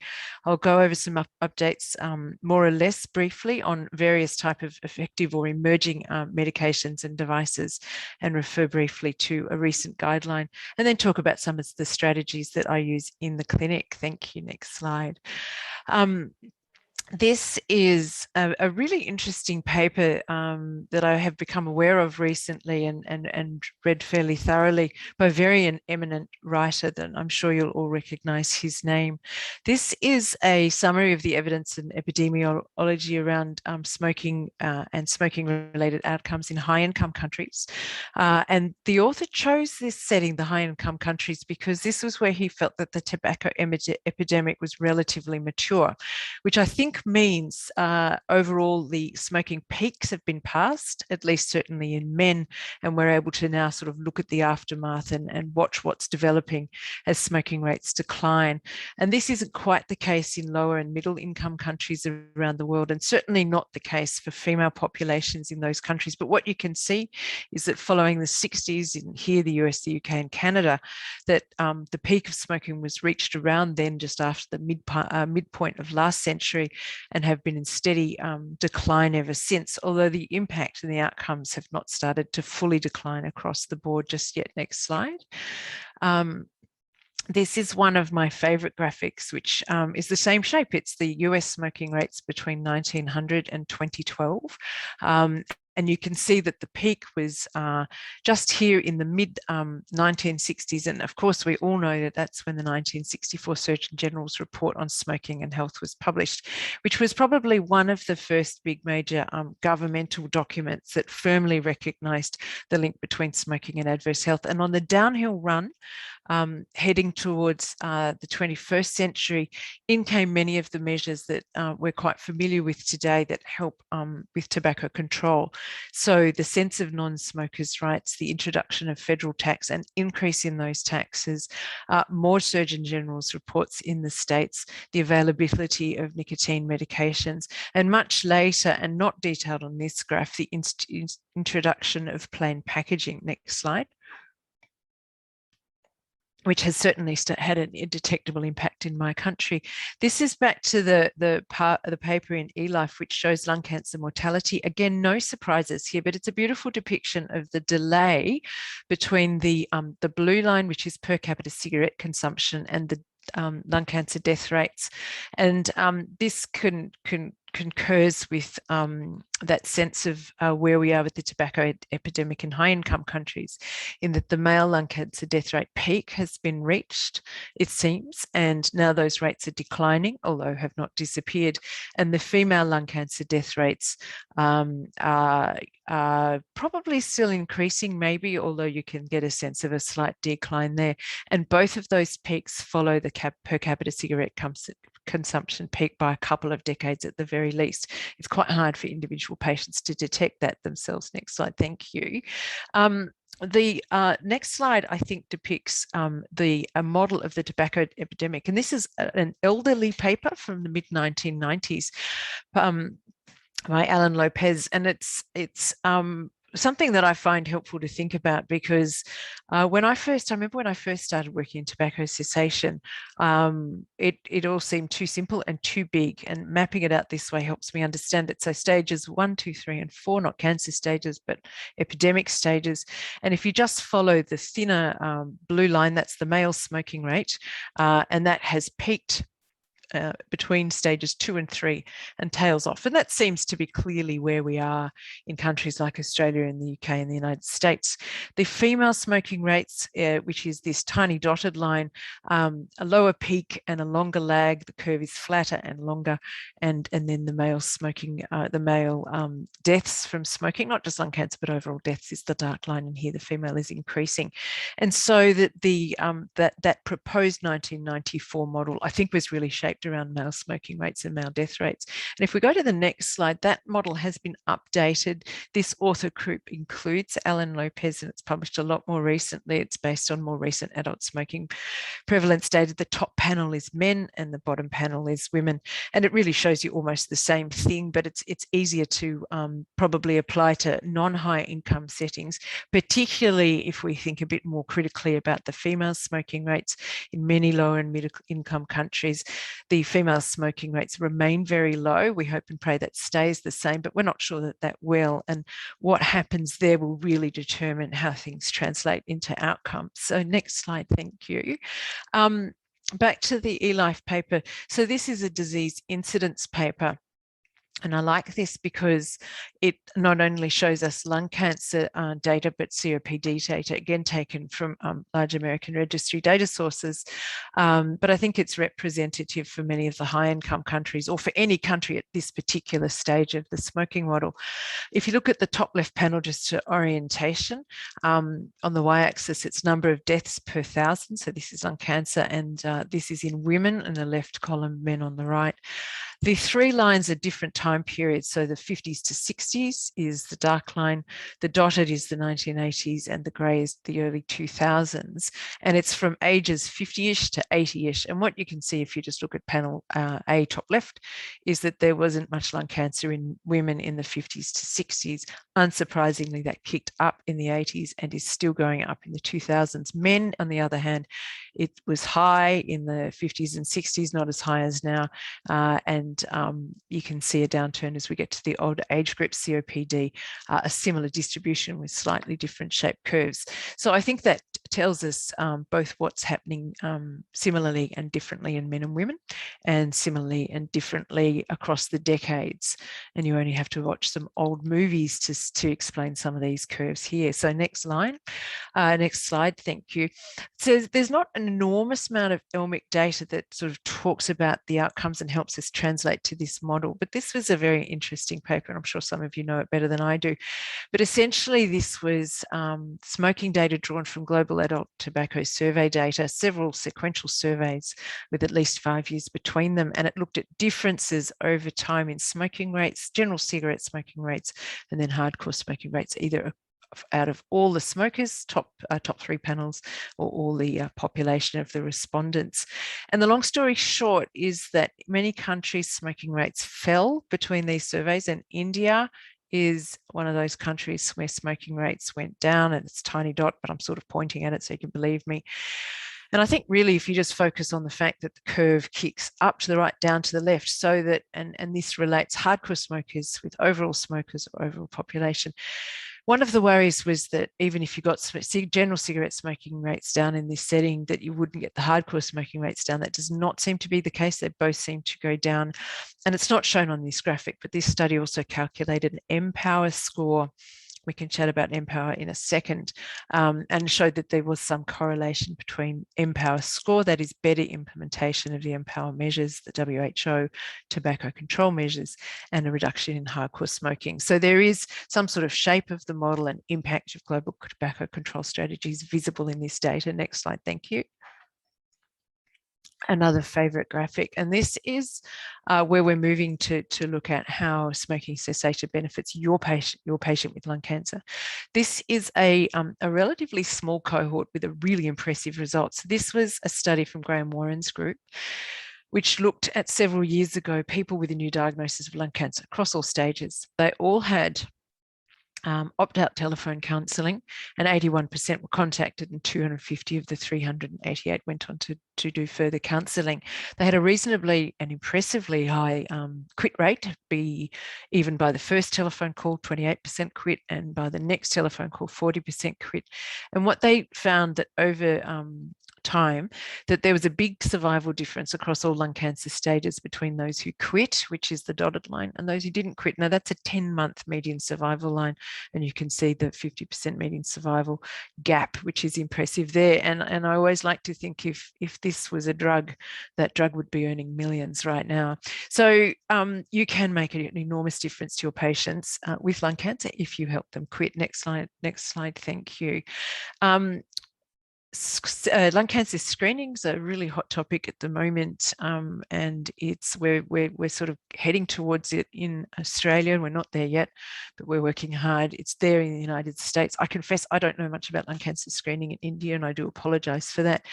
But what this shows is smoking quit rate, smoking, and lung cancer mortality data from the NLST, and this is an analysis of the 26,000 people in the NLST who had quit smoking at the time of enrolment. And you'll remember that the selection criteria for that study allowed people in who'd quit smoking 15 years or less before study entry. And what this showed of those people who had stopped smoking is that it really helped their outcomes, no matter whether they went into the chest X-ray group, which is the grey line, or the CT group, which is the black line. In the chest X-ray group, if you'd quit 7 years before the study and you had a chest X-ray, you had a 20% reduction in lung cancer mortality. That matches the overall study benefit. If you had quit for 7 years and you got a CT, you had an extra 10%, 30% reduction. And if you had quit for the maximum time allowed, 15 years, and you had a CT, your reduction in lung cancer mortality was massive. It was 60%. The only time we've seen that for screening is in possibly the female data from the Nelson, which has not been formally published. But there seems to be a very strong message there, is that you enhance and augment the benefit of lung cancer screening with a CT if you get people to stop smoking and that is integral in that particular high-risk group. Next slide, thank you. So the Empower measures, many of you will know these off by heart better than me, but these are the big WHO Framework Convention of Tobacco Control strategies that governments should implement to maximise tobacco control. And these are monitoring of tobacco use. So you're sure of your statistics, you know how many people smoke, you know your youth uptake, and you know your cessation rates. People need protection from smoke, and so we need effective smoking bans across all areas.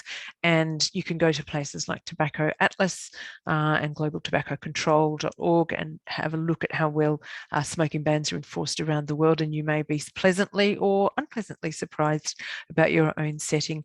Offers of help to quit, which at government level translate into proper quit line programs, provision of medications for smoking cessation and tobacco cessation programs, warnings about the dangers, enforcing all sorts of bans, including advertising, and the raising of taxes, which we have heard about with recent speaker, and is a really important economic measure, which is highly effective in bumping up price and certainly has a huge impact on tobacco and cigarette smoking uptake. Next slide, thank you. So the ATS, American Thoracic Society, has produced some guidelines which I find quite user-friendly and easy to read, but there's many guidelines that come around the world from various sources, and which are well written and very helpful.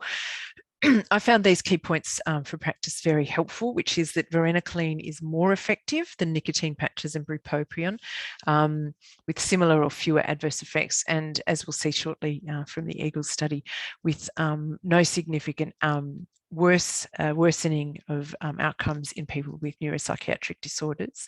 That combining varenicline with nicotine patches appears to me more effective, and I've started trying to do that in the clinic and encouraging patients to add patches to varenicline or the other way around. That it's even worth trying to start people on varenicline even if they don't really think they're ready to quit. And I'm quite prepared to write scripts again and again and again so people can sit and look at the script and think about it, and that longer treatments may work. And certainly in my country, where we're lucky enough to have government funding for varenicline courses, it is only for 12 weeks at a time. But that is thought to be not quite long enough, and it's certainly worth considering a longer course. Next slide, thank you. So this is the paper for the American Thoracic, and this is a summary really of those recommendations, that varenicline is the one. Feel free and please put it together with patch. I think if your patients are even talking to you about it, if they don't feel ready, they might actually be more ready than they are. Varenicline does fine against NRT with psychiatric comorbidities, and extended therapy is highly recommended. If we look at the next slide, then I think this might be the Eagles study. Now, this was a really lovely study, and I often sketch out a version of this graph when I'm talking to my patients about medications. And I don't know about India, but certainly in my setting, I am amazed at how little my smoking patients know about treatments for smoking cessation. They might have heard of a nicotine patch, but they're really very unaware. And so we have a lovely time looking at the internet, looking at all sorts of options, and I send them off to chemists. We're lucky to have chemists that have lots of stuff in them. They have a big wall of nicotine replacement therapy, and we talk about the prescription medications as well. Well, what this study did was across 140 centres, 16 countries and 5 continents, randomised an enormous number of people, quite a few thousand per group, to varenicline or bupropion, and they were controlled against 2 control groups, the green, which is nicotine replacement, and the purple, which is placebo. The primary endpoint was neuropsychiatric comorbidity, and it wasn't worryingly different between the groups, and the FDA was able to remove the black box warning after this. And the secondary endpoint was abstinence in weeks 9 to 12, which was the treatment period, and weeks 9 to 24, which included the follow-up period, and that was continuous abstinence. And what this study showed was that varenicline outperformed bupropion and nicotine replacement, and they they in turn outperform placebo. And I do remember once talking to a patient of mine who had tried bupropion, and she came back and said to me, that was about the same as the patch. And I thought, good on you. She really detected in herself the outcome of the EAGLE study. But I find this quite helpful. It's easy to sketch out these graphs to patients, and it's very helpful for them to get that sort of depth of understanding that there's been a lot of science behind what you're advising them to do. Next slide, thank you. So cytosine is another medication which certainly appears in the literature and is well used in many parts of the world. I confess not in Australia. It's not on our radar. We don't have, as far as I know, ready access to it, and I've never written a script for it in my life. But this was an interesting study several years ago, which randomized well over 500 or 600 people to cytosine or to NRT and showed many things. But I like this curve because what this shows is that by 6 months, the relapse rate was lower in the cytosine group versus NRT. So I certainly would like to see that come into my repertoire. And in the spirit of self-teaching, which I'll mention in a second, maybe I need to look harder into that. I think it's very inexpensive, and it's certainly used in many parts of Europe. And I think that's something we all would do well to pay attention to. Next slide. And of course, we can't do any of this without talking about e-cigarettes. This is my one and only slide on e-cigarettes because this talk is not big enough for this topic, and this could go on all day. This is the first positive randomized control trial of e-cigarettes versus nicotine, and I'm sure you all know this study very well, but essentially 800 plus smokers in the UK were randomized to either e-cigarettes or nicotine replacement.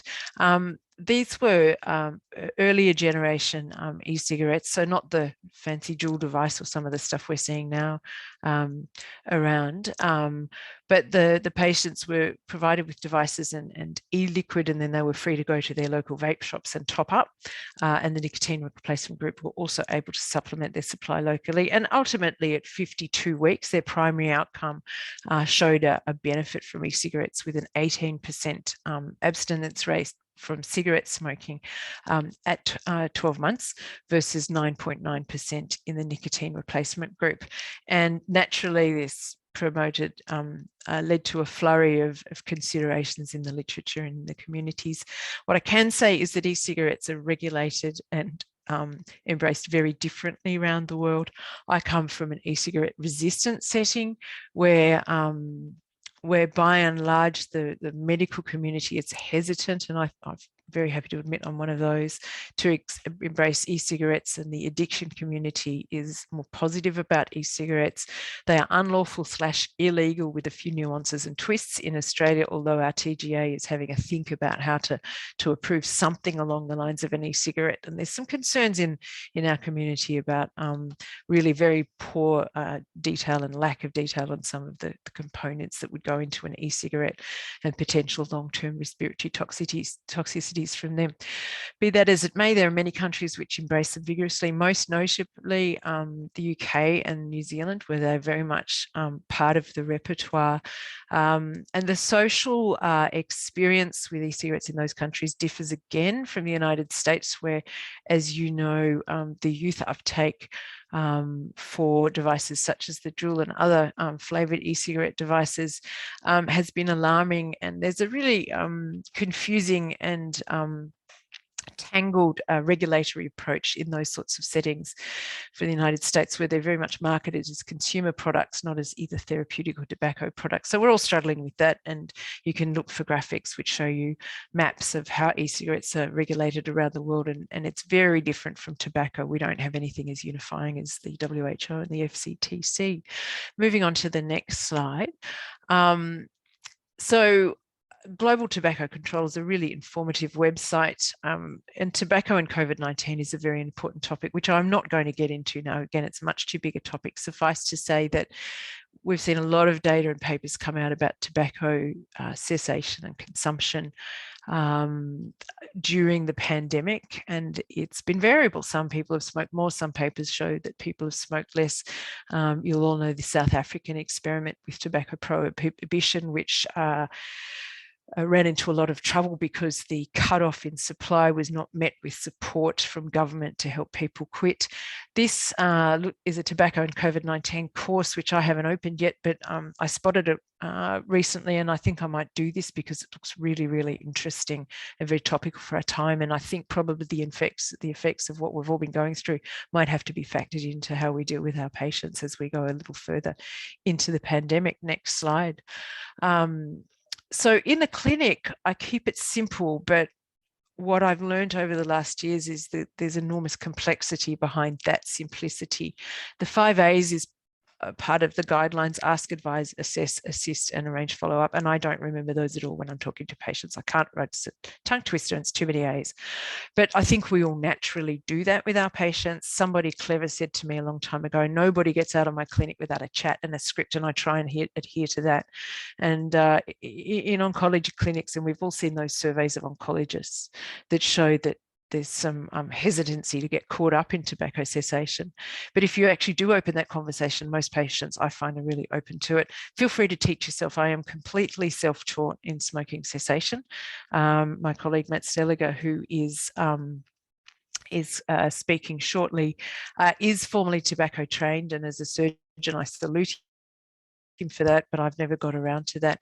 But working with people like Matt and others on the committee, some of who are on the panel here tonight, I'm privileged to be taught by my colleagues, and feel free to continue to teach yourself.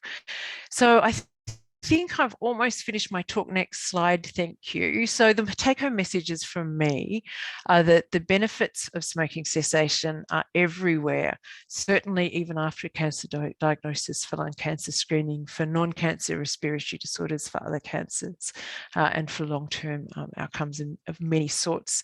That I think the tobacco control environment in which you practice is highly influential on your patients and on yourself, even if you don't know it. And that's why it's good to become conversant with your own environment in the context of everything I've told you, the model. Are you high or low income? Where do you sit in terms of the FCTC and the Empower measures, and what are the statistics for your setting? Multiple therapies are available. E-cigarettes are emerging. They're controversial. They've got many problems. I'd love to embrace them if they work, and I think they're safe, and if the money doesn't go to companies who sell cigarettes. And always, always, always offer help to your patients. I'm sure most of you do that. And in the end, once you practice, it doesn't take all that long. That's where I'll finish. And again, I want to say thank you very much for the privilege of participating in this conference. Thank you. Thank you, Emily, for a very, very elaborate and comprehensive talk on how to make your patients walk through tobacco cessation. We were intrigued and very, very educated through the session. We have a couple of questions, but I think the organizers are asking us to take questions at the end. So I would request the speakers to stay with us till then. I would like to have the privilege of inviting Professor Pratima Murthy from the Department of Psychiatry and Director NIMHANS, Bangalore, to give her talk on the psychological behavior interventions and counseling for tobacco cessation. Over to you, Professor Dr. Pratima Murthy. Thank you very much. I'll just get my slides on.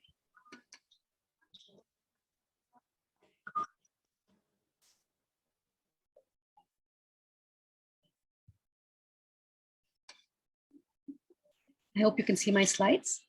Yeah, good afternoon, good evening actually. And I'm sure it's different times in different places. So I just start off by saying that I'm going to be telling you a little bit about counseling for tobacco cessation, both from the psychological and the behavioral aspects. I'm going to keep it as practical as possible because I think that's really the only way,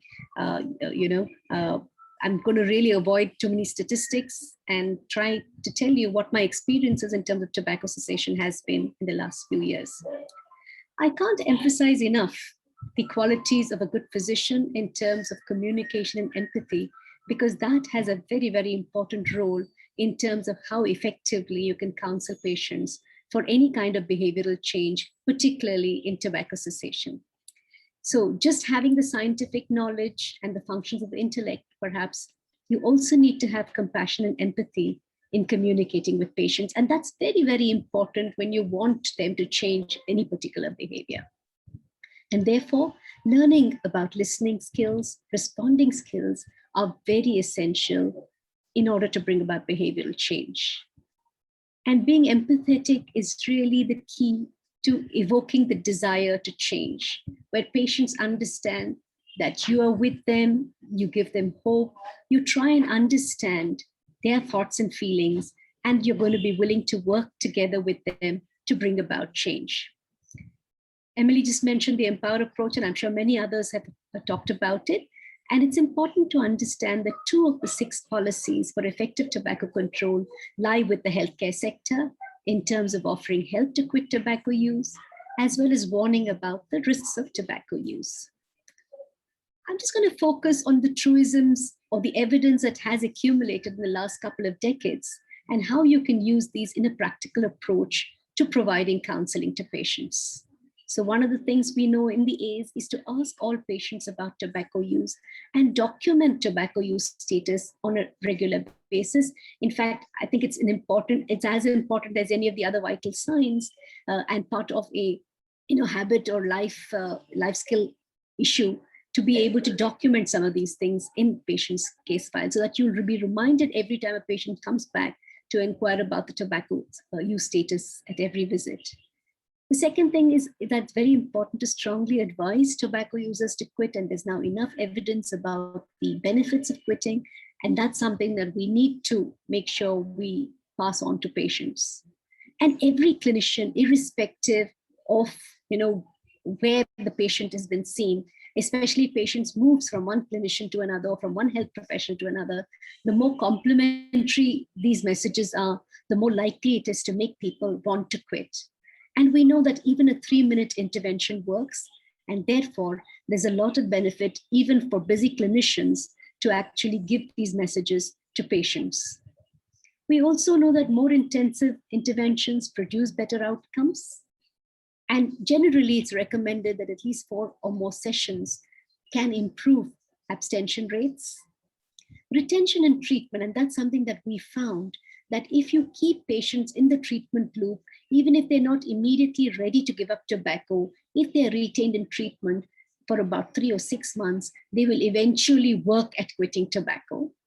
And of course, Emily spoke about pharmacotherapy, and we know that combination treatments work better than either counseling or medication. But in our country, we do know that pharmacotherapy is not readily available, particularly in underserved areas. And therefore, we've realized that it's very, very important to at least initiate counseling and get people to quit tobacco, particularly those in the less severe ranges where counseling might be very effective. The 5 A's have already been alluded to, but I'll just quickly run through them because I think we need to understand that we can make it fairly simple. Asking everybody about tobacco use, lifetime use, and current use is something that's very easy to do and to document, and we must make it a practice to document it regularly. Clear-cut advice, which is strong and personalized, given the background and the context in which the patient has come to see the physician, is also very important. And urging them to quit is also very important. Assessing the readiness to quit, I'll talk about it a little bit later. And of course, as physicians, we have a responsibility to help the patient to quit. Maybe a couple of decades ago, we would say this, but we did not know how to support the patient to quit. And now we are much better equipped to be able to assist the patients. And even for patients who are not unwilling to quit, it's important to provide interventions which might help to increase future quit attempts, which includes a offer of help should the person be willing to consider quitting. And arranging for follow-up is very, very critical. Tobacco dependence, like any other addiction, is a chronic relapsing condition, and not just any addiction. Diabetes is a chronic and relapsing condition, as is asthma, and so on. So that's why we need to make sure that we have follow-ups for these patients. And the addressing of the tobacco dependence and willingness to quit at every consultation the patient has. Some countries have actually reduced the 5 A's to just 3 A's, which is really asking every patient about tobacco use every time they come, and examining for tobacco-specific health damage, advising in a personalized way and then assisting patients with simple counseling tips and pharmacotherapy if needed. So just the 3 A's has been found to be very effective and is easy and pragmatic to follow in many countries. Now, when you ask patients about tobacco use, it's usual to ask about quantity and frequency, the duration of use, and the last use, so you can understand what kind of withdrawal symptoms patients might have. It is useful to do something like the phagostroms or any other assessment to understand the severity of the addiction and to assess for craving. It's also important to ask the patient about their motivation to know whether they're ready to quit or not, which will be done more in detail when you do the assessment. And I think the point is that these are not very strictly compartmentalized. Very often in an interview, these things run into each other. And with experience, you'll just, you'll be able to handle that. The advice needs to be personalized, specific, and non-judgmental. And I think that's very, very important to understand. The moment you express empathy to patients and you give them the optimism and support, they are more than ready to kind of consider quitting. It's just that their experiences of quitting in the past might not have been pleasant, or they have fears about what happens when they quit. And when these are assuaged and you offer them support, they're willing to quit. So it's important not just to educate patients about the risks of tobacco use, but also the benefits of quitting.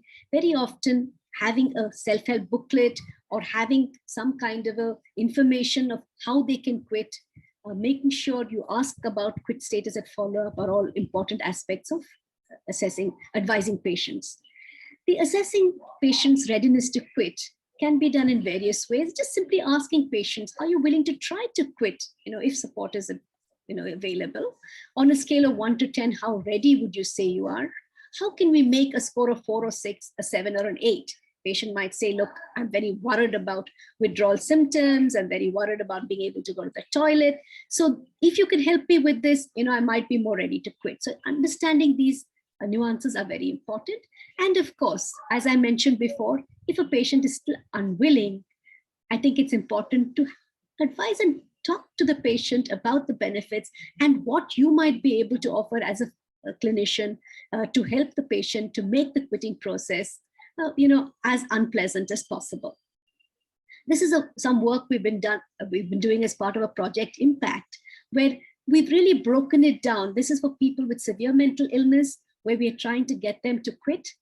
So underscoring the importance of quitting, developing the confidence in the patient that they would be able to quit, improving their readiness to quit, reinforcing their decision to quit, and then going into setting a quit date, into the action phase, is something we're trying to break down into as simple steps as possible for patients.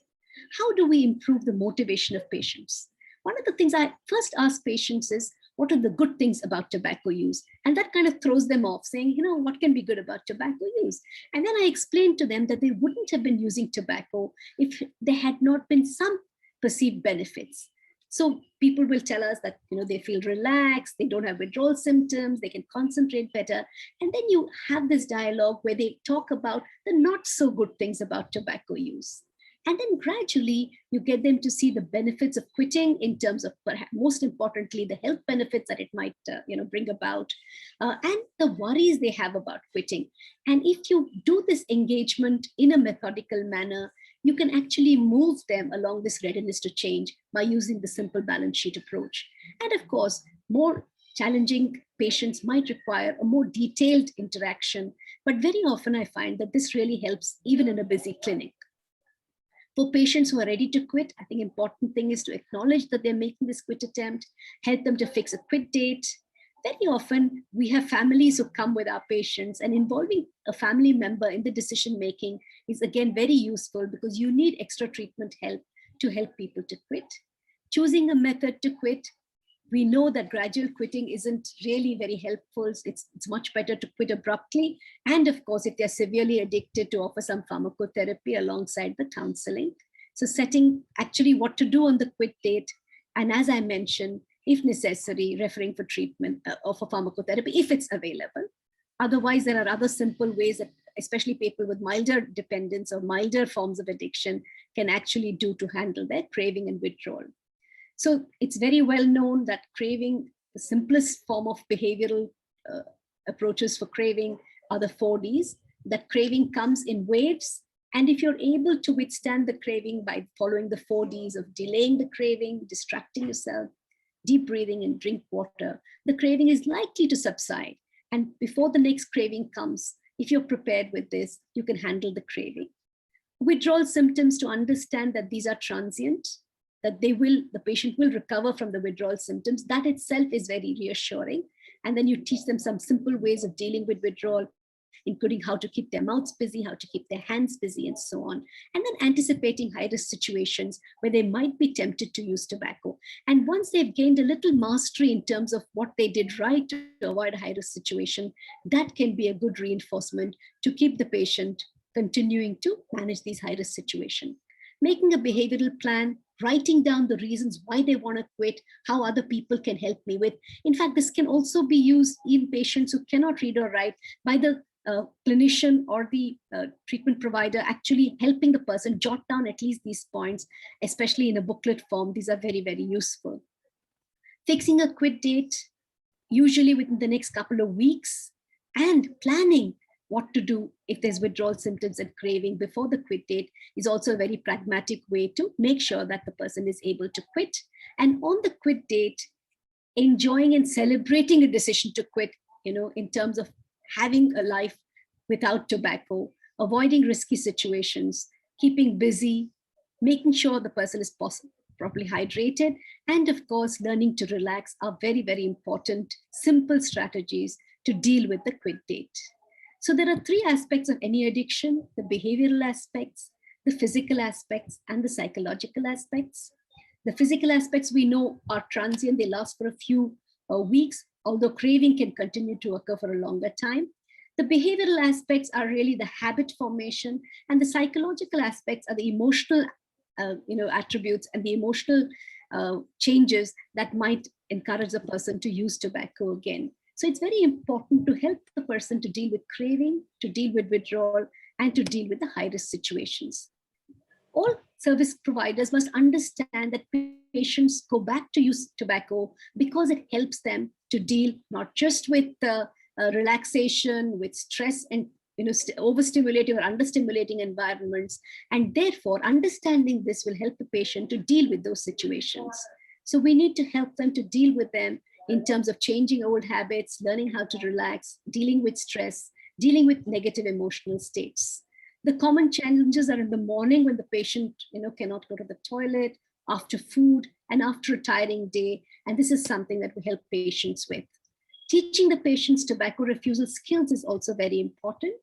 And we also need to understand that for patients who are more addicted, that these are phases that patients go through, and relapse occurs because they can move through different stages of change. And therefore, it's important to predict relapse, to anticipate relapse, and to know how to deal with relapses. And keeping in touch with the clinician is very, very important to be able to deal with relapses. Managing stress, having good sleep hygiene, good diet and exercise are also very simple but effective strategies. I'll just end up by talking about two other very important ways in which patients can get brief interventions. And one is the quick line, which is 22901701. That was earlier. We have the 2356 quick line that is available now, and the Cessation portal, which also gives people messages on how to stay away from tobacco. These are some key readings. I just wanted to end by saying that during COVID, we've actually had a reduction in the number of calls to the quit line, but the motivation of patients to quit has been higher. And we've actually had more people self-reporting quit during the COVID. So it's been very encouraging that COVID, with all its challenges, has also provided opportunities for tobacco cessation. There are manuals that are available on tobacco cessation. There are videos that are available. And I'd urge all of you to look at some of these things because they can truly help. And all of us as clinicians can be effective agents of change and improve the health of patients who have tobacco use. Thank you very much. Thank you, Professor Murthy, for a very, very elaborate overview on the effectiveness of the psychological interventions. We would all agree in the end that compassion, empathy, and motivation is the key word. and we would go on with our dealing with our patients in such a way to effectively bring them towards cessation. So I would now like to ask a few questions to the speakers as they are there in the chat box. To Dr. Rejo John, if you could just tell us that what are the key considerations and recommendations to governments before they can consider discussions on tobacco harm reduction involving newer nicotine tobacco products. Dr. John? Thank you. Well, yes, sir. Sorry, I mean, can you repeat the question? I couldn't really understand. What are the key considerations and recommendations to governments before they can consider discussions on tobacco harm reduction involving newer nicotine tobacco products? Okay. So in fact, we don't really have much data in India at the moment to really look about this new, ENS products and others out there. Even the GATS data that we have is from 2017-18. Really does not have so much information on the prevalence of other products, which are at the moment very low. But of course, discussion on the economic cost of each of these products is very important, and we have to understand how severe the economic damage caused by each of these products separately. And for that to happen, we need to be able to compute these cost estimates separately for each of these products. And unfortunately, there is insufficient data available out there right now to do that. But I guess the existing information on the economic burden caused by the available tobacco products, including smoking and smokeless, can guide us, in terms of in terms of reducing the prevalence or use of these products. Okay, very sure. And a similar question related to the above one was that whether there are any major differences in economic costs of tobacco when it comes to smokeless tobacco / ENS products as being claimed by several tobacco. Yes. Okay. So in this particular paper, we have estimates of costs separately for smoking and smokeless tobacco, and we see that there is a significant difference. In fact, out of the total economic cost that was estimated in this study, 74% of it was due to smoked tobacco, smoking related, and only 26% was smokeless tobacco related. Unfortunately, the study does not distinguish between ENS product or others. So you can't really comment on how much of it may be attributed to ENS or anything.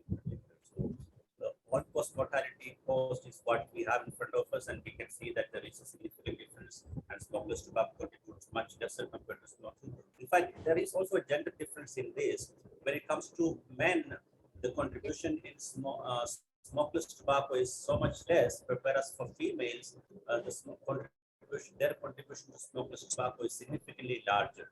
So obviously it has to also do with the fact that the prevalence of smokeless tobacco is much larger for women in comparison as compared to their use of smoking. So yeah, that's all what the study actually presents in terms of the data out there. Thank you, Dr. John. And if I could ask Emily if she's still here. Emily, there was a question from Dr. Lalit Mohan Sharma regarding your experience on counseling the teenage tobacco users. Thank you. I confess I'm an adult physician, so the closest I might get would be around the 18-year-olds. And I don't have a lot of experience. I did have the privilege of giving a talk at my daughter's school about vaping, and I made a great effort not to tell people that age what to do, but just to provide them with information. And that's probably the clearest thing I can have to say about that group. I'm no adolescent expert, however. So related question, what is the quit rate in your clinic? I don't know. I don't know. I've certainly anecdotally had notable successes, but I think that that it's probably above the 4% background rate because we work hard at it, and these are people who have some motivations because it's a cancer clinic setting. We are about to engage on a big program of research looking at best practice cancer strategies and smoking cessation strategies in cancer clinics, and probably in a year I'll have a clearer answer for you. So I think anybody can take the next question. What is the percentage of people who quit tobacco using e-cigarettes and they would stay on e-cigarettes compared to the classical RT cessation support?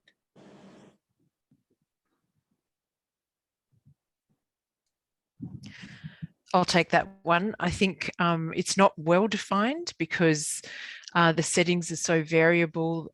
It's very different if you're working in a setting where e-cigarettes are part of the repertoire versus they're not accepted. There's some nice literature that tells us that e-cigarettes appear to be more effective as smoking cessation devices in settings where they're legal than where they're not. That's not linked to overall smoking cessation rates necessarily.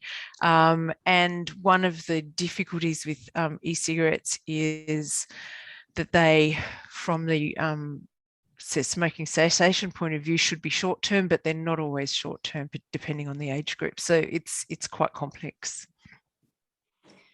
So, Professor Murthy, could you please elaborate on the quit rate in your clinic, if possible? So the way I would look at it is, for example, if you didn't offer any interventions, the quit rates at the end of a year are about 4%.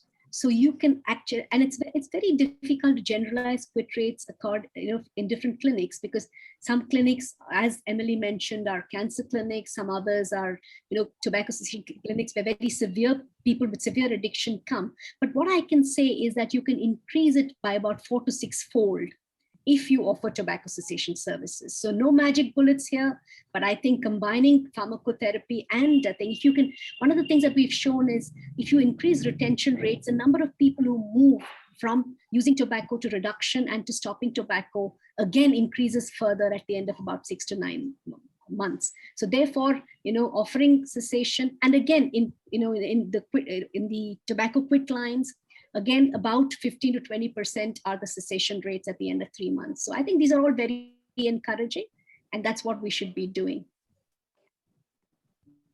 Okay, thank you so much. And the last question would be, anybody can take it. What short courses do you recommend for getting trained in tobacco cessation methods? Any short course or short methods? I do know it. I can say in India that we have several short courses that are offered by the NICPR. I know the PGIMER is now offering courses. We are offering courses through the Enhanced Digital Academy. So there are several opportunities for people to kind of get trained in tobacco cessation training. So thank you all, and it was really a very intriguing session with a lot of interaction as well. So I would like to hand over back to the coordinators for carrying on this next session. Thank you. Thank you so much, ma'am. With this, we conclude the third session of the day. And on behalf of the organizing team, I would like to thank the chairperson and speakers for such an informative session. Now I request Dr. Richa Verma and Dr. Rahul Singh to start the fourth session of the day. Thank you, Dr. Nadan. Good evening, everyone. I am Dr. Richa Verma. And first of all, I would like to thank all the participants for their enthusiasm and staying with us till now. I would like to introduce our respected chairpersons, Dr. Deepak Abrol and Dr. Seema Mishra. Dr. Deepak sir is an assistant professor, Government Medical College, Kathura, Jammu Kashmir, and he has been the General Secretary of ARI North Zone. And Dr. Seema Mishra, Professor, Department of Onco Anesthesia and Palliative Medicine, AIIMS, Delhi. So without much ado, I would request my chairpersons to continue with the session. Thank you. Thank you, Dr. Richa. So first of all, I would like to congratulate Dr. Abhishek Shankar for organizing such a wonderful conference and on such a relevant topic, and it has been a successful one because we have learned a lot in these last 2 or 3 hours, and I have been stuck to my seat and can't leave it because it's such an informative sessions are there. So let us start with the session 4, and I'll invite Dr. Pawan Gupta, Director of Surgical Oncology, Max Healthcare, Delhi, and he will be speaking on tobacco treatment medications, myths versus facts. Dr. Pawan, sir. Yeah, thank you so much for the kind introduction, and it is a wonderful conference. I am also, like Dr. Deepak said, I'm also stuck to my chair and listening to everyone. And it's a real pleasure to be here in such a huge number of people being here for the program. So, and till now, means even after almost like 3 hours, still we have got more than 160 people on attending conference.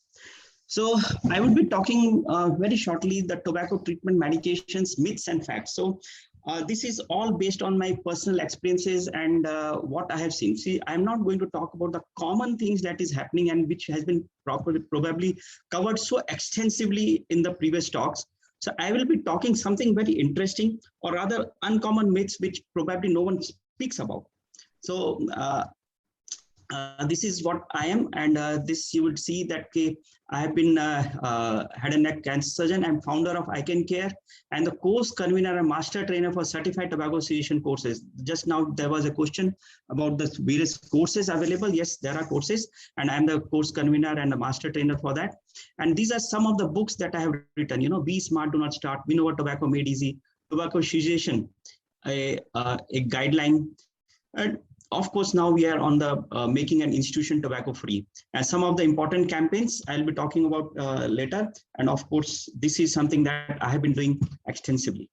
So in this my presentation, I'll be first talking about the myths and the 10 uncommon myths that is associated with the tobacco cessation program. I'm specifically talking about cessation. I'm not talking about the control program because those are two different areas. You know, and the solution and recommendation, busting the myths and how I can do it. So I'll be taking it into two parts. The myth number 1, the 10 important myths I'm going to talk about. The myth number 1, I can quit myself. This is the most important thing that any tobacco user says, yes, it is possible for me to quit. I don't need any help. I don't need any medications. Whenever I want, I can quit. So this is something, the myth number 1. I hope everyone agrees to that. If you do agree, then put a message on the chat box. If you agree to this myths, put a chat box, myth 1. Yes, I agree, right? So I can quit whenever I want to. This is the myth number 2, right? If it was so easy, they could have quit the day they got married, because the first day they get married, the wife says that them to quit. So it is a difficult task to quit. It is an addiction and it is very difficult to quit, and it needs a lot of efforts. Myth number 3, and the most hated myth that I have, it is very easy to quit. I have quit many times.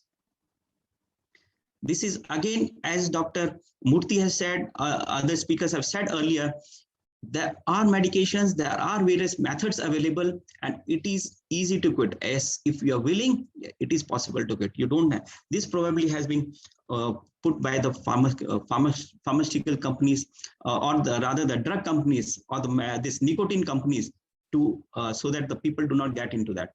Self-styled quit experts, quackery at the highest level when it comes to tobacco cessation.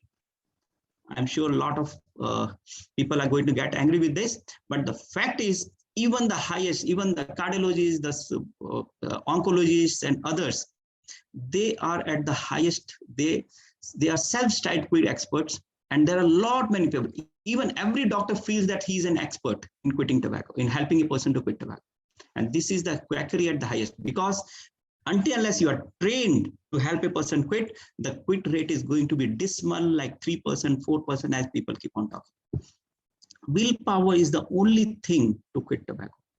Yes, this is another most common or common myth that is there, that willpower is the only thing. Willpower, if you're working against your willpower, then you are never able to quit.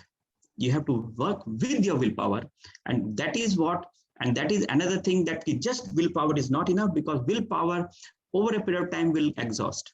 It has to be a continuous motivation and a commitment that has to be there. Tobacco cessation program should be free. Yes, everyone demands it. Yes, it should be free. Yes, this is the greatest myth, that I never say that a tobacco program should be, a cessation program should be free. Yes, it should be free for someone who has never purchased a tobacco but has been fed on tobacco, right? If you have enough of money to purchase tobacco, it is not a free program for you. Only psychiatrists should practice tobacco cessation. Well, then why are we here? We have got radiologists, we have got radiotherapists, we have got anesthetists, and we have got everyone. So tobacco cessation is not the domain, and it has to get out of that domain of the psychiatry, because people will not go to a psychiatrist to quit tobacco because they don't feel that they are pagal for that purpose, right? The onus is on the patient to quit. This is the common thing that the doctor says, tu chodega to chodega. Abhi just right now, Dr. Murthy had said, we have to have the empathy. We have to help them. So this is the another. The onus is on the doctor feels it is the onus is on the patient to quit. I am least bothered. मैंने बोल दिया ना उसको quit करने के. That is enough for me. Single formula suits all. We keep asking whenever we have such meetings, and I have been doing such meetings across India. Sir, एक दवा बता दीजिए. Sir, just give me some medication. Or sir, just give me a prescription and I will be able to quit. It's not that easy, right? There are a lot of aspects that has to be taken care. And that is what we had in the previous meetings about the social aspect, the psychological aspects, the Feigenbaum scoring system, the willpower index. So many things have to be taken care. So that's no single formula for any person. It has to be individualized, and there are a lot of other aspects that has to be taken care. The genetic aspects, the personal aspects, the environmental aspects. So many things have to be taken care. So it is something that the planning has to go in when a person is ready to quit. For each person has to be individualized. This is another thing, NRT versus SNRT. What do you mean by NRT versus SNRT? And this is something that I have put in my this thing. NRT is like nicotine replacement therapy, available across the counter. You know, anyone can purchase it across the counter. Is it really effective? So this is the biggest myth and the biggest gimmick by the advertising, by the companies who are making NRT, right? You purchase and you take it and you are free from tobacco. So it has to be a supervised NRT. It has to be given in a proper, simple, medicated way. That is something very important. I will give medicines and the patient would quit. This is another thing that a doctor says, because nowadays we have got many other medications which we have already spoken to in the previous. So you get the medicines and the patient will quit. This is another biggest myth that is there. No, it will not happen. It has to be, there has to be multimodality treatments. I'm going to talk about it. So you see, this is what is important, and this is where now I'm coming in. So what is the solution for, and where are we actually? Right? So how can we do that? So tobacco users, we have got 22 lakhs. That's per day, per year is around 13 lakhs. And this is a very huge figure, you know. But the important part is every year 9 lakhs are added, and the number of quitters are a very dismal, in thousands, a very dismal figure. So what do we need actually? How do we change this? We need to induct doctors of all specialty to work for this. Whether it is cardiology, pulmonology, dental, oncology, gynecology, psychiatry, anesthesia, anyone, they have to be inducted into the system. Implant tobacco marshals in the society. This I'm going to talk about it. Have more of ambassadors to speak that it is possible to quit tobacco. And this is another dismal figure, which is their incomplete intervention. Whenever there is an incomplete intervention, you know, by any specialist, this is the quackery of this thing, what I said. Quacks managing tobacco cessation centers across India, and quacks actually talking, clinicians untrained in tobacco cessation, guiding half-heartedly and accepting or rather cursing the patient for not quitting. Right? This is a very, very harmful situation, and that is where what we need. So result, the self-styled tobacco cessation experts mishandling, which makes a strong case that it is not possible to quit. And the patient gets, so is the lack of knowledge and skill the cause of lack of commitment, self-belief that quit is possible. So this is what happens, you know. So this is another thing that I had said. This is something I want to ban this Mark Twain quote. It is easy to quit, and I quit many times. Yes, it is a clever way of saying that it is not possible to quit. No need to try also. You know, you are going to fail. You will again relapse. But what we need to introduce have to replace by quotes of tobacco quit ambassadors. Yes, am committed to quit and I am a winner. Yes, there are hundreds and thousands of people who quit and they need to be promoted and they need to bring it out. Skill development for tobacco cessation. This is another thing that we had a number of questions earlier. So this is the solution number one. We have to have skill development. This is what has been introduced by the Gujarat University, skill development, building manpower, skill up visibility and networking. So these are the network systems that has been developed in various levels of skill development. The volunteers, the marshals, the ambassadors, and the specialists. So this is something which has been introduced by the Gujarat University and it is being conducted almost every month or alternate month online, and that is ICANN-CARE is authorized to do that. So this is we are inviting these practicing doctors, the practicing doctors who see patients to please join these courses, and it is absolutely free of cost, 100% scholarship for this certifications, and you can just write to me and you can or just note down this number 01143077695. Just give a call and we will help you out.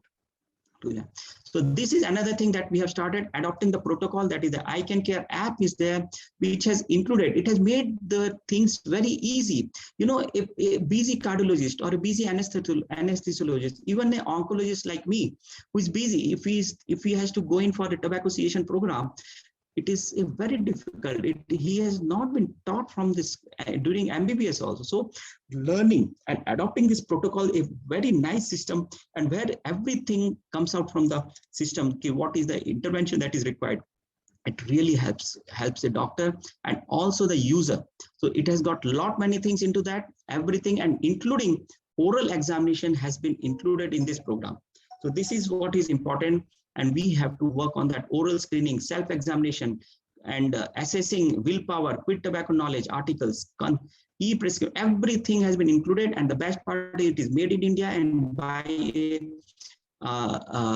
IIT Kharagpur alumni, and that is Rishabh Agarwal. And so he is doing, and we at ICANN-CARE are using it. So this is another thing that we have very nice or very simplified, and we have put it here, that what we have to adopt when we want a good tobacco cessation is A, B, C, D of tobacco cessation. That has to be there. I will just go through it fast.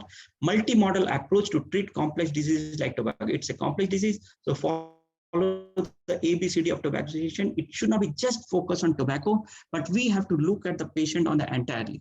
This is what it is: active motivation and follow-up. So what we did was we started a group counseling system, morning yoga sessions, quit coaches, quit buddies, and we have started a WhatsApp 24/7 support group. So this yoga session is almost every day, and we have got a lot of patients who are taking a help of that. So behavioral therapy. So what we have introduced is a 7D intervention and stress management. So I'll not get into that, but of course, when you take the training, you will be taught in details. Comorbidity management is a very important management, and this is a tobacco cessation center. The picture shows a tobacco cessation center that we have at Max Hospital. Where we are doing extensively, not only three things: the oral screening, oral rehabilitation, tobacco cessation, and oral prophylaxis.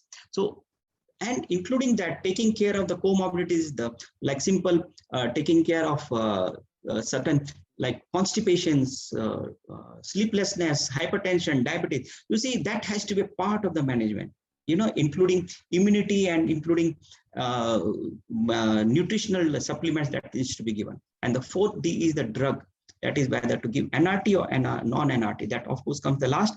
And we have got now nicotine lozenges, transdermal patches, which are the new inclusion in the Indian pharmacy.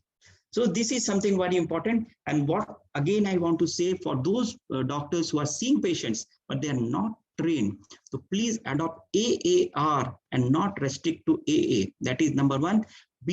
Ask, advise, and refer, and not just restrict to ask and advise. Right? You should quit tobacco. That should not be enough. You have to refer to the specialist or who are trained, who are certified. Please do not send to quacks. Please be only to those who are certified and who have learned the methods of tobacco cessation. Adopting AAR and not 5A. This is another important aspect that I talk to all the doctors. Don't become a tobacco cessation specialist unless you are yourself trained. So please ask, advise, and refer the patient to the specialist. That is what I say. The 4 pillars of success of a quit program is basically availability, scalability, visibility, and networking. And this is what I say. We have to have more and more people who are available for tobacco cessation. They should be skilled and they should be visible everywhere, and there should be a huge network. And that is what we have created, the network of volunteers, marshals, ambassadors, and specialists across India. And this is a tobacco cessation program, which is a balanced program that needs to be given. And we have got a surprisingly a 92% quit rate through this standardized program.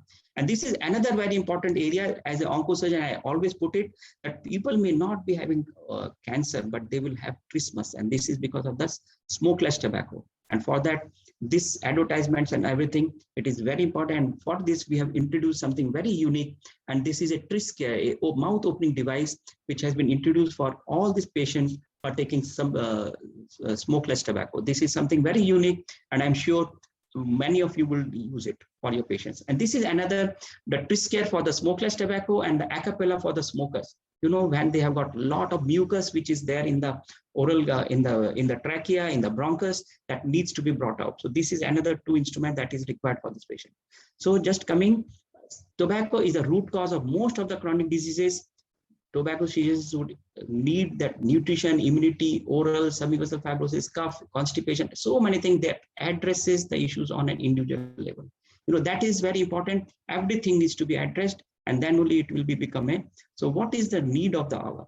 The current scenario is there is not many people who want to quit.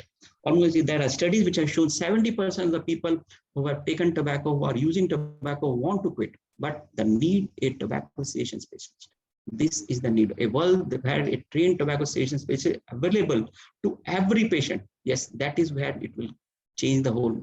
These are some of the books I have already alluded to. And want to quit tobacco, this is a private quit number that we have started at 011-430-77695, and it is a paid quit program that a person can take. And I can assure you that we will give them a proper quit program. So thank you very much, the ever increasing I Can Care community. And this is again, I invite you for the Gujarat University certificate course.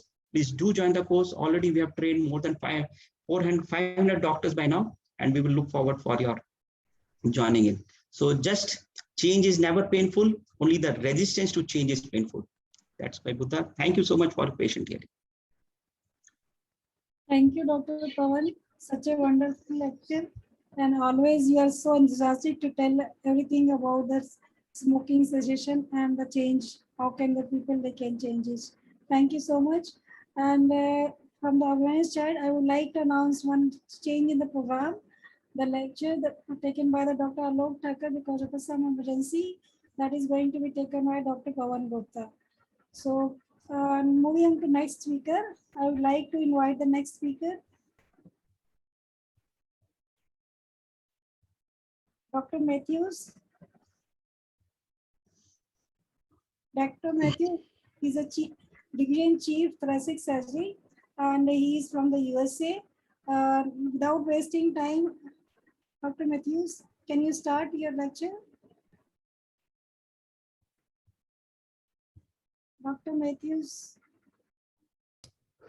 All right, thank you. Can you hear me okay? Yeah, we can hear you. I'm going to share my screen here for a minute. And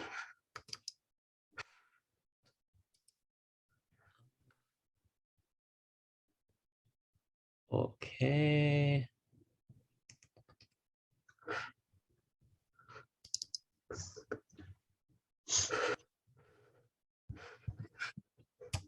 All right.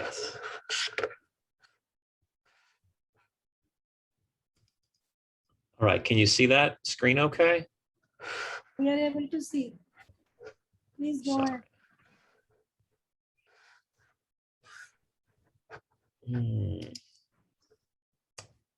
Okay, share screen.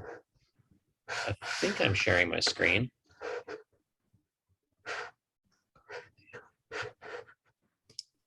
So we can see your screen. Can you put it on presenter mode? Yes.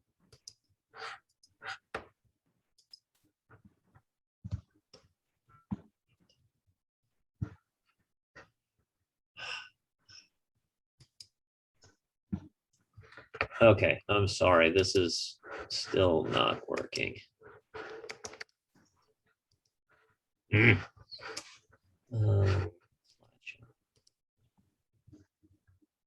Okay.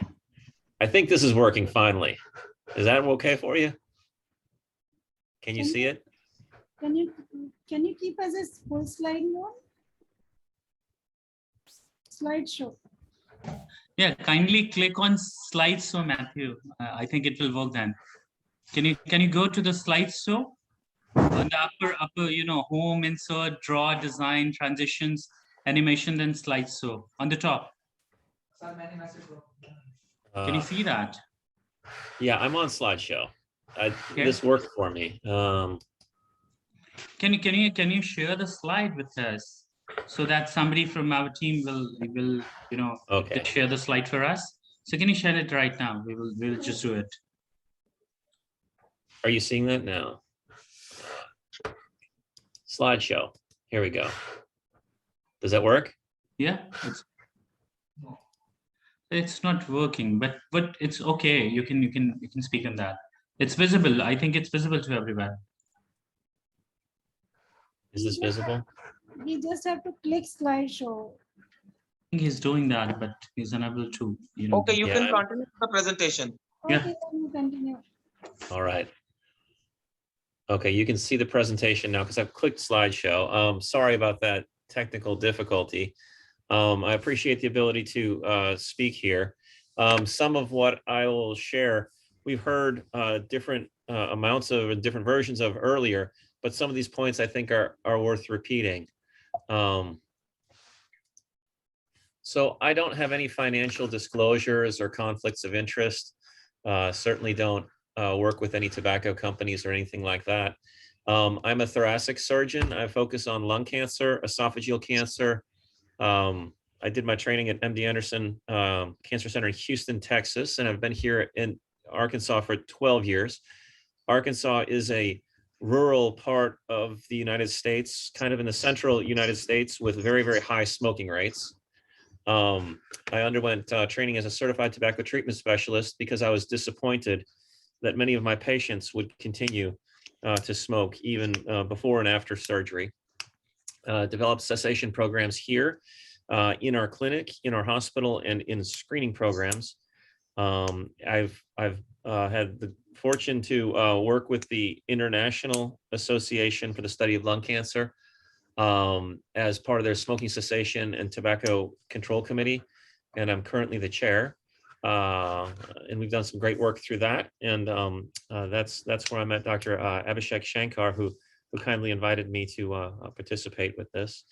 And I've learned through this that cessation programs are not something that you just build and ignore. It requires constant updating and ongoing work and maintenance. It's a project that's always an evolution. So here's an overview of what we will talk about. How important this is, especially during cancer treatment. And then I'll go through a few different guidelines and touch on some points of those. Tobacco impacts cancer outcomes. One of the first barriers we have is a lot of patients, physicians, nurses, and family members don't think it matters anymore. There's a lot of impact of cancer outcomes due to smoking.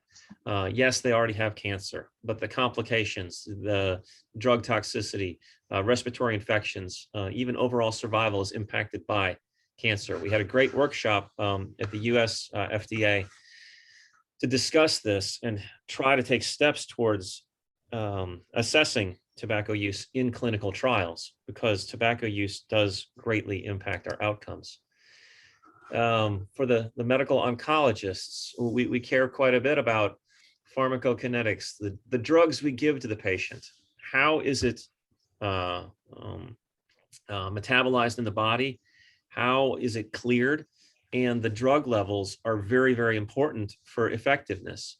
We've found that in certain drugs, they're cleared a lot faster in those who smoke because of upregulation of the cytochrome P450 system upregulates and clears the drug through the liver faster. So as it's cleared faster, it's less effective.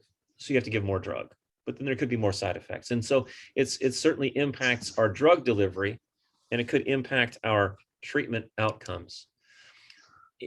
Indeed, tobacco use impacts survival. many different cancers, poorer survival with smoking. And these deaths from all these cancers, we're trying to avoid that and prevent that. And we are giving drugs, we're doing surgery, we're giving radiation treatment to try to improve survival in life. And yet we have a controllable risk factor contributing to death that is often ignored. And you've seen this graph a little bit earlier. Dr. Stone shared that. And I hate to be redundant, but this is such an important graph for some of our message. We know that cessation improves survival in our lung cancer patients. They have better tolerance of therapy, improved efficacy of the drugs, decreased toxicity, et cetera. In this Kaplan-Meier curve, these two graphs, that's not a painful surgery. It's not an expensive drug. It's not radiotherapy. The difference between these two cohorts was quit smoking and not. If we had a drug that gave that 9-month survival, it would be standard of care. If we had a surgery that would offer survival advantage that's statistically significant, we'd offer it to patients. This is quitting smoking, and it should be a standard part of all of our cancer care. Dr. Matthew, Dr. Yes. Matthew, your slides are not moving. Oh, they're not moving? No. Oh, crap. Okay. They're moving on my screen. Let me see if I can. Yeah, now. There's something not right about this. Can I just share my slides with you in the chat box and then you load them? Is that okay? Yeah, is that okay, sir? Just share. Thanks. Okay. All right.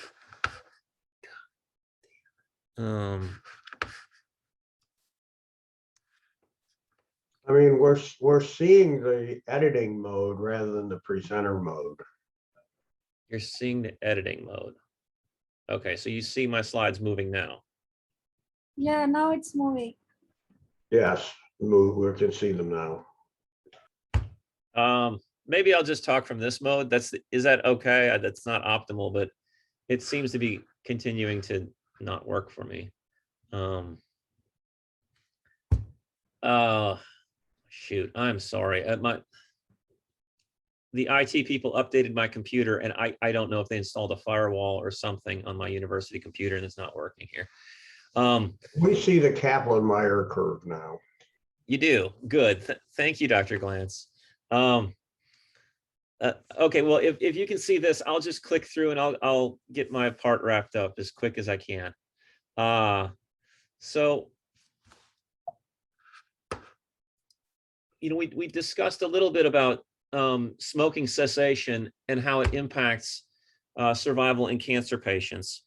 All of us, everywhere in the world, have been impacted by this viral respiratory pandemic. And while this is a stressful time, and it's a time of isolation and challenges and anxiety, less care, there's a lot of benefits for quitting now. This is some work we did with the Society of Thoracic Surgeons to try to address that and talk about how it is a great time, and it may be a even more opportune moment and teachable moment for patients. So there's increased awareness of respiratory health. People have realized the importance of quitting smoking, and now, particularly with adjuncts that we have, either web-based, telephone-based, or distance health, we can try to improve cessation throughout our healthcare systems. But our framework for cessation, we talked about the 5 A's, or condensed to an ask, advise, and refer model. I'm not going to go through that in detail because we've heard about that, but that's what we use here. And in regards to smoking cessation guidelines, there's lots of guidelines out there.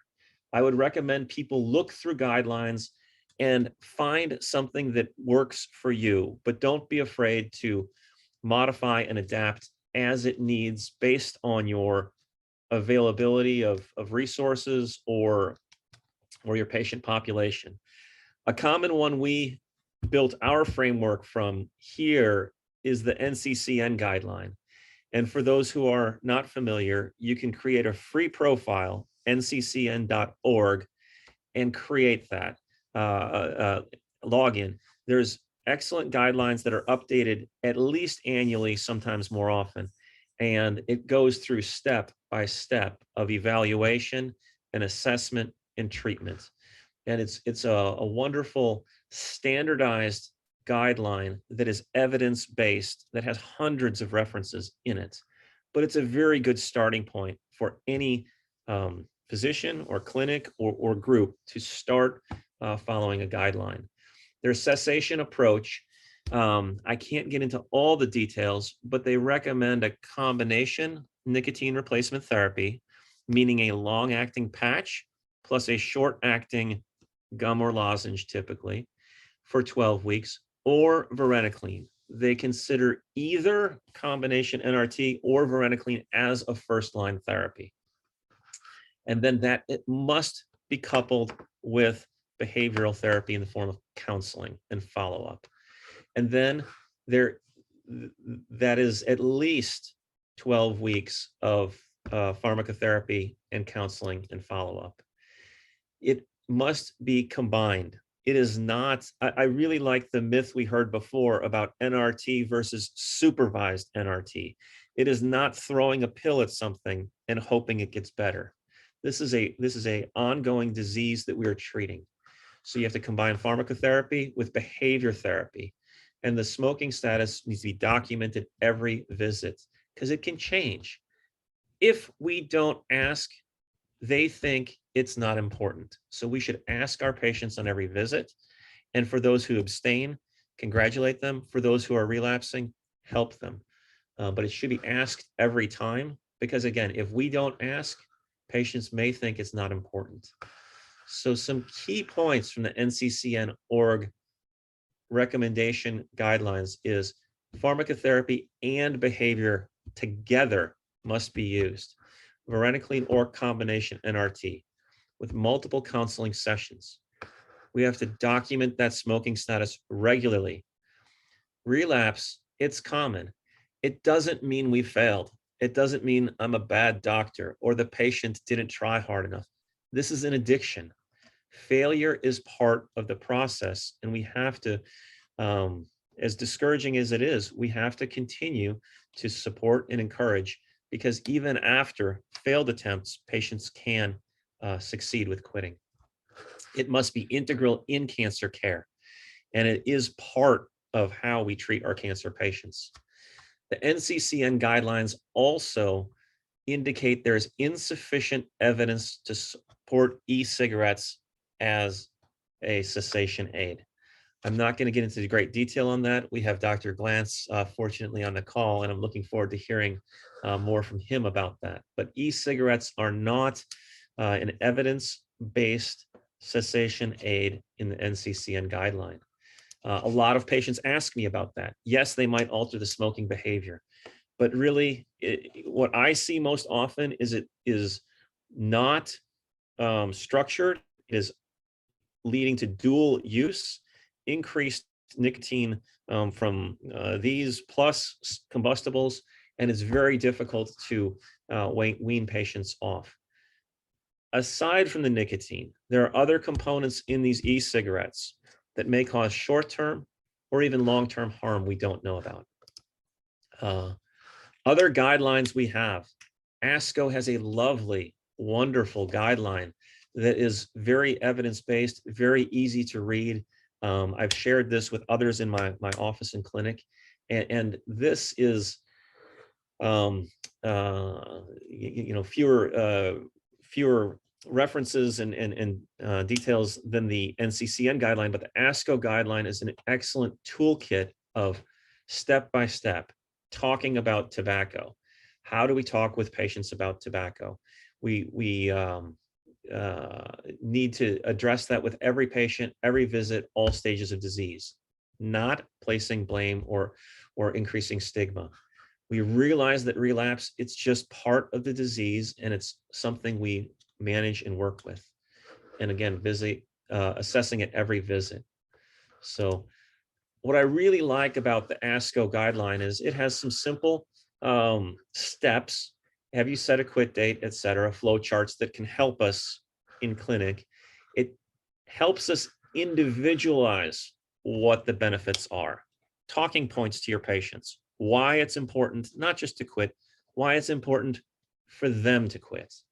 And what I really like is, this is very fine print, but when you get into the ISCO guidelines, it has the common barriers, the common things we all hear from patients. But I've cut down. Isn't that good enough? Well, now's not a good time. I'm pretty stressed. You know, I've tried everything. Quitting doesn't work for me. The medications don't work for me. All of these things we've heard, and they have structured responses to these common concerns. They call them excuses here, but I think that's a little bit blame laden. I hear it more as a barrier or a concern from the patients, but they have physician responses that are structured, that are excellent. And I don't use these word by word, but it's given me good ways to think about how to address these things in patients. And in summary, this ISCO guide, it is available online. It's free. Anyone can download it. It helps us understand how to treat nicotine dependence in our clinical workspace. It is an addiction to nicotine, and we have to treat it as such. Incremental, realistic goals with quit dates and follow-up is important. This physician recommended evidence-based cessation strategies include pharmacotherapy and counseling together. We have to include both. And now the counseling could be telephone counseling, phone follow-up, other things like that, but it's not just medications alone. E-cigarettes or smokeless tobacco should not be used. It's not evidence-based. And we have to individualize it. So again, the ISCO guide does have a framework of the 5 A's, but we can also look at ask, advise, and a refer, because the physician recommendation alone isn't enough. They need the next step. There is some excellent links, and there's hundreds of things on the web. I like to stick with just a couple guidelines and adapt those the best way I can to my clinic, rather than trying to read 24 guidelines. For me, it gets a little confusing. I start with something that's broad, and then I see how it adapts to our clinical workspace.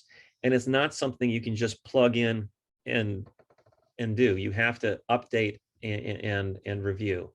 I did have a slide in here and it skipped, but it was about the medication updates.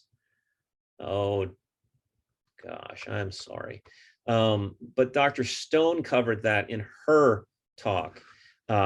In summary, the ATS guideline gave very strong recommendations for varenicline as a first-line therapy. And that's another thing that we have adapted as our first-line drug. So our take-home messages: tobacco use, it impacts clinical outcomes, and in the cessation, it has benefits in short-term and long-term endpoints. These guidelines are guides. Failure is common. It doesn't mean that I failed, or the nurse didn't counsel well enough, or the patient didn't do it right. These things aren't foolproof. Even in the best centers, cessation is not 100%. So we have to be accepting of that, resilient, and make plan B and plan C. And some of these guidelines, you have to adapt to your setting and see how you can implement it in your environment. But overall, smoking and tobacco impacts health. My goal as a surgeon isn't just to do operations and cut out cancer. My overarching goal is to help patients live a longer, better life. And this is an integral key part of that. And you know, if a stubborn surgeon who can't even figure out PowerPoint screen share on his university computer can learn about these things. Anyone can, I think. And it's very important to implement that in our clinical spaces using these guidelines. So thank you. And I apologize for the glitches. I kept hitting screen sharing and it just wasn't accepting it. But thank you for your time. Thank you, Dr. Matthew. We are running short of time, so you are not going to take up any questions. We are moving on to the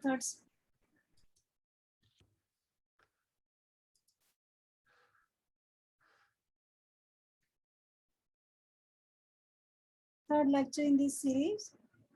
Dr. Pawan Gupta is going to speak on behalf of Dr. Alok Thakur. As he has some emergency, he is not able to participate in this conference. Dr. Pawan, we are running short of time. Can you? I will be trying to be as brief as possible. Yeah, no problem. Thank you so much. Thank you so much. I'll just give some practical tips on how to involve the youth, and which I've been doing extensively. Right. So I need the screen. I got it.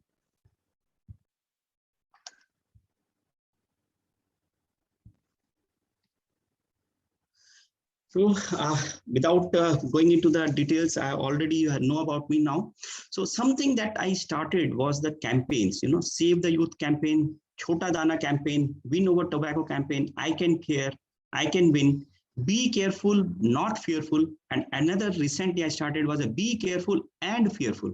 I'll be just talking very shortly on this boosting tobacco prevention and treatment in young people. And that's what I have done, Save the Youth campaign. Just a little thought process, and I'm really glad Dr. Matthews highlighted some of the points that I had alluded to in my talk, and specifically the SNRT and AAR. So thank you so much, Matthews. And this is what I have done, and this is whatever I have done. I'm just talking about it.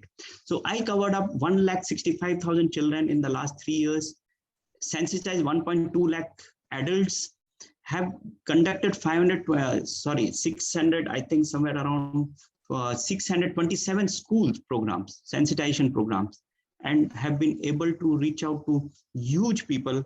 And we covered more than 1,65,000 through webinars last year. So this is a very designed program and how to reach out to these people. So just coming to the youth, youths are versatile, they are multi-talented, they're smart, but yet gullible. They are easily manipulated. And that's what the tobacco industry is doing. Talented, yet have insecurities of social distancing and the fear of rejection right now. Yes, extremely energetic and full of vigor, but don't know how to harness it in the right direction. Stressed with emotions. These are the facts that our youths have. And the typical scenario is that we have got all these hookah bars, the cigarettes, everything is available, the advertisements. And so these people, these youngsters have got a high chance of getting into this. Not only these newly things which have been coming up, this hookah and other things which are coming up. So, but the future of students, like, who are smoking, chewing or vaping, they have got physical impact, they have got social impact, and they have got mental impact. I'm not getting into the details of it because I want to address how we can get them involved into the society. You see, the addiction and behavior is the child who even tries for once, they are slaves forever. And more importantly, it's a gateway to the other drugs. And this is what is happening. And the anxiety, the irritability, so many things that is happening. This is what the problem. And in India as compared to the US, what we are talking, what Matthew is talking, what others are talking about, US or UK, we have got many more varieties of tobacco, which is available freely in the market and at a very cheaper cost. If 5 rupees, you will get 20 BDs, so it's very, very cheap. And that is what is happening, the smoking tobacco, the smokeless forms, we don't need that. In India, there is no need for cigarettes, and it is all in the market and easily available. And these companies, because of whatever the reasons, they are they really entice the youths to take that. And more than that, if it was the poor people, now it is the rich which are being targeted, especially with these vaping devices, and we are going to have the next talk. And this is what is happening, the tobacco, which is causing personal harms due to these vaping devices, and these youths are not aware of it. So we need to make them aware. And this is something what I would say, tobacco is going to cause some or the other disease at some point of life, whatever it is. This young man, he's just 42 years and he was an astrologer, but he did not know he could not even predict his own life, but we could predict his life when he was taking tobacco. And this is what is happening. The tobacco industries, they are targeting youth and now the young women. This is where the main problem is. Youth and the young women are a major target of opportunity for the tobacco industry, which needs to recruit new users to replace the nearly half of the current users who will die prematurely from tobacco-related disease. As I said earlier, it's like a balloon, around 5,500 children are taking or starting tobacco every day. 3,700 people are dying every day. And then every year, every day, 1,300 or 1,800 people, new users are getting accumulated extra. It's inflating. The balloon is keeping on inflating until unless we have more people coming out of it for tobacco cessation, and more people are stopped from entering into that balloon. So this is where we are taking, and just a small few slides of taking how these youths are affected and how we can actually make the youth believe that, understand what is in store for them. For youth, cancer may be a very distant away. A cardiovascular heart disease or problem may be very distant, but when you talk of the youth, which is really affecting them, which will catch up with them, and that is this thing, very small, simple things, the kiss, but not with the tobacco user. That's what we have said. If you are getting married, please make sure what you're doing. Just look at this, kissing a tobacco user, it smells horrible, tastes awful, liberate toxins, perform. Do I have to say that? What the performance would be so smokers, cough, chewers, spit, so many things. And just look at what the performance would be. A male, he's impotent and he will be diseased at some point and he will have a painful death. A female will be more likely to be infertile and he, of course, will have more disease and painful. It's again a painful death. So be careful when choosing your partner. This is what I say. You take in tobacco not for marriage, and this is smoking harms your sex life. These small things affects the children, the youths much more than talking them about smoking and cancer or cardiovascular, because probably they would have. And these are some of the things. A message to the youth in future: if you are a tobacco user, you will not be a choice for employment. Right? You are unlikely to be a choice for marriage. Be smart, make the right choice. So this is what makes an important way how we can address the children. And most of the time it is at the political will to ban. Where is the political will to ban? It's a money matters, money everywhere. For the filmmaker who is putting money, he is getting a lot of money. The celebrities are getting money. The government is getting money. The politicians are getting money. The manufacturer is getting money. The vendor is getting money. The farmer is getting money. So it's the money all around. But what about the consumer? Consumer dies a painful death. It's all about money. 43,000 crore or 430,000 crore of tax revenue. Tobacco manufacturers, biggest funder of politicians and film industry. No public demand to ban. This is the most important problem. We are talking in conferences, we are talking in closed doors that it should be banned, it should be banned. Where is that public demand? When will we actually come together and stand at Jantar Mantar or the India Gate or that thing, demanding our politicians to ban tobacco? But this is what is there. So it is affecting. A huge army is required to take care of these children. And this is where we started the Save the Youth, a solution to curb all menace of tobacco. That's the Save the Youth. And what is the Save the Youth campaign? It's sensitization, assistance, volunteer training, and enforcement. And this, I will not get into the debate, but just talking about sensitization. Sensitization implies be smart, do not start, number one. Number two, it's possible to quit. Win over tobacco is made easy. And the third very important thing that I tell to the people and tell everyone, to the students, Please be careful and fearful of the people taking tobacco around you, right? Because they are going to somehow going to harm you. So these are the sensitization program that we go to the schools and talk to the people, talk to the children. And of course, there's an assistance program. We have already, Dr. Matthews has given so much of details, but what we have done is we have started it in a very systematic or a systematic way. So creating the visibility and creating the network. And that is where I have put the marshals. We have to have marshals all around. And these are some of our book, very easy to read, and it is now available in multiple languages. It is a comic book, very easy to read for the children. Be smart, do not start. Jagruk rahe, praram na kare. Jagruka ruhantu, prarambha karantu nahi. And there is multiple in Odia, in multiple languages. And then what we started is these games, the tobacco games for the children, because the children get enticed, or they're very handy on the smartphones. So we started these tobacco games, the smoke runners, the memory flip. When they read, or when they learn, when they play these games, they get to know about tobacco. And then this is another very important thing that we tell to our patient, to the children, kisi bhi prakar ka, whatever the way, whether it is pan masala or whatever it is being done, and so many people are advertising it, or even on the TV. Why we are not getting? Please never again try to take it.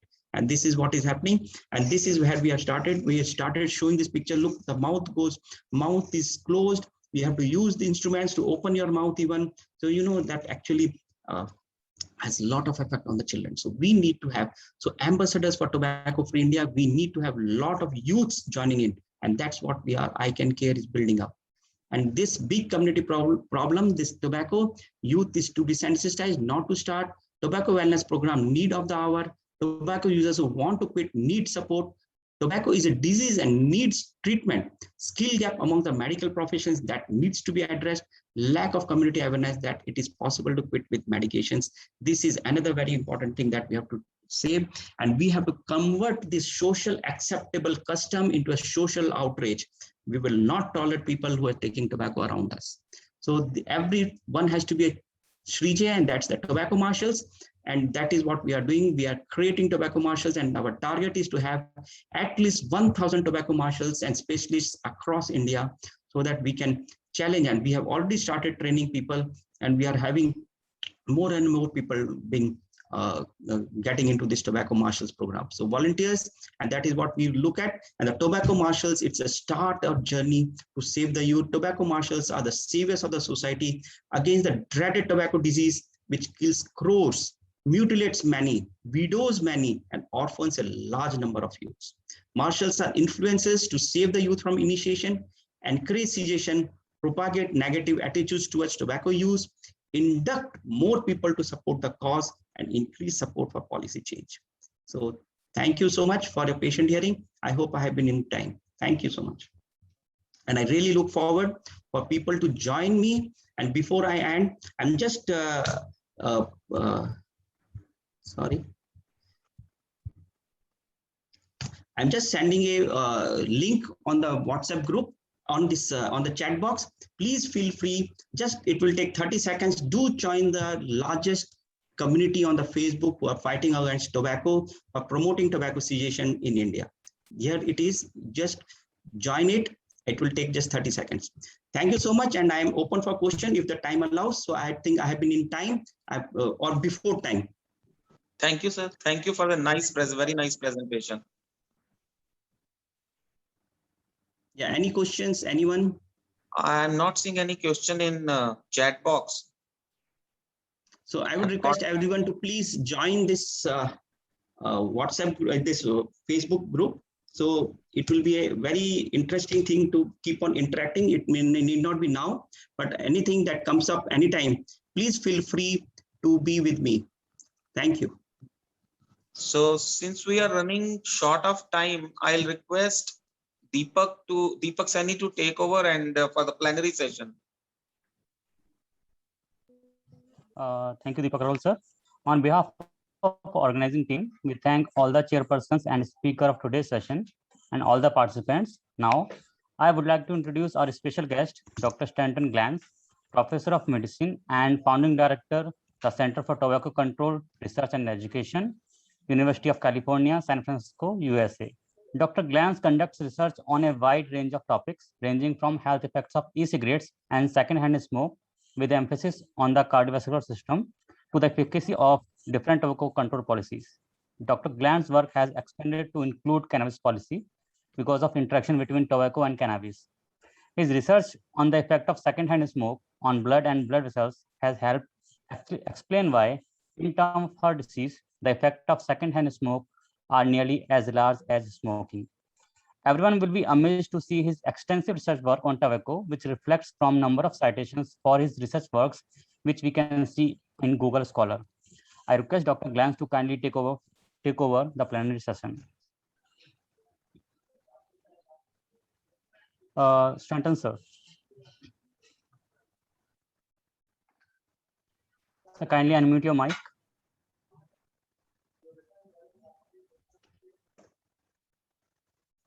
Sir, you. Yeah. I'm having to, I just need to share my screen.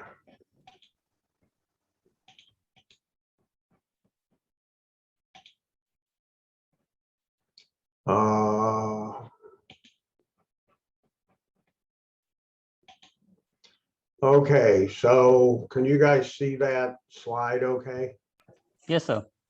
Okay, well, I'm going to be talking about e-cigarettes or electronic nicotine delivery systems.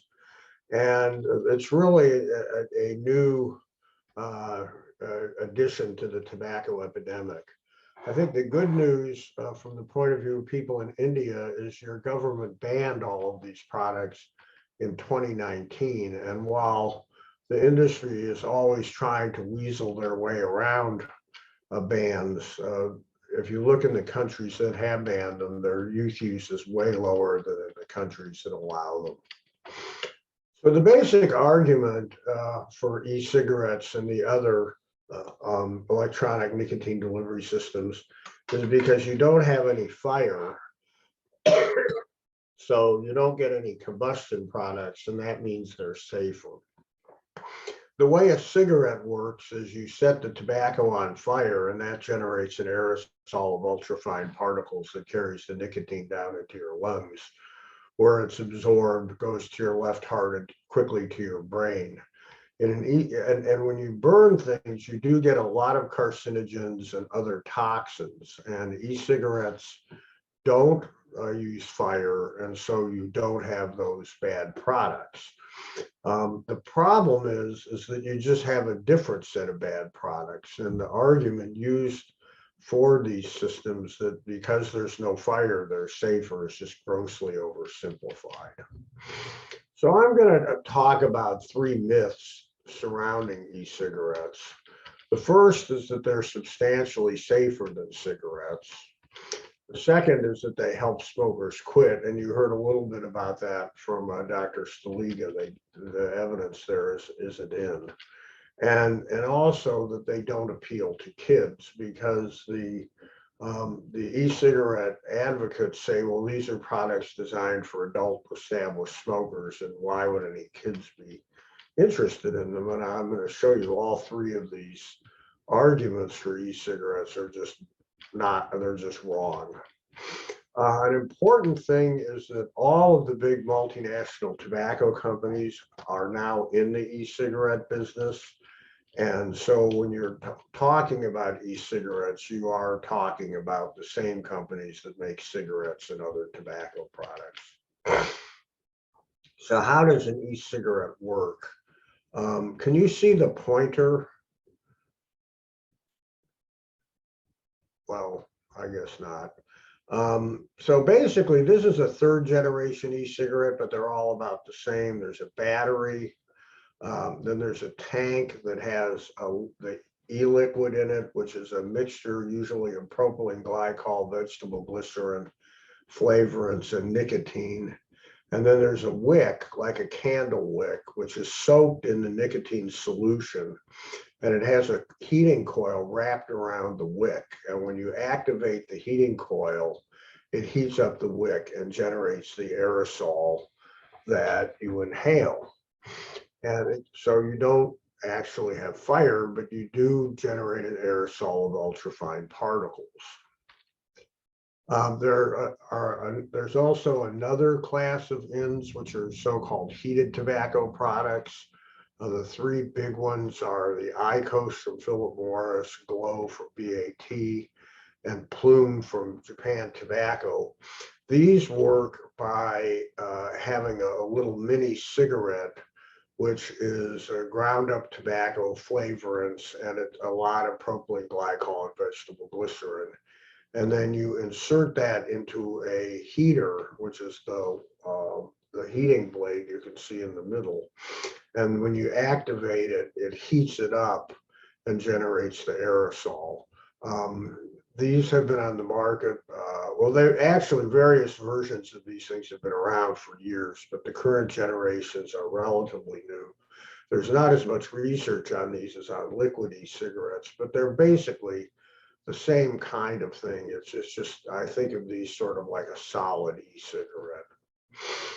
Now, the dominant brand is Juul, which was invented here in San Francisco. And there are several things about this product that were very innovative and allowed them to take over the market, although they are being eclipsed with other similar products now. The first thing, if you look at the Juul, the blue thing is the battery and the electronics, and then the black cap is where the e-liquid and the heating system are. And the first thing about Juul, which was very innovative, is it doesn't look like a cigarette. Earlier versions of e-cigarettes were meant to mimic cigarettes. Juul figured out that a lot of people, especially kids, don't like cigarettes. And so if we make it look like something else, that'll make it more appealing. They also had a very aggressive marketing plan using social media that I'm not going to get into, but it was very successful. But the other really major innovation that occurred with Juul was changing the chemical form of the nicotine which is delivered. Conventional cigarettes and earlier generation e-cigarettes deliver freebase nicotine. It's very basic or alkaline, it's irritating to the throat, and it's actually pretty hard to inhale nicotine.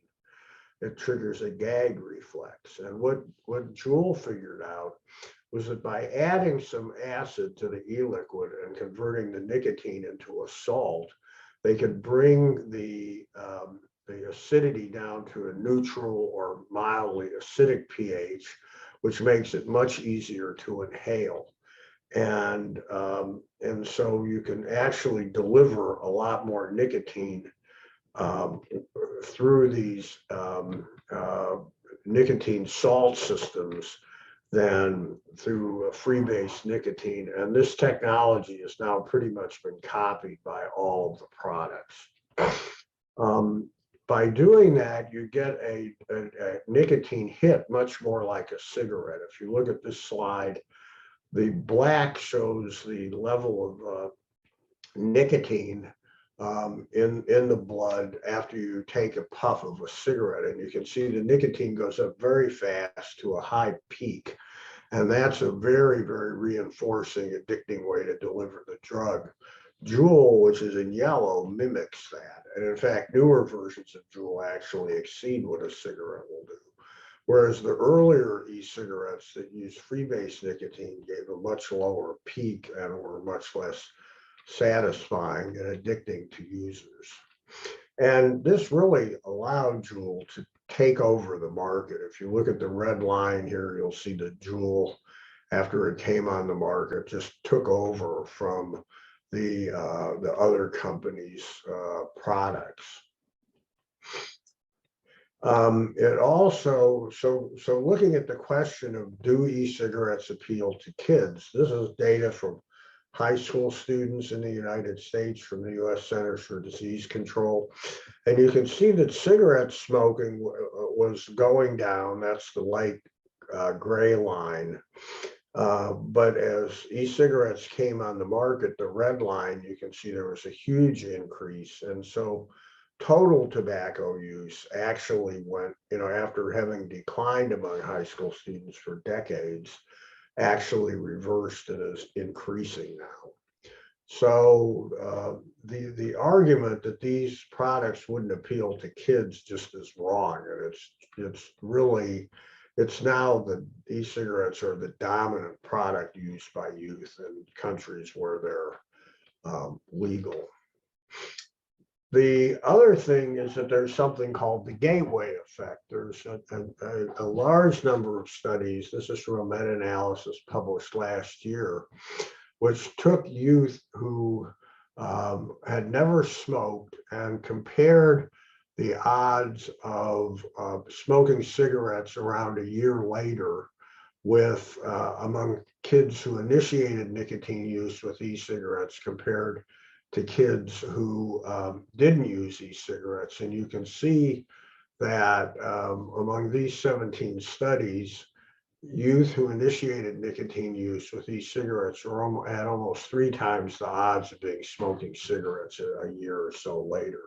There have been several more studies published since this meta-analysis that show the same thing. And in fact, it's looking like the gateway effect is actually getting stronger, which may reflect the improved technology of the newer salt-based e-cigarettes.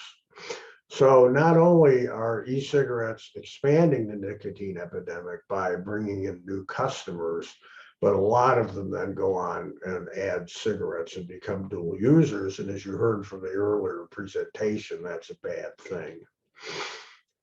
And in fact, there are some really excellent modeling studies that have been done. This was some years ago that found, because you hear the argument that, well, e-cigarettes will help adults quit, but as you heard earlier, they're not officially recommended for that. But even taking very optimistic assumptions about e-cigarettes for smoking cessation, 80 kids started for every smoker that quit.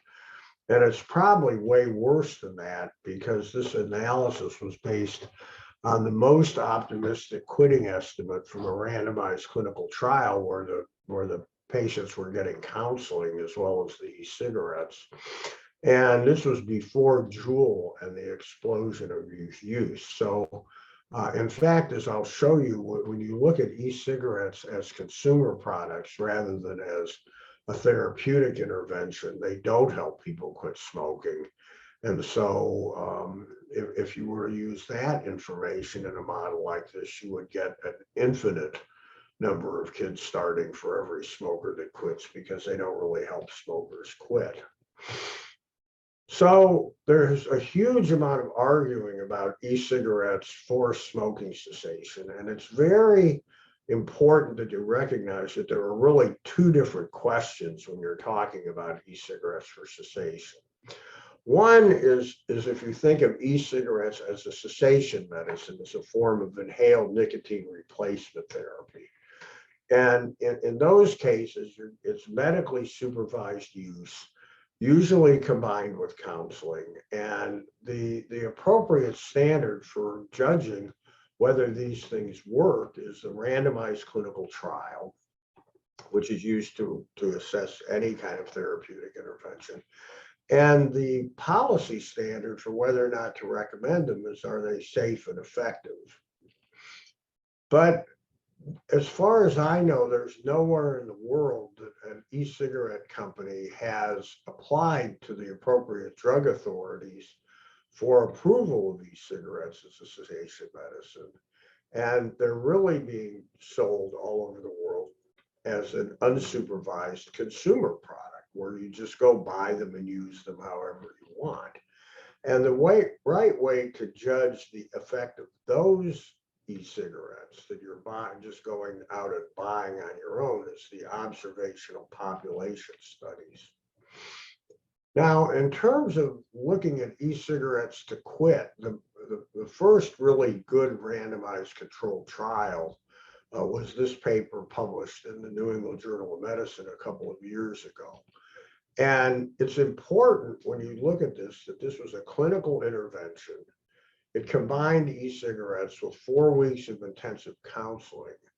And in fact, there, at least as of about a year ago, when we did a meta-analysis on this, we found 9 randomized controlled trials of e-cigarettes for smoking cessation, again, delivered as a clinical intervention. And they did show efficacy, that they were associated with increased quitting. But if you looked a year later, 80% of the people who were randomized to e-cigarettes were still using them a year later versus 9% for nicotine replacement therapy. And as you know, when you're assessing a clinical intervention, you have to look not only at efficacy, but safety. And I'm going to show you that e-cigarettes have a lot of adverse effects. And you know, again, no e-cigarette company that I know of has gone to the FDA here in the United States or comparable drug authorities anywhere else in the world. But I think while they might be able to meet the efficacy bar as part of a clinically supervised program, I doubt that they would be past the safety test. But if you look at those 9 clinical trials, you can see that overall, the people randomized to e-cigarettes who were given free e-cigarettes had about a 50% increase in quitting. Now, this is, you know, okay, but it's not particularly great compared to the other existing therapies. And most interestingly, nobody has done a head-to-head comparison of e-cigarettes against varenicline, which you heard earlier is a very powerful therapy. If, on the other hand, you look at the population studies, you'll see that overall, if you go down to the very bottom, e-cigarettes are not statistically significantly associated with quitting. So smokers who use e-cigarettes are no more likely to give up the cigarettes than smokers who aren't using e-cigarettes. So at a population level, they're not helping people quit smoking. And again, I think India is lucky in that these products are illegal in India, which is protecting you at least somewhat from this scourge.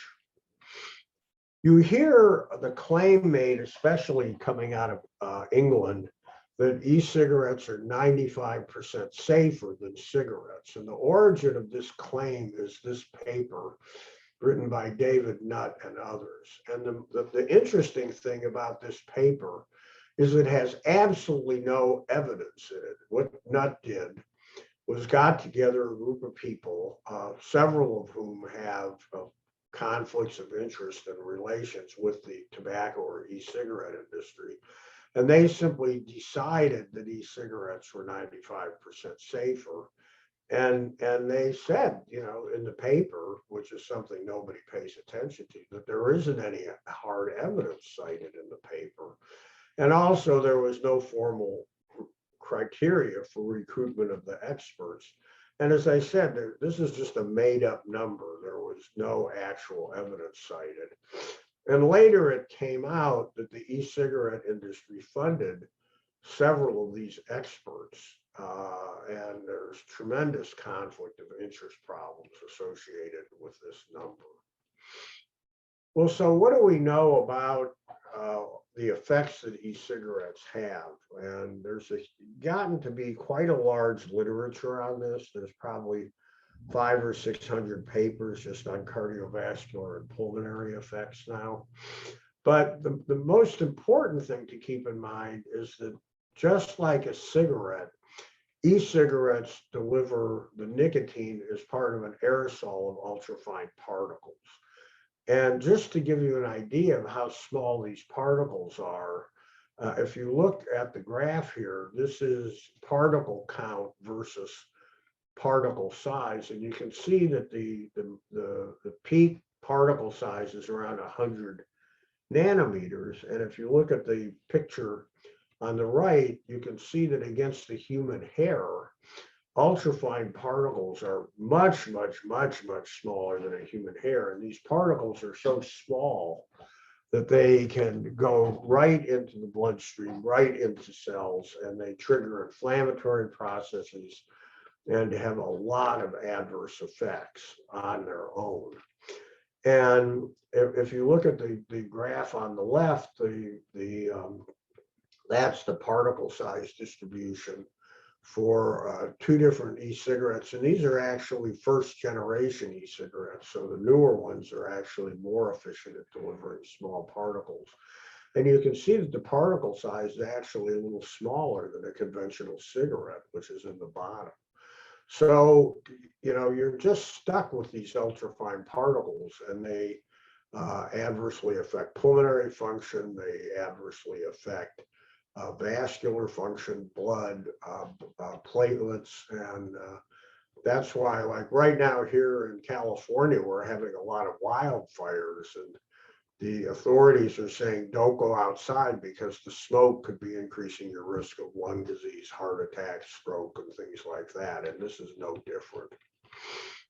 Another thing that's very important when thinking about the effects of these particles is that the dose response is highly nonlinear. This is actually data from air pollution, active smoking, and passive smoking. And what you can see is that the risk of a cardiovascular event go up very rapidly as you increase particle exposure. And then the risks tend to go up, but very low exposures bring substantial risks. So the idea that e-cigarettes well, they're not exposing you to lower levels of particles, but these are very important effects. And, one of the first adverse cardiovascular effects that was identified is effects on vascular function.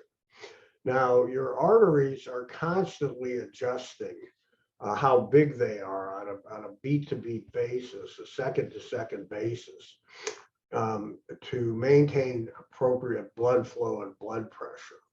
And this is done through something called flow-mediated dilation, or FMD.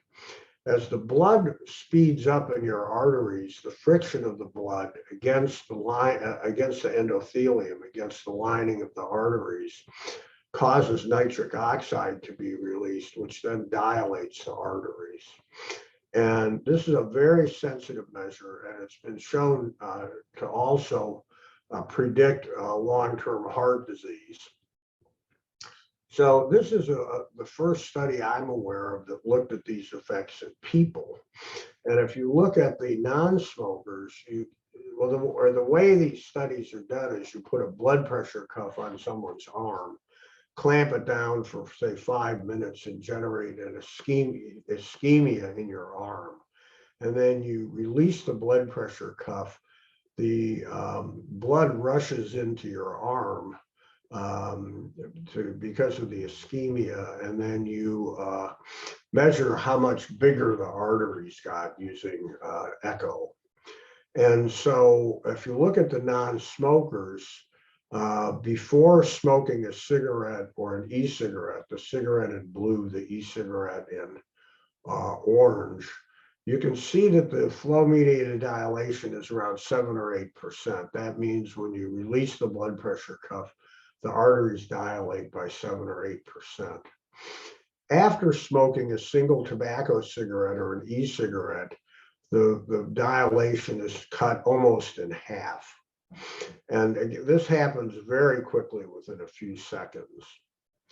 If you now go to the right-hand panel and look at the smokers, you can see that they have lower FMD than the non-smokers do. The chronic exposure to cigarette smoke damages the arteries and reduces the ability to dilate. But even among these smokers where you already have compromised arterial function, after smoking a cigarette or an e-cigarette, you get an additional drop in the ability of arteries to dilate and service your cardiovascular needs.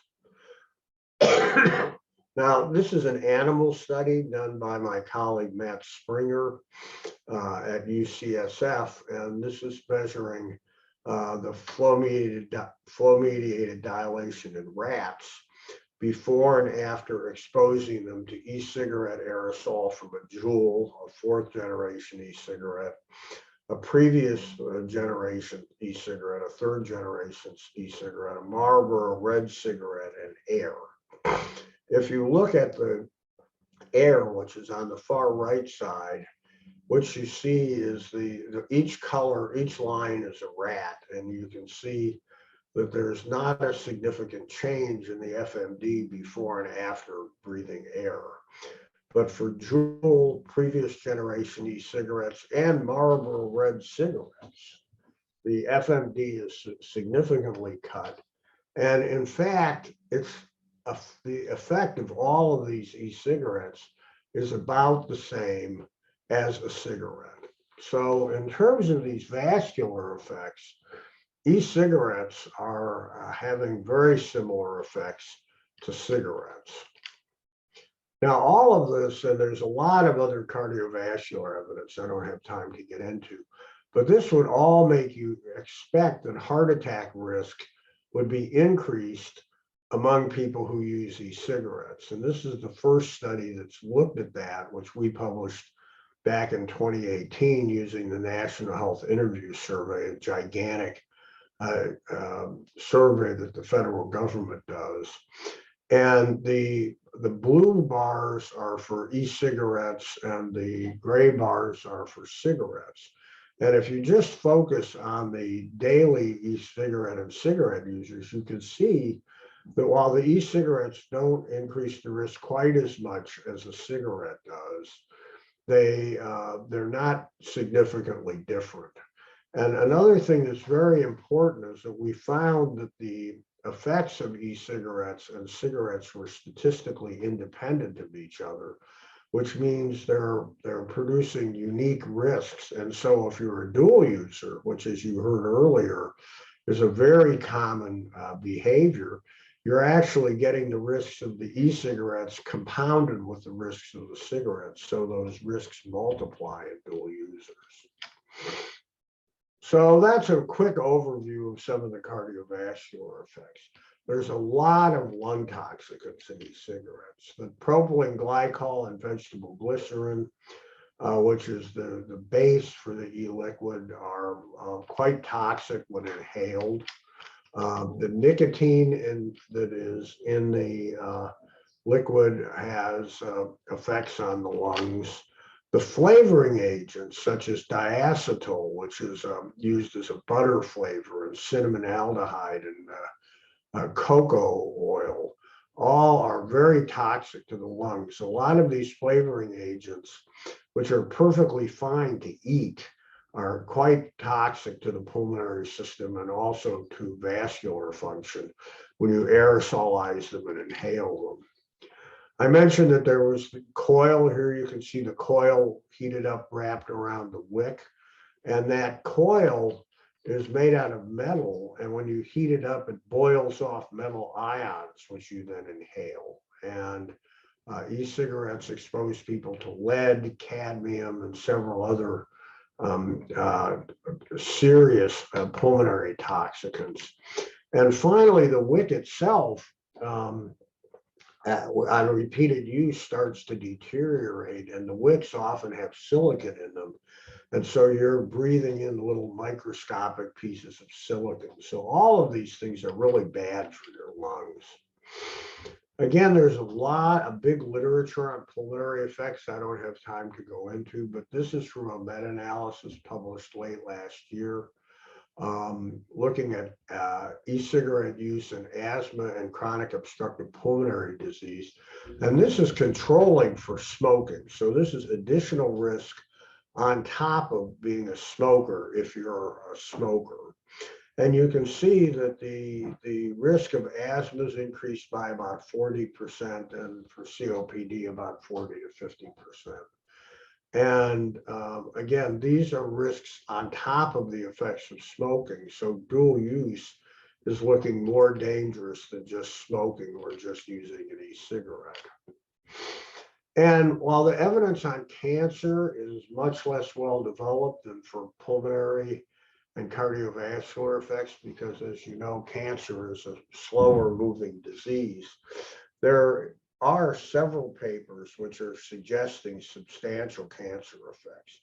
This is a study from USC where they took cheek swabs and looked at cancer-related genes that were upregulated or downregulated in bad ways. And what they found was while the e-cigarette users had fewer cancer-related genes that were adversely affected by e-cigarette use, it was only about 20 or 30% fewer. So there's still a substantial cancer risk. The other thing that's really interesting is if you look at the genes, you'll see that while some of the cancer-related genes that were adversely affected by e-cigarette use are the same as e-cigarette users and smokers, most of them are different. And so this is more evidence that the e-cigarettes are actually a unique toxicological insult to the body, not just cigarettes without as much bad stuff, which is what most people, including me, used to think.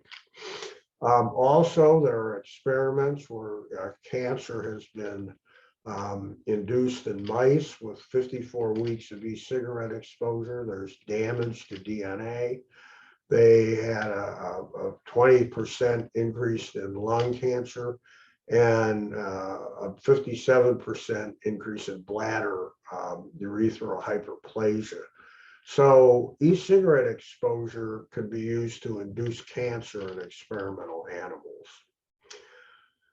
And there's other, they seem to interfere with chemotherapy along the lines of what you heard in the earlier presentation. There are several other cancer-related studies. Finally, e-cigarettes pollute the air, and bystanders around people using e-cigarettes take nicotine and other chemicals into their bodies. And so all the same arguments for smoke-free environments that apply to cigarettes apply to e-cigarettes. So what's the situation today? As I said, they're illegal in India since 2019. That was a huge fight that went on for several years to get that passed, but there are 32 countries covering about 2.4 billion people that have simply outlawed electronic nicotine delivery systems, which I think is good public policy because you avoid all the problems that have occurred in countries that allow them. And this report that I've shown here is really worth reading. It's a new report out of the WHO on the global tobacco epidemic, which has a lot of discussion of these issues. It just came out last month. I think it's very important that you support the current law and the implementation, which is it's a federal law in India, but it is implemented locally. And I can tell you, I haven't looked at India, but I've looked at several other countries, and the tobacco companies are just relentless in trying to fight these laws. So continuing to actively support the government and keep these products out of India is a really good, important thing to do. So what's the bottom line from all of this? Well, it turns out that combustion isn't as important as we thought it was. You can get a lot of bad things delivered to your body by generating the aerosol without setting the tobacco on fire. There's been rapid youth uptake in countries where these are legal. They promote progression to cigarettes. They're not helping people quit. And while I didn't get into it, there's evidence that people are moving away from effective therapies, the ones that you heard about earlier, and using e-cigarettes instead. And when they do, then it doesn't help them quit. So this is a double win for the tobacco companies. They pollute non-smokers' air. Dual use, which is the most common use pattern, where people continue to smoke while they're using the e-cigarettes, is more dangerous than just smoking. So they're having the effect of expanding and supporting the tobacco epidemic.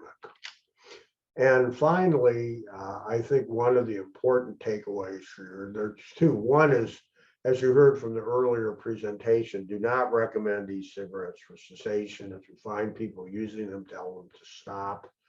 and politically maintain and support the Indian ban. So that's my presentation, and I would be happy to take any questions.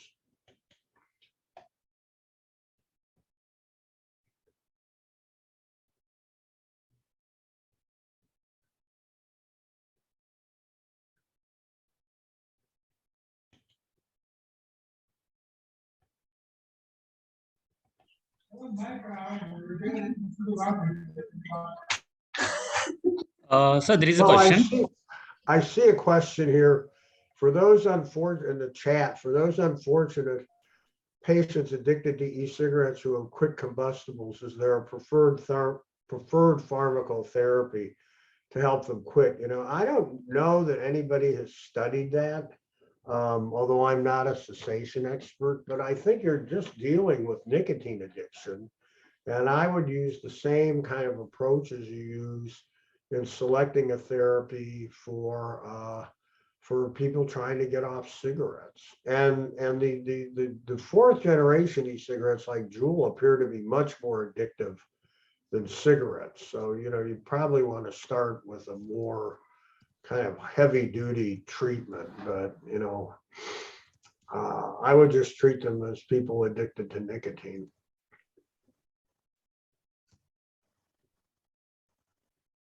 So the question here, what about risk reduction? Well, well, I think, you know, the idea, as I said, is that e-cigarettes are less risky than cigarettes because you don't have the combustion. But as I showed you, I mean, there's still more details are still being worked out. But in terms of cardiovascular effects, they seem to be not that different from a cigarette. There's some evidence for lung disease that they might actually be worse than a cigarette because of the flavoring agents and are quite pulmonary toxic.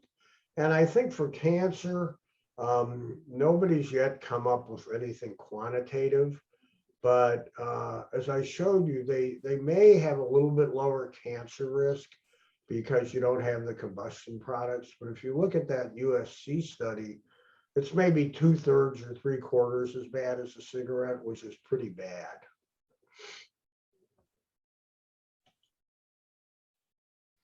Another question, why are researchers divided over ends? That's a really good question. You know, I don't know is the short answer. I think that there are a group of people who simply, I mean, again, the idea that an e-cigarette would be safer than a cigarette and would be good for helping people get off cigarettes, it's not completely crazy because you have, you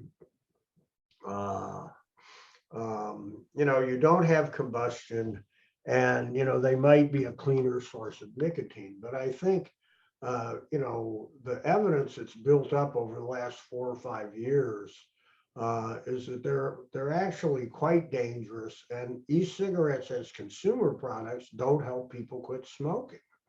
They keep people smoking. And so there is no risk reduction. You know, I think the fact that the e-cigarette companies none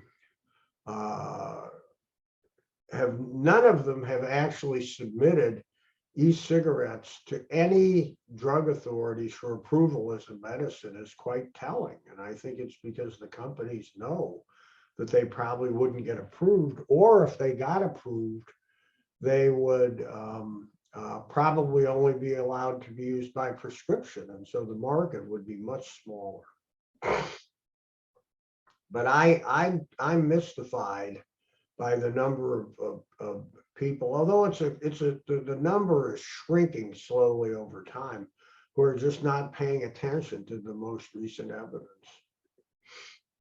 And I saw another thing in the chat about, you know, some people in England who condemned that WHO report that I showed. I mean, I think that it's, I mean, I know those people, they're friends of mine, and I am just mystified as to why they don't recognize that what the WHO is saying is right. These are bad things. And again, the question, we saw doctors condemning the WHO that ENDS should be banned because they're taking away a quitting option. You know, I think e-cigarettes as consumer products are not helping people quit. It's not a quitting option. I showed you the meta-analysis that shows that. And again, if people want to use these as medicines, they should be approved by the medical authorities and let them submit them. And if they can make the case that they're effective and safe medicines, then fine, use them by prescription. But no government anywhere in the world has made such a determination that I know of. Any relationship between ENDS use and the occurrence of COVID? You know, I haven't seen anything relating the use of ENDS to COVID infection. There's quite a large literature, although it's kind of mixed quality, showing that people who smoke and once they're diagnosed with COVID have a much higher risk of serious disease and death. But I haven't seen anything on e-cigarettes specifically.